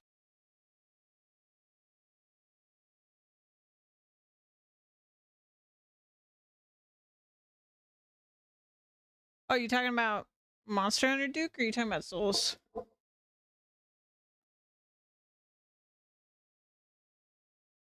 The Yeah, I think that's a big adjustment for people. In the new Monster Hunter, though,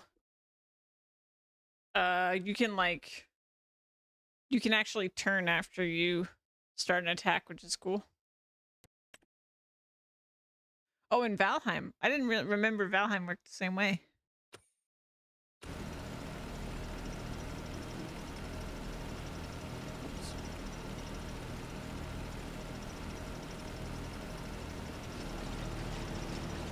Back to my rice.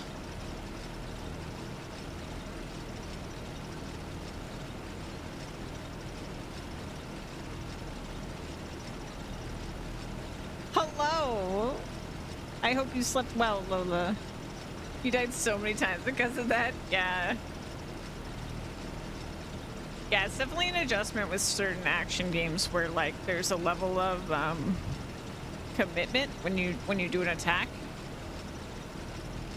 So like if you're used to hack and slash or like ARPGs like Diablo or whatever, it's a really hard adjustment. Or just like games that are much faster.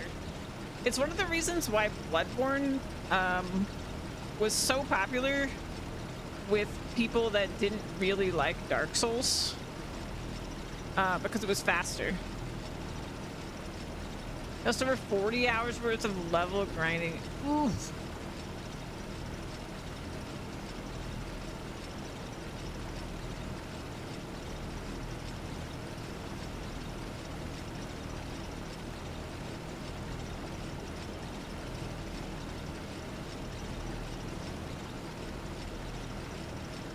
I really want to replay Dark Souls 2 again. I love that game so much. We were talking action games in general. We're talking Monster Hunter and Souls games and Valheim.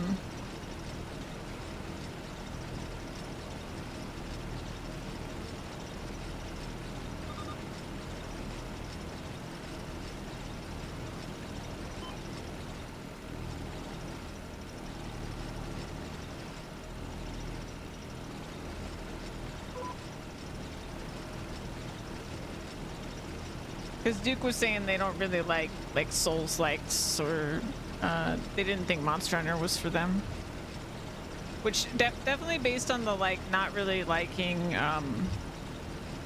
slower, bigger commitment type action, like where you commit to an attack type action gameplay. I could definitely see Monster Hunter not vibing with you.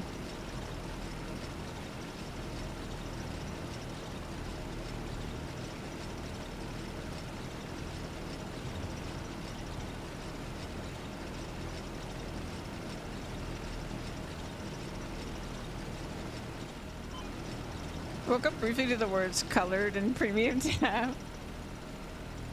What's a premium tab and how do you get one? Okay, so in PoE,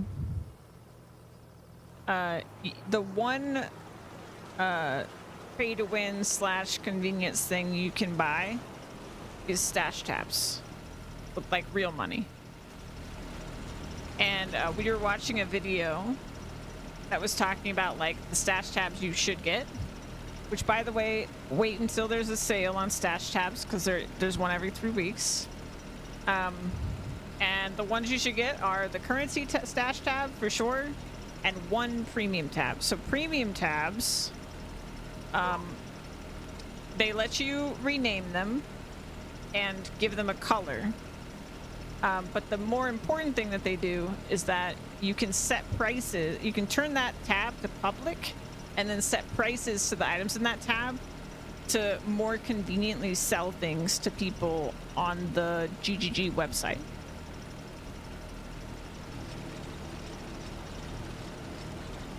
So like the currency and the one premium tab are like the two, if you're gonna get tabs, absolutely get those two before anything else. Probably didn't help the people I was playing with. One of them thought we were able to take on the last boss as soon as I was able to solo a troll. Oh no.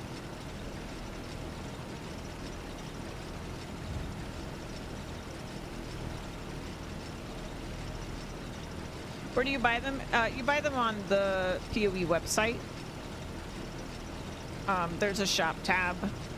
So you should have gotten, if you got early access, you should have gotten 300 points, which is $30 of points. Well, I guess there might be a different conversion for that if with Canadian, but yeah, you should have $300 of points. So just wait until the 6th of December because there'll be a stash tab sale that'll last. It'll start on the 6th and it'll last a couple days. And you'll go there and you'll buy the stash tabs. And I will you know, I'll commit to showing you guys on stream like where that is, because it is one of the important things to making sure you have a better time. So I'll show you guys that on stream.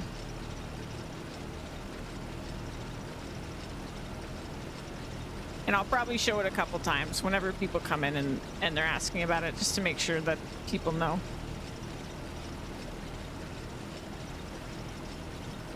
And the other recommendation I have is just to probably play a little bit of the game before you go and buy stash tabs, because beyond those 2 stash tabs, it's really just down to your preference what you're going to want. Like, you guys have seen me play PoE. I'm a hoarder.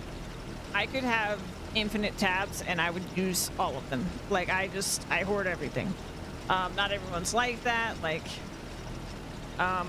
you might not even, there's like these bigger stash tabs you can get that are like 4 times the space, but I think they're pretty much equivalent in price to just getting 4 stash tabs. So like, some people might prefer that kind of tab and others might prefer just 4 normal tabs. And then we don't know yet which of the PoE 1 special tabs is gonna work or not work in PoE 2, and like what they will look like even if they do work. Because, for example, there's like a, let's see, what's a good example?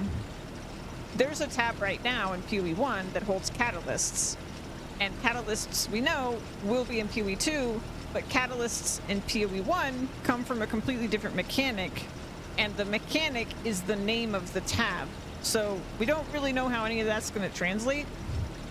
So better safe than sorry, and just like wait till you've played a little bit. And yeah.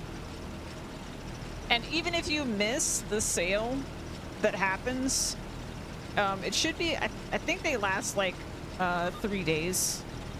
So it'll be on the 6th, the 7th, and the 8th.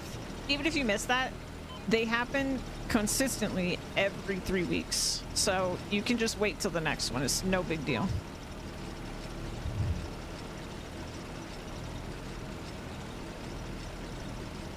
But I think for the majority of people, the $30 that you already have in points is more than enough to get the stash tabs you need, as long as you're informed when you go get them. Like, you don't just get random stash tabs for things that, like, because you could get a stash tab for a mechanic that you don't even enjoy. You know what I mean? So then you wouldn't even need that stash tab.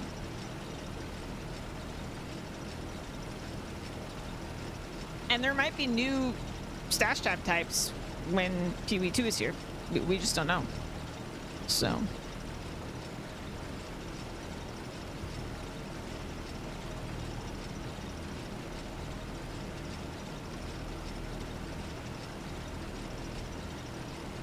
I'm waiting to get more guild stash tabs before PoE 2 is out too. Because I'm hoping to get like Zan and probably Louise and whoever else is playing into the guild, and then we can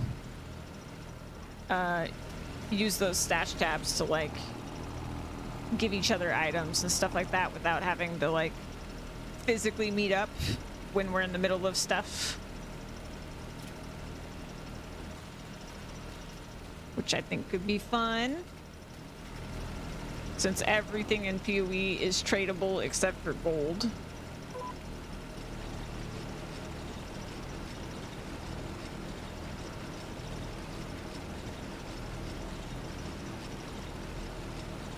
Because right now, the guild I have set up only has 2 stash tabs. Currency tab obviously holds currency, but how many types of currency are there if it requires a whole tab? Let me show you.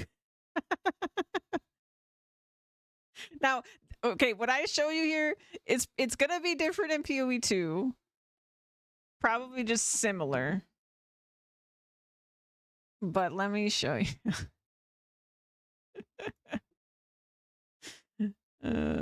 Let's see, stash tabs. Yeah, open this on YouTube.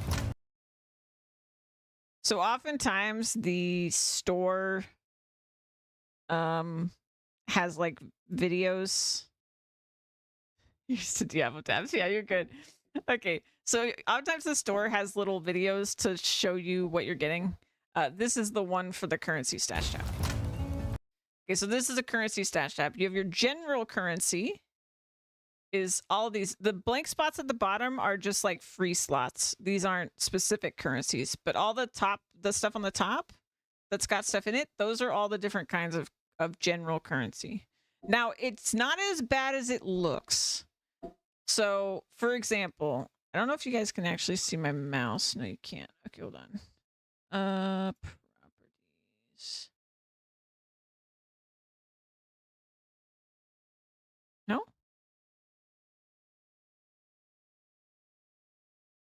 Why did that break it?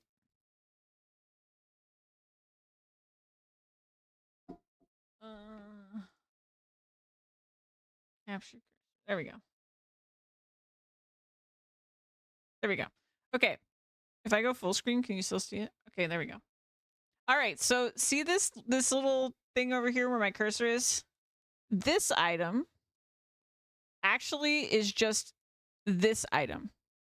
But when you get a bunch of these, it turns into this. And there's a lot of currency that works that way. So like, see all these blue ones? All the stuff underneath it, these 3 right here, these are like fragments of these. So really, these aren't a different kind of currency. They're just they're like, it's like you got like 1/5 of what this is. It's still a lot of currency. But it is, there's, and like this is a fragment of this, and this is a fragment of that, and that's a fragment of that, right? This is a fragment of that. All of these along here are fragments of these. So it's basically like cut this number in half is the actual number of general currencies. Okay, but currency stash tabs let you store your currency in stacks of up to 5,000 of each. Yeah. There is a designated slot for each type of currency. Okay, and then we have exotic currencies. And again, it's not as complicated as it looks, but not because of the same reason. It's more that, like these 4 right here are basically all the same type of currency. They all come from the same thing. It's just that the lower tier comes from a lower level of the thing, and the higher tier comes from a higher level. So it's simpler than it looks, but it is a lot of currency. And that's why you want a tab for it. And also, them holding 5,000 of each is a lot. That is a lot of currency. You will probably, I mean, not to underestimate anybody in this community, but you're probably never going to have like 5,000 divine orbs or anything. The layout sucks, really? I think it's fine. Designated slot for each type of currency. And it might look completely different in PoE 2. We just don't know. There are also unassigned slots for any currency types you choose, and a general item slot for convenient crafting.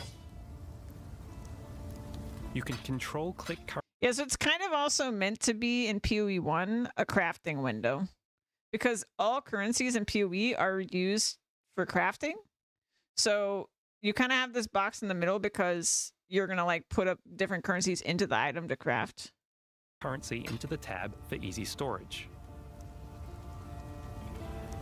When the currency affinity has been enabled for this tab, the items will be automatically deposited into the tab even when a different tab is open.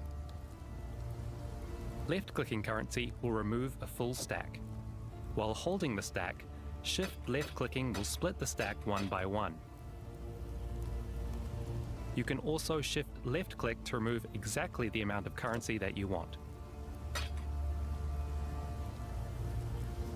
Control A lot of what they're talking about is just basic features that are the case even if you don't have this currency tab, by the way. clicking the currency will allow you to remove it in bulk. Like you can also use do all currency this directly out of the stash tab. Yeah. The currency tab also has all the other features of a premium stash tab. This stash tab will receive updates as more content is added to Path of Exile. There you go.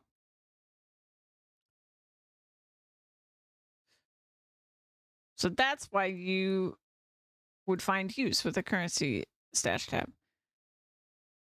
The top row reads across, then the second row reads as a column. I get the idea of units making up larger denominations, pennies and a nickel. Yeah. Yeah. It's a weird thing. Yeah, there's a lot more I could say, but I don't want to just like bombard information because some of it might not be relevant. We'll just have to see when we actually play PoE 2. But yeah, well, I'll help y'all figure that out. Don't worry. We'll look at stash tabs. We'll figure it out. And I pretty much have every type of stash tab that's in PoE 1. I have all the different special ones. So I'll be able to see what they look like in PoE 2. Because if they are applicable to PoE 2 and they exist in PoE 2, I'll be able to see all of them. So we can look at all of them in the game and everything. Yeah. I love all the stash tabs. Like there's one in the base game that like lets you have like a collection. Let me show you. I can show this one. Path Boop. Boop. Path of Exile now has over 850 unique items, and many players enjoy collecting different categories or even the full set. Using existing stash tabs, managing a unique item collection can be difficult. We're introducing the Unique Item Collection tab, which not only allows you to store one of each unique item, but also lets you link your collection to other players for them to view on the website. Very If you cool. have focused your collection on just specific subcategories of uniques, then it's possible to create a link to just the types you collect. All regularly acquirable items in the current league have their own slots and count towards the progress of the collection. Uniques that are no longer practical to obtain have extra invisible slots for players who are able to acquire them.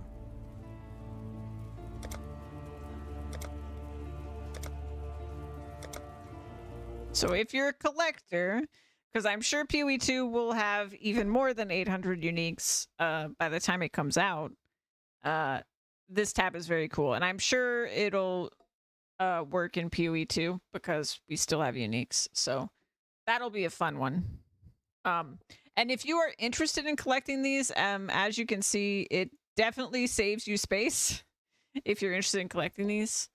But yeah, I'll make more specific recommendations once we actually have the game in our hands, but there's a lot of cool stuff there for sure.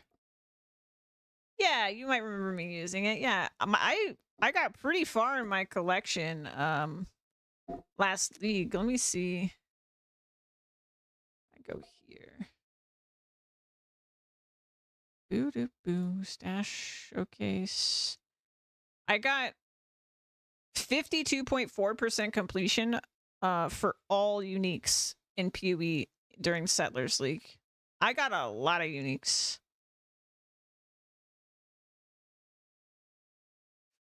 So if I show you guys this, yeah. And part of this was because I did like heist and stuff, because some uniques aren't like gear necessarily. This is one where I didn't get very many of them because there's so many of these unique jewels in the game. But yeah, very cool. Very cool system. But that is the one thing that can be kind of divisive with PoE being free to play, is that you have to pay for stash tabs. But you do get 4 stash tabs in PoE 1 at least that that you get for free. And they still have the ability to auto like have affinities. So you could give a stash tab an affinity for currency, for example. And the same as he was saying, where if you were like looking at a different tab and you alt clicked an item into your stash, if you had a tab with the currency affinity, the currency would automatically go into that tab. So you can still organize even with the free stash tabs. It's just definitely way easier to organize with the paid ones. And it's obviously way more space in the paid ones. And I mean, as much as you have money, infinite space with the paid ones.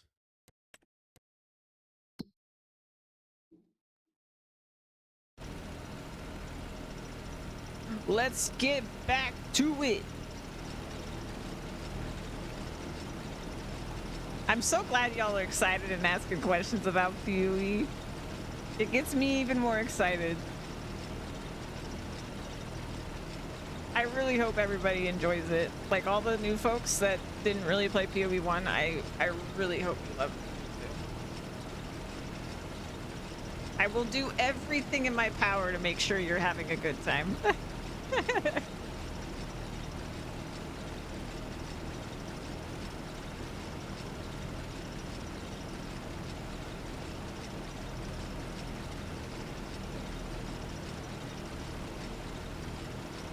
I like rice farming. There's something really satisfying about this.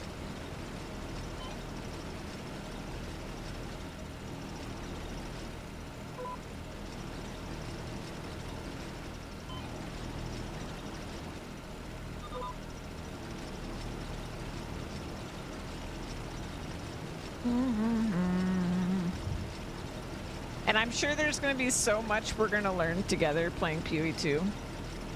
Because it's a brand new game.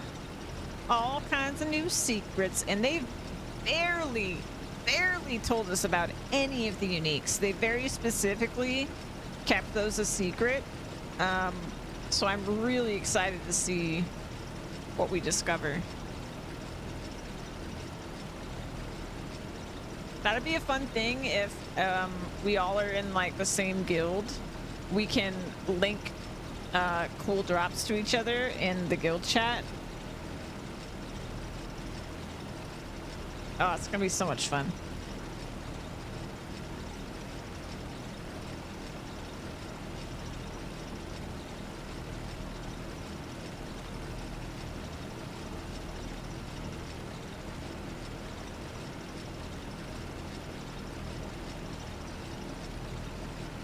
This huge rice field already looks so cool. I can't wait till it's all planted. It's gonna look so cool.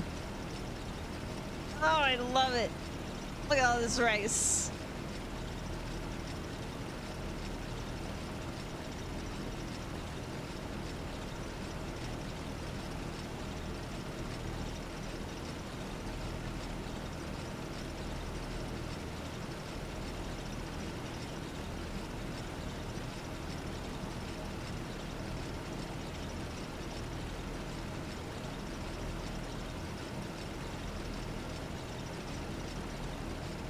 I like wish that I could step in it. Is that weird? I want to know how it feels to step in it.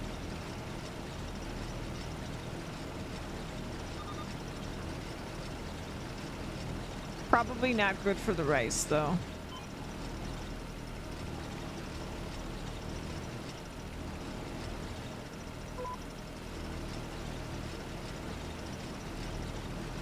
Not me, snakes. Oh yeah, that's true. I used to like go kayaking a lot. The last time I went kayaking was when there was a water snake less than a foot from my kayak, just looking at me. That's the last time I went kayaking.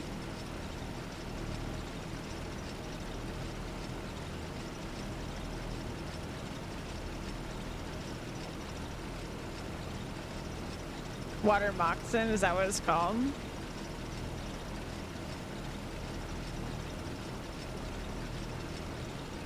I have no idea, but I wasn't a fan. I mean, I'm a fan of all of the wildlife existing. I'm just not a fan of being near it.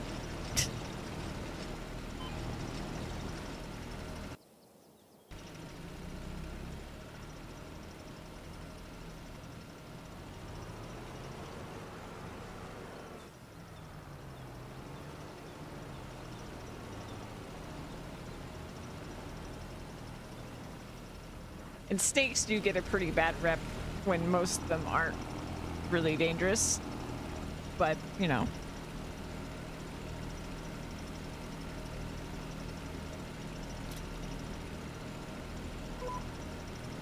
Oh, they're very aggressive and territorial. Okay. Well, that explains a lot.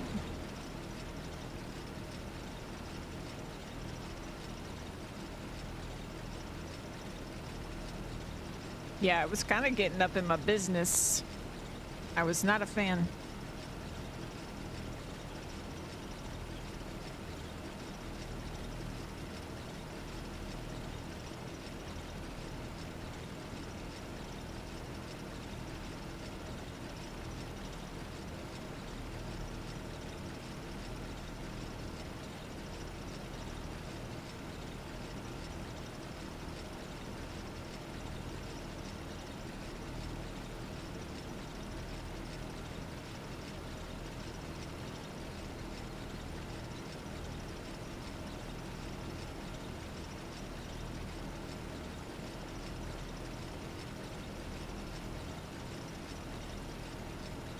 Like mice, where there's one scene, there are many more. Ooh.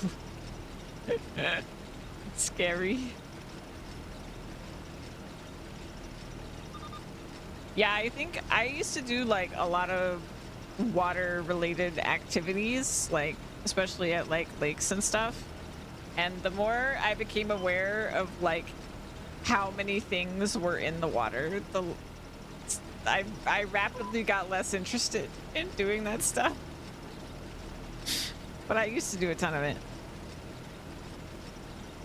Like water skiing or inner tubing and all that stuff. I once used this thing that got banned the weekend after I used it for being too dangerous. It was basically like an inflatable mattress with two handles on it. And then you attach it to a rope and then attach the rope to the back of a boat. And then the boat goes fast while you hold on for dear life and you fly into the air. And you come crashing down on the waves. And it was a lot of fun. My mom was with me at the time. She was in the boat. And apparently there was one time I fell off of it and my head was very close to hitting the mattress on the way back down. And she was convinced I would have broken my neck. And so she wouldn't let me get on it again. And then, yeah, the very next weekend they banned it. So I suppose I'm lucky to be alive.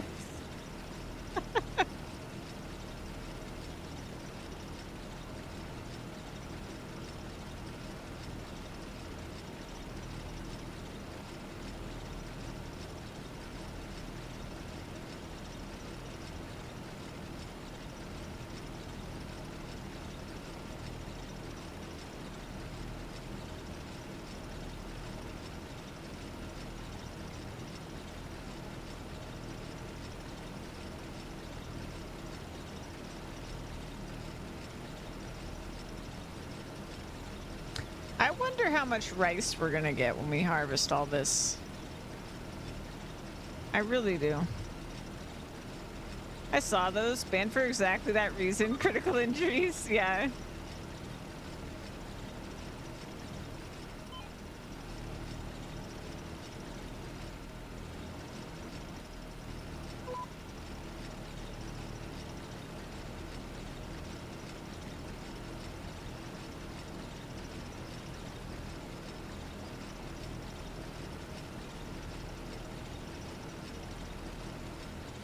I don't know. I was very adventurous in my youth. I liked all that sort of like thrill-seeking stuff.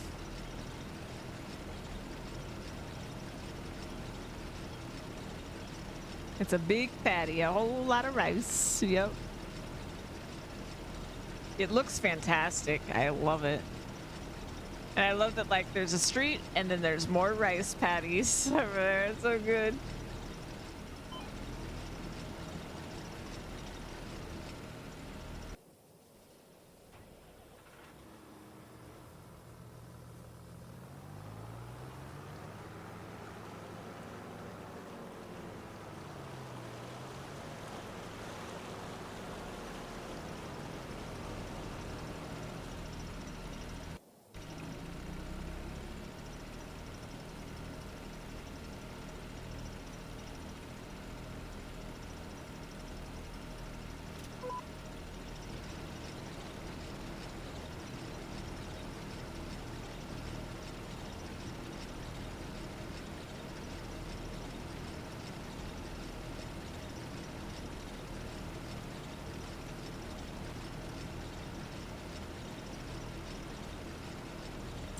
You know, what I'm realizing now that I'm thinking about it is I was like, we definitely didn't get 24 pallets of rice saplings. We didn't actually wait an entire year.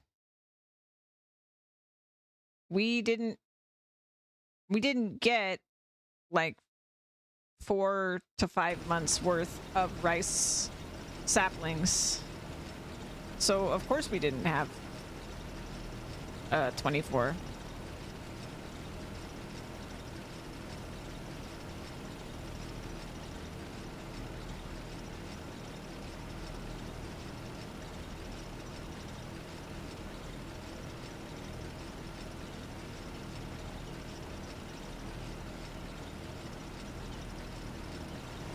Yeah, if you look really close, you can see it pulling out one at a time in the rows there. It's so cool. I love it.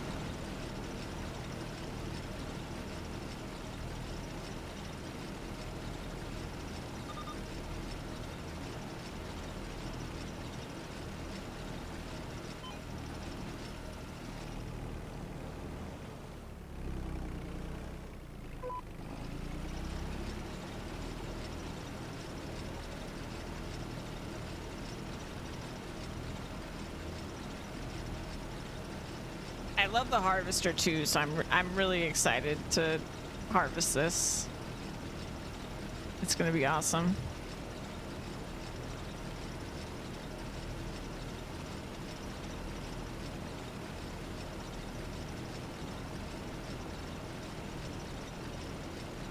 At one time it was done by hand, probably still is for poorer farmers. Well, I mean, I think farming sim prices are pretty accurate. And this is a very cheap piece of equipment compared to other things in farming sim. I mean, it's fancy tech though. I love it. But I think this was like $25,000. So if you just like leased this once a year, yeah. If you lease this once a year, you're paying $1,300. That is not bad.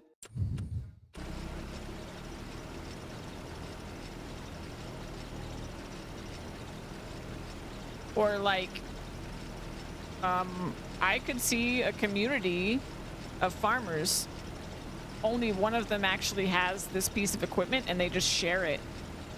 I've heard that farmers do that with the equipment sometimes.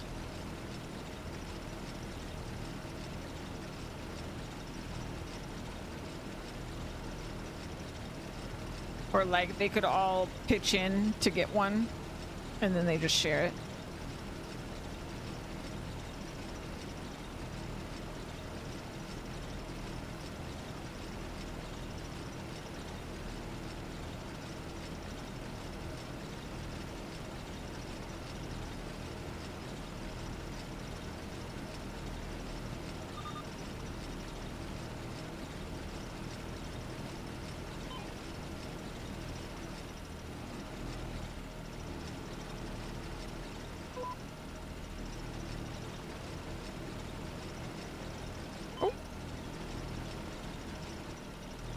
Missed a spot.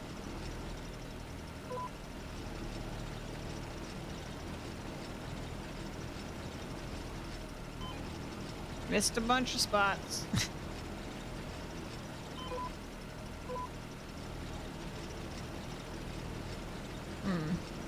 Okay, I don't know.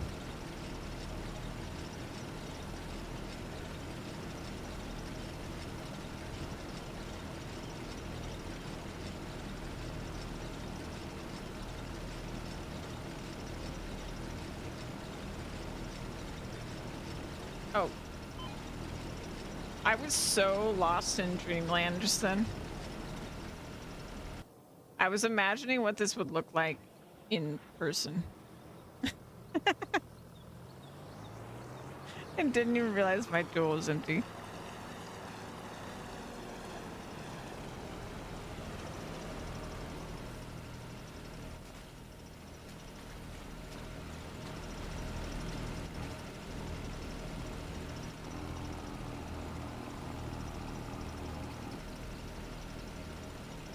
We need to get some fertilizer over here too.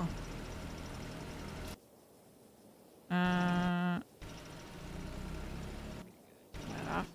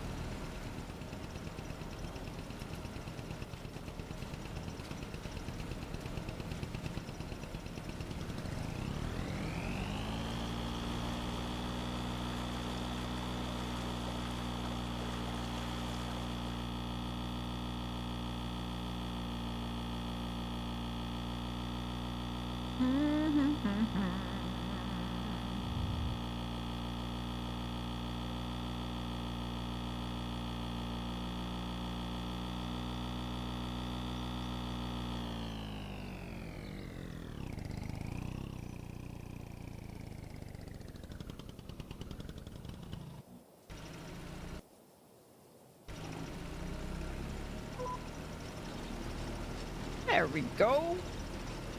Rolling again.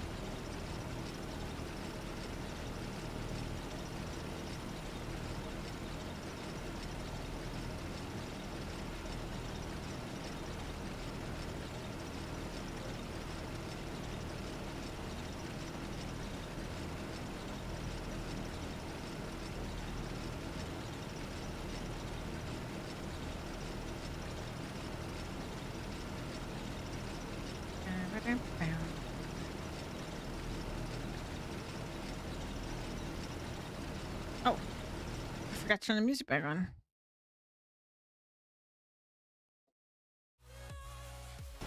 There you go.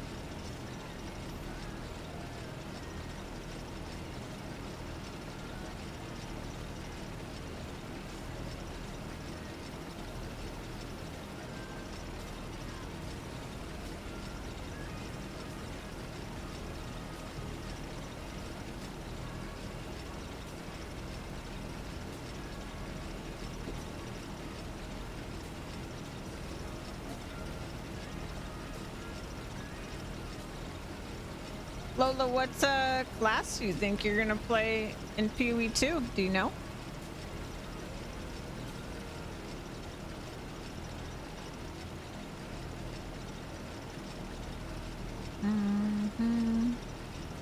Oh, and you might have missed it, but I was talking about earlier, probably on Wednesday. Oh, mercenary, nice. Probably on Wednesday's stream, I'm gonna do like a lore video stream. We're gonna watch PoE 1 lore videos together. There's like a whole series that I think her name's like, oh gosh, Kitten Cat Noodle. I think that's her name. She's got like a whole lore series. I was thinking we could watch that on stream together.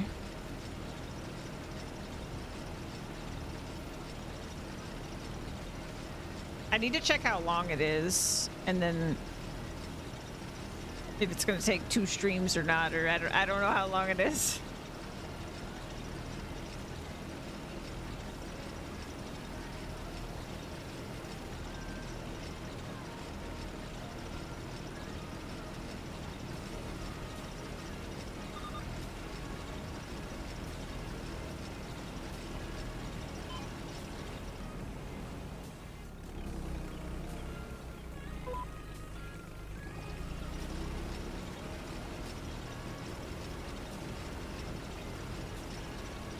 We're out.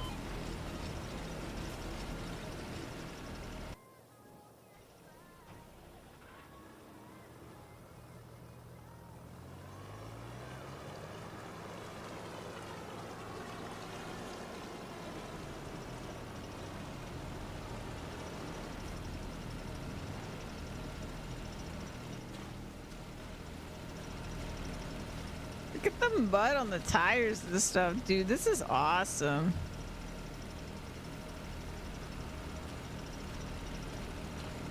That's so good.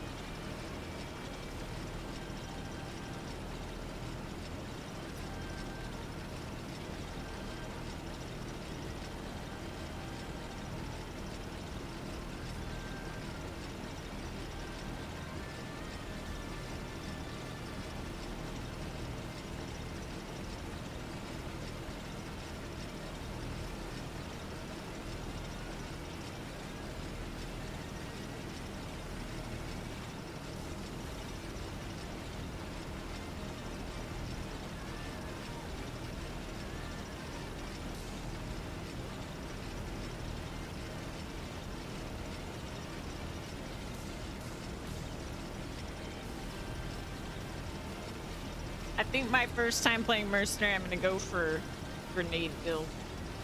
For sure, for sure. The grenades look really fun. Oh!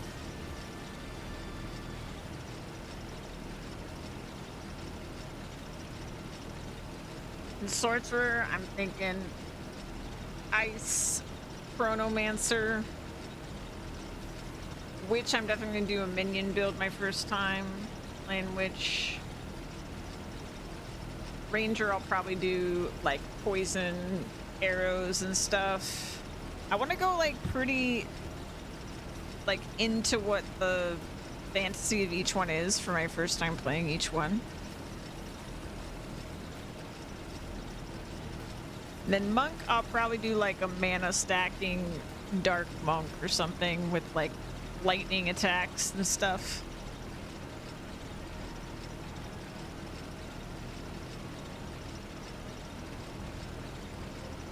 And of course for the warrior, we're going hammers. Big hammers. Stuns, slams, smacks.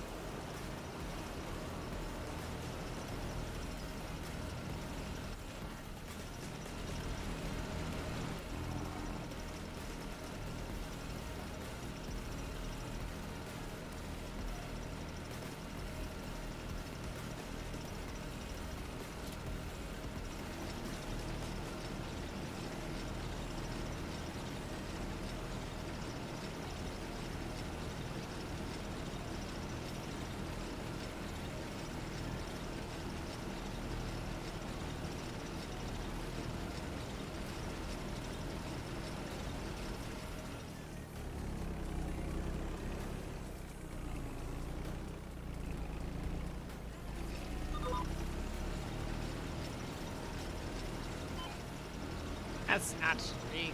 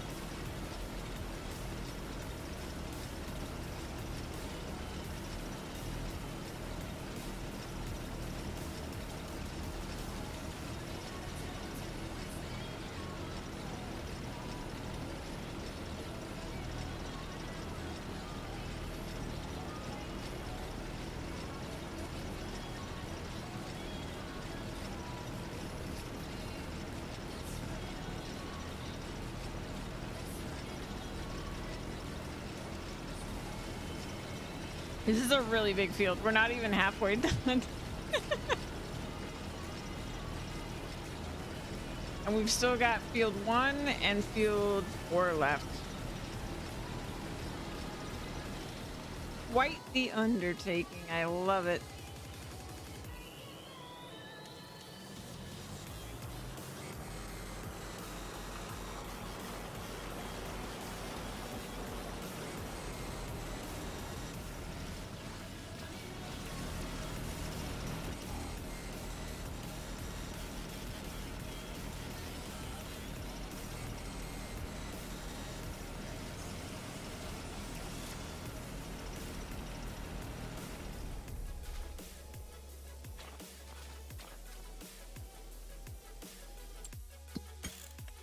However, my knees are really bothering me today.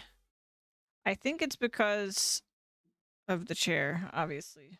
It's just too low to the ground. I'm really looking forward to getting that other chair in. The one you guys helped me get. It's nothing crazy fancy or anything, but it'll be a proper desk chair. That one's supposed to get here. Let's see. It's supposed to get here. Farming sim is in my way. There we go. On Monday. It's supposed to get here on Monday, so I'll probably have it on Tuesday's stream. Yeah, thanks for being here, Lola. Thank you again for the coffee. Anybody else who's been lurking or chatting or whatever, Duke, thanks for being here. Titans, Louise was here, Zam was here. Thank you guys so much for just hanging out and supporting me doing this thing I do. It's great. I really enjoy hanging out with y'all. I'm really looking forward to PoE 2. I will be here tomorrow. We're on our normal stream days, so I'm going to stream Sunday, Monday, and Tuesday. I just realized I said I was going to do lore on Wednesday. That's not right. Because I'm going to do Sunday, Monday, Tuesday. Tuesday, we might do lore day. I'll look into how long the playlist is, and I'll update you guys in Discord, and I'll tell you guys tomorrow on stream as well. But we're going to do our Sunday, Monday, Tuesday, 2 p.m. Eastern time, like usual stream times. Then I'm going to take a break Wednesday and Thursday. And then Friday is when the insanity starts. I will, it actually comes out right around my normal stream start time, so it should be around 2 p.m. Eastern time when we start on Friday. And I am going to play until I need to lay down. That's what I'm going to do. And then I'm going to get up and I'm going to play some more. And it's going to be like weird times. But in general, if you go to Twitch, I'll probably be on. Maybe I'll come up with a solution on like Discord or something to let y'all know when like I went to sleep, to give you like an estimate of when I'll be back. But yeah, we're gonna play that by ear. I'm basically just gonna play as much as I possibly can, especially in the first week of early access. I'm just gonna go ham. And my plan for the playthrough, as I've said a few times before, I'm gonna start as warrior. We're gonna do that slam build. I'm gonna be talking to all the NPCs. We're gonna be probably fully exploring every area and looking for secrets, fighting all the like optional bosses, all that good stuff. Spending my time trying to figure out how everything works. I'm gonna be making my own builds, so I'm gonna be doing a lot of just like trying to figure out what's gonna work, looking at skills, looking at the passive tree, all that good stuff. And we're gonna get as far as we can get with that character, which I imagine will take a while. If it's anything like normal PoE, I imagine it'll be a couple 100 hours of that. And assuming Monster Hunter isn't here, I will spin a wheel for the rest of the classes, and we'll play one of the other ones I haven't played, and until I play them all, basically. And we'll do the same thing. We'll take them as far as we can, and it'll be a good time. Zan! Hi, man. How you doing? Let me see. who's we gonna raid? But yeah, like I said, I'll be here tomorrow. Usual time, 2 p.m. Eastern. We'll play some more Farm and Sim. Let's be original. I'm gonna raid Alveus again. I just love raiding the animals. It's nighttime, Alveus time. I see Winnie. Winnie the cow. Let's see. Is that Finn? I think I see Finn. We're gonna go over there. Bye guys. See you tomorrow. Bye. Thanks for being here. Bye. Bye. Bye.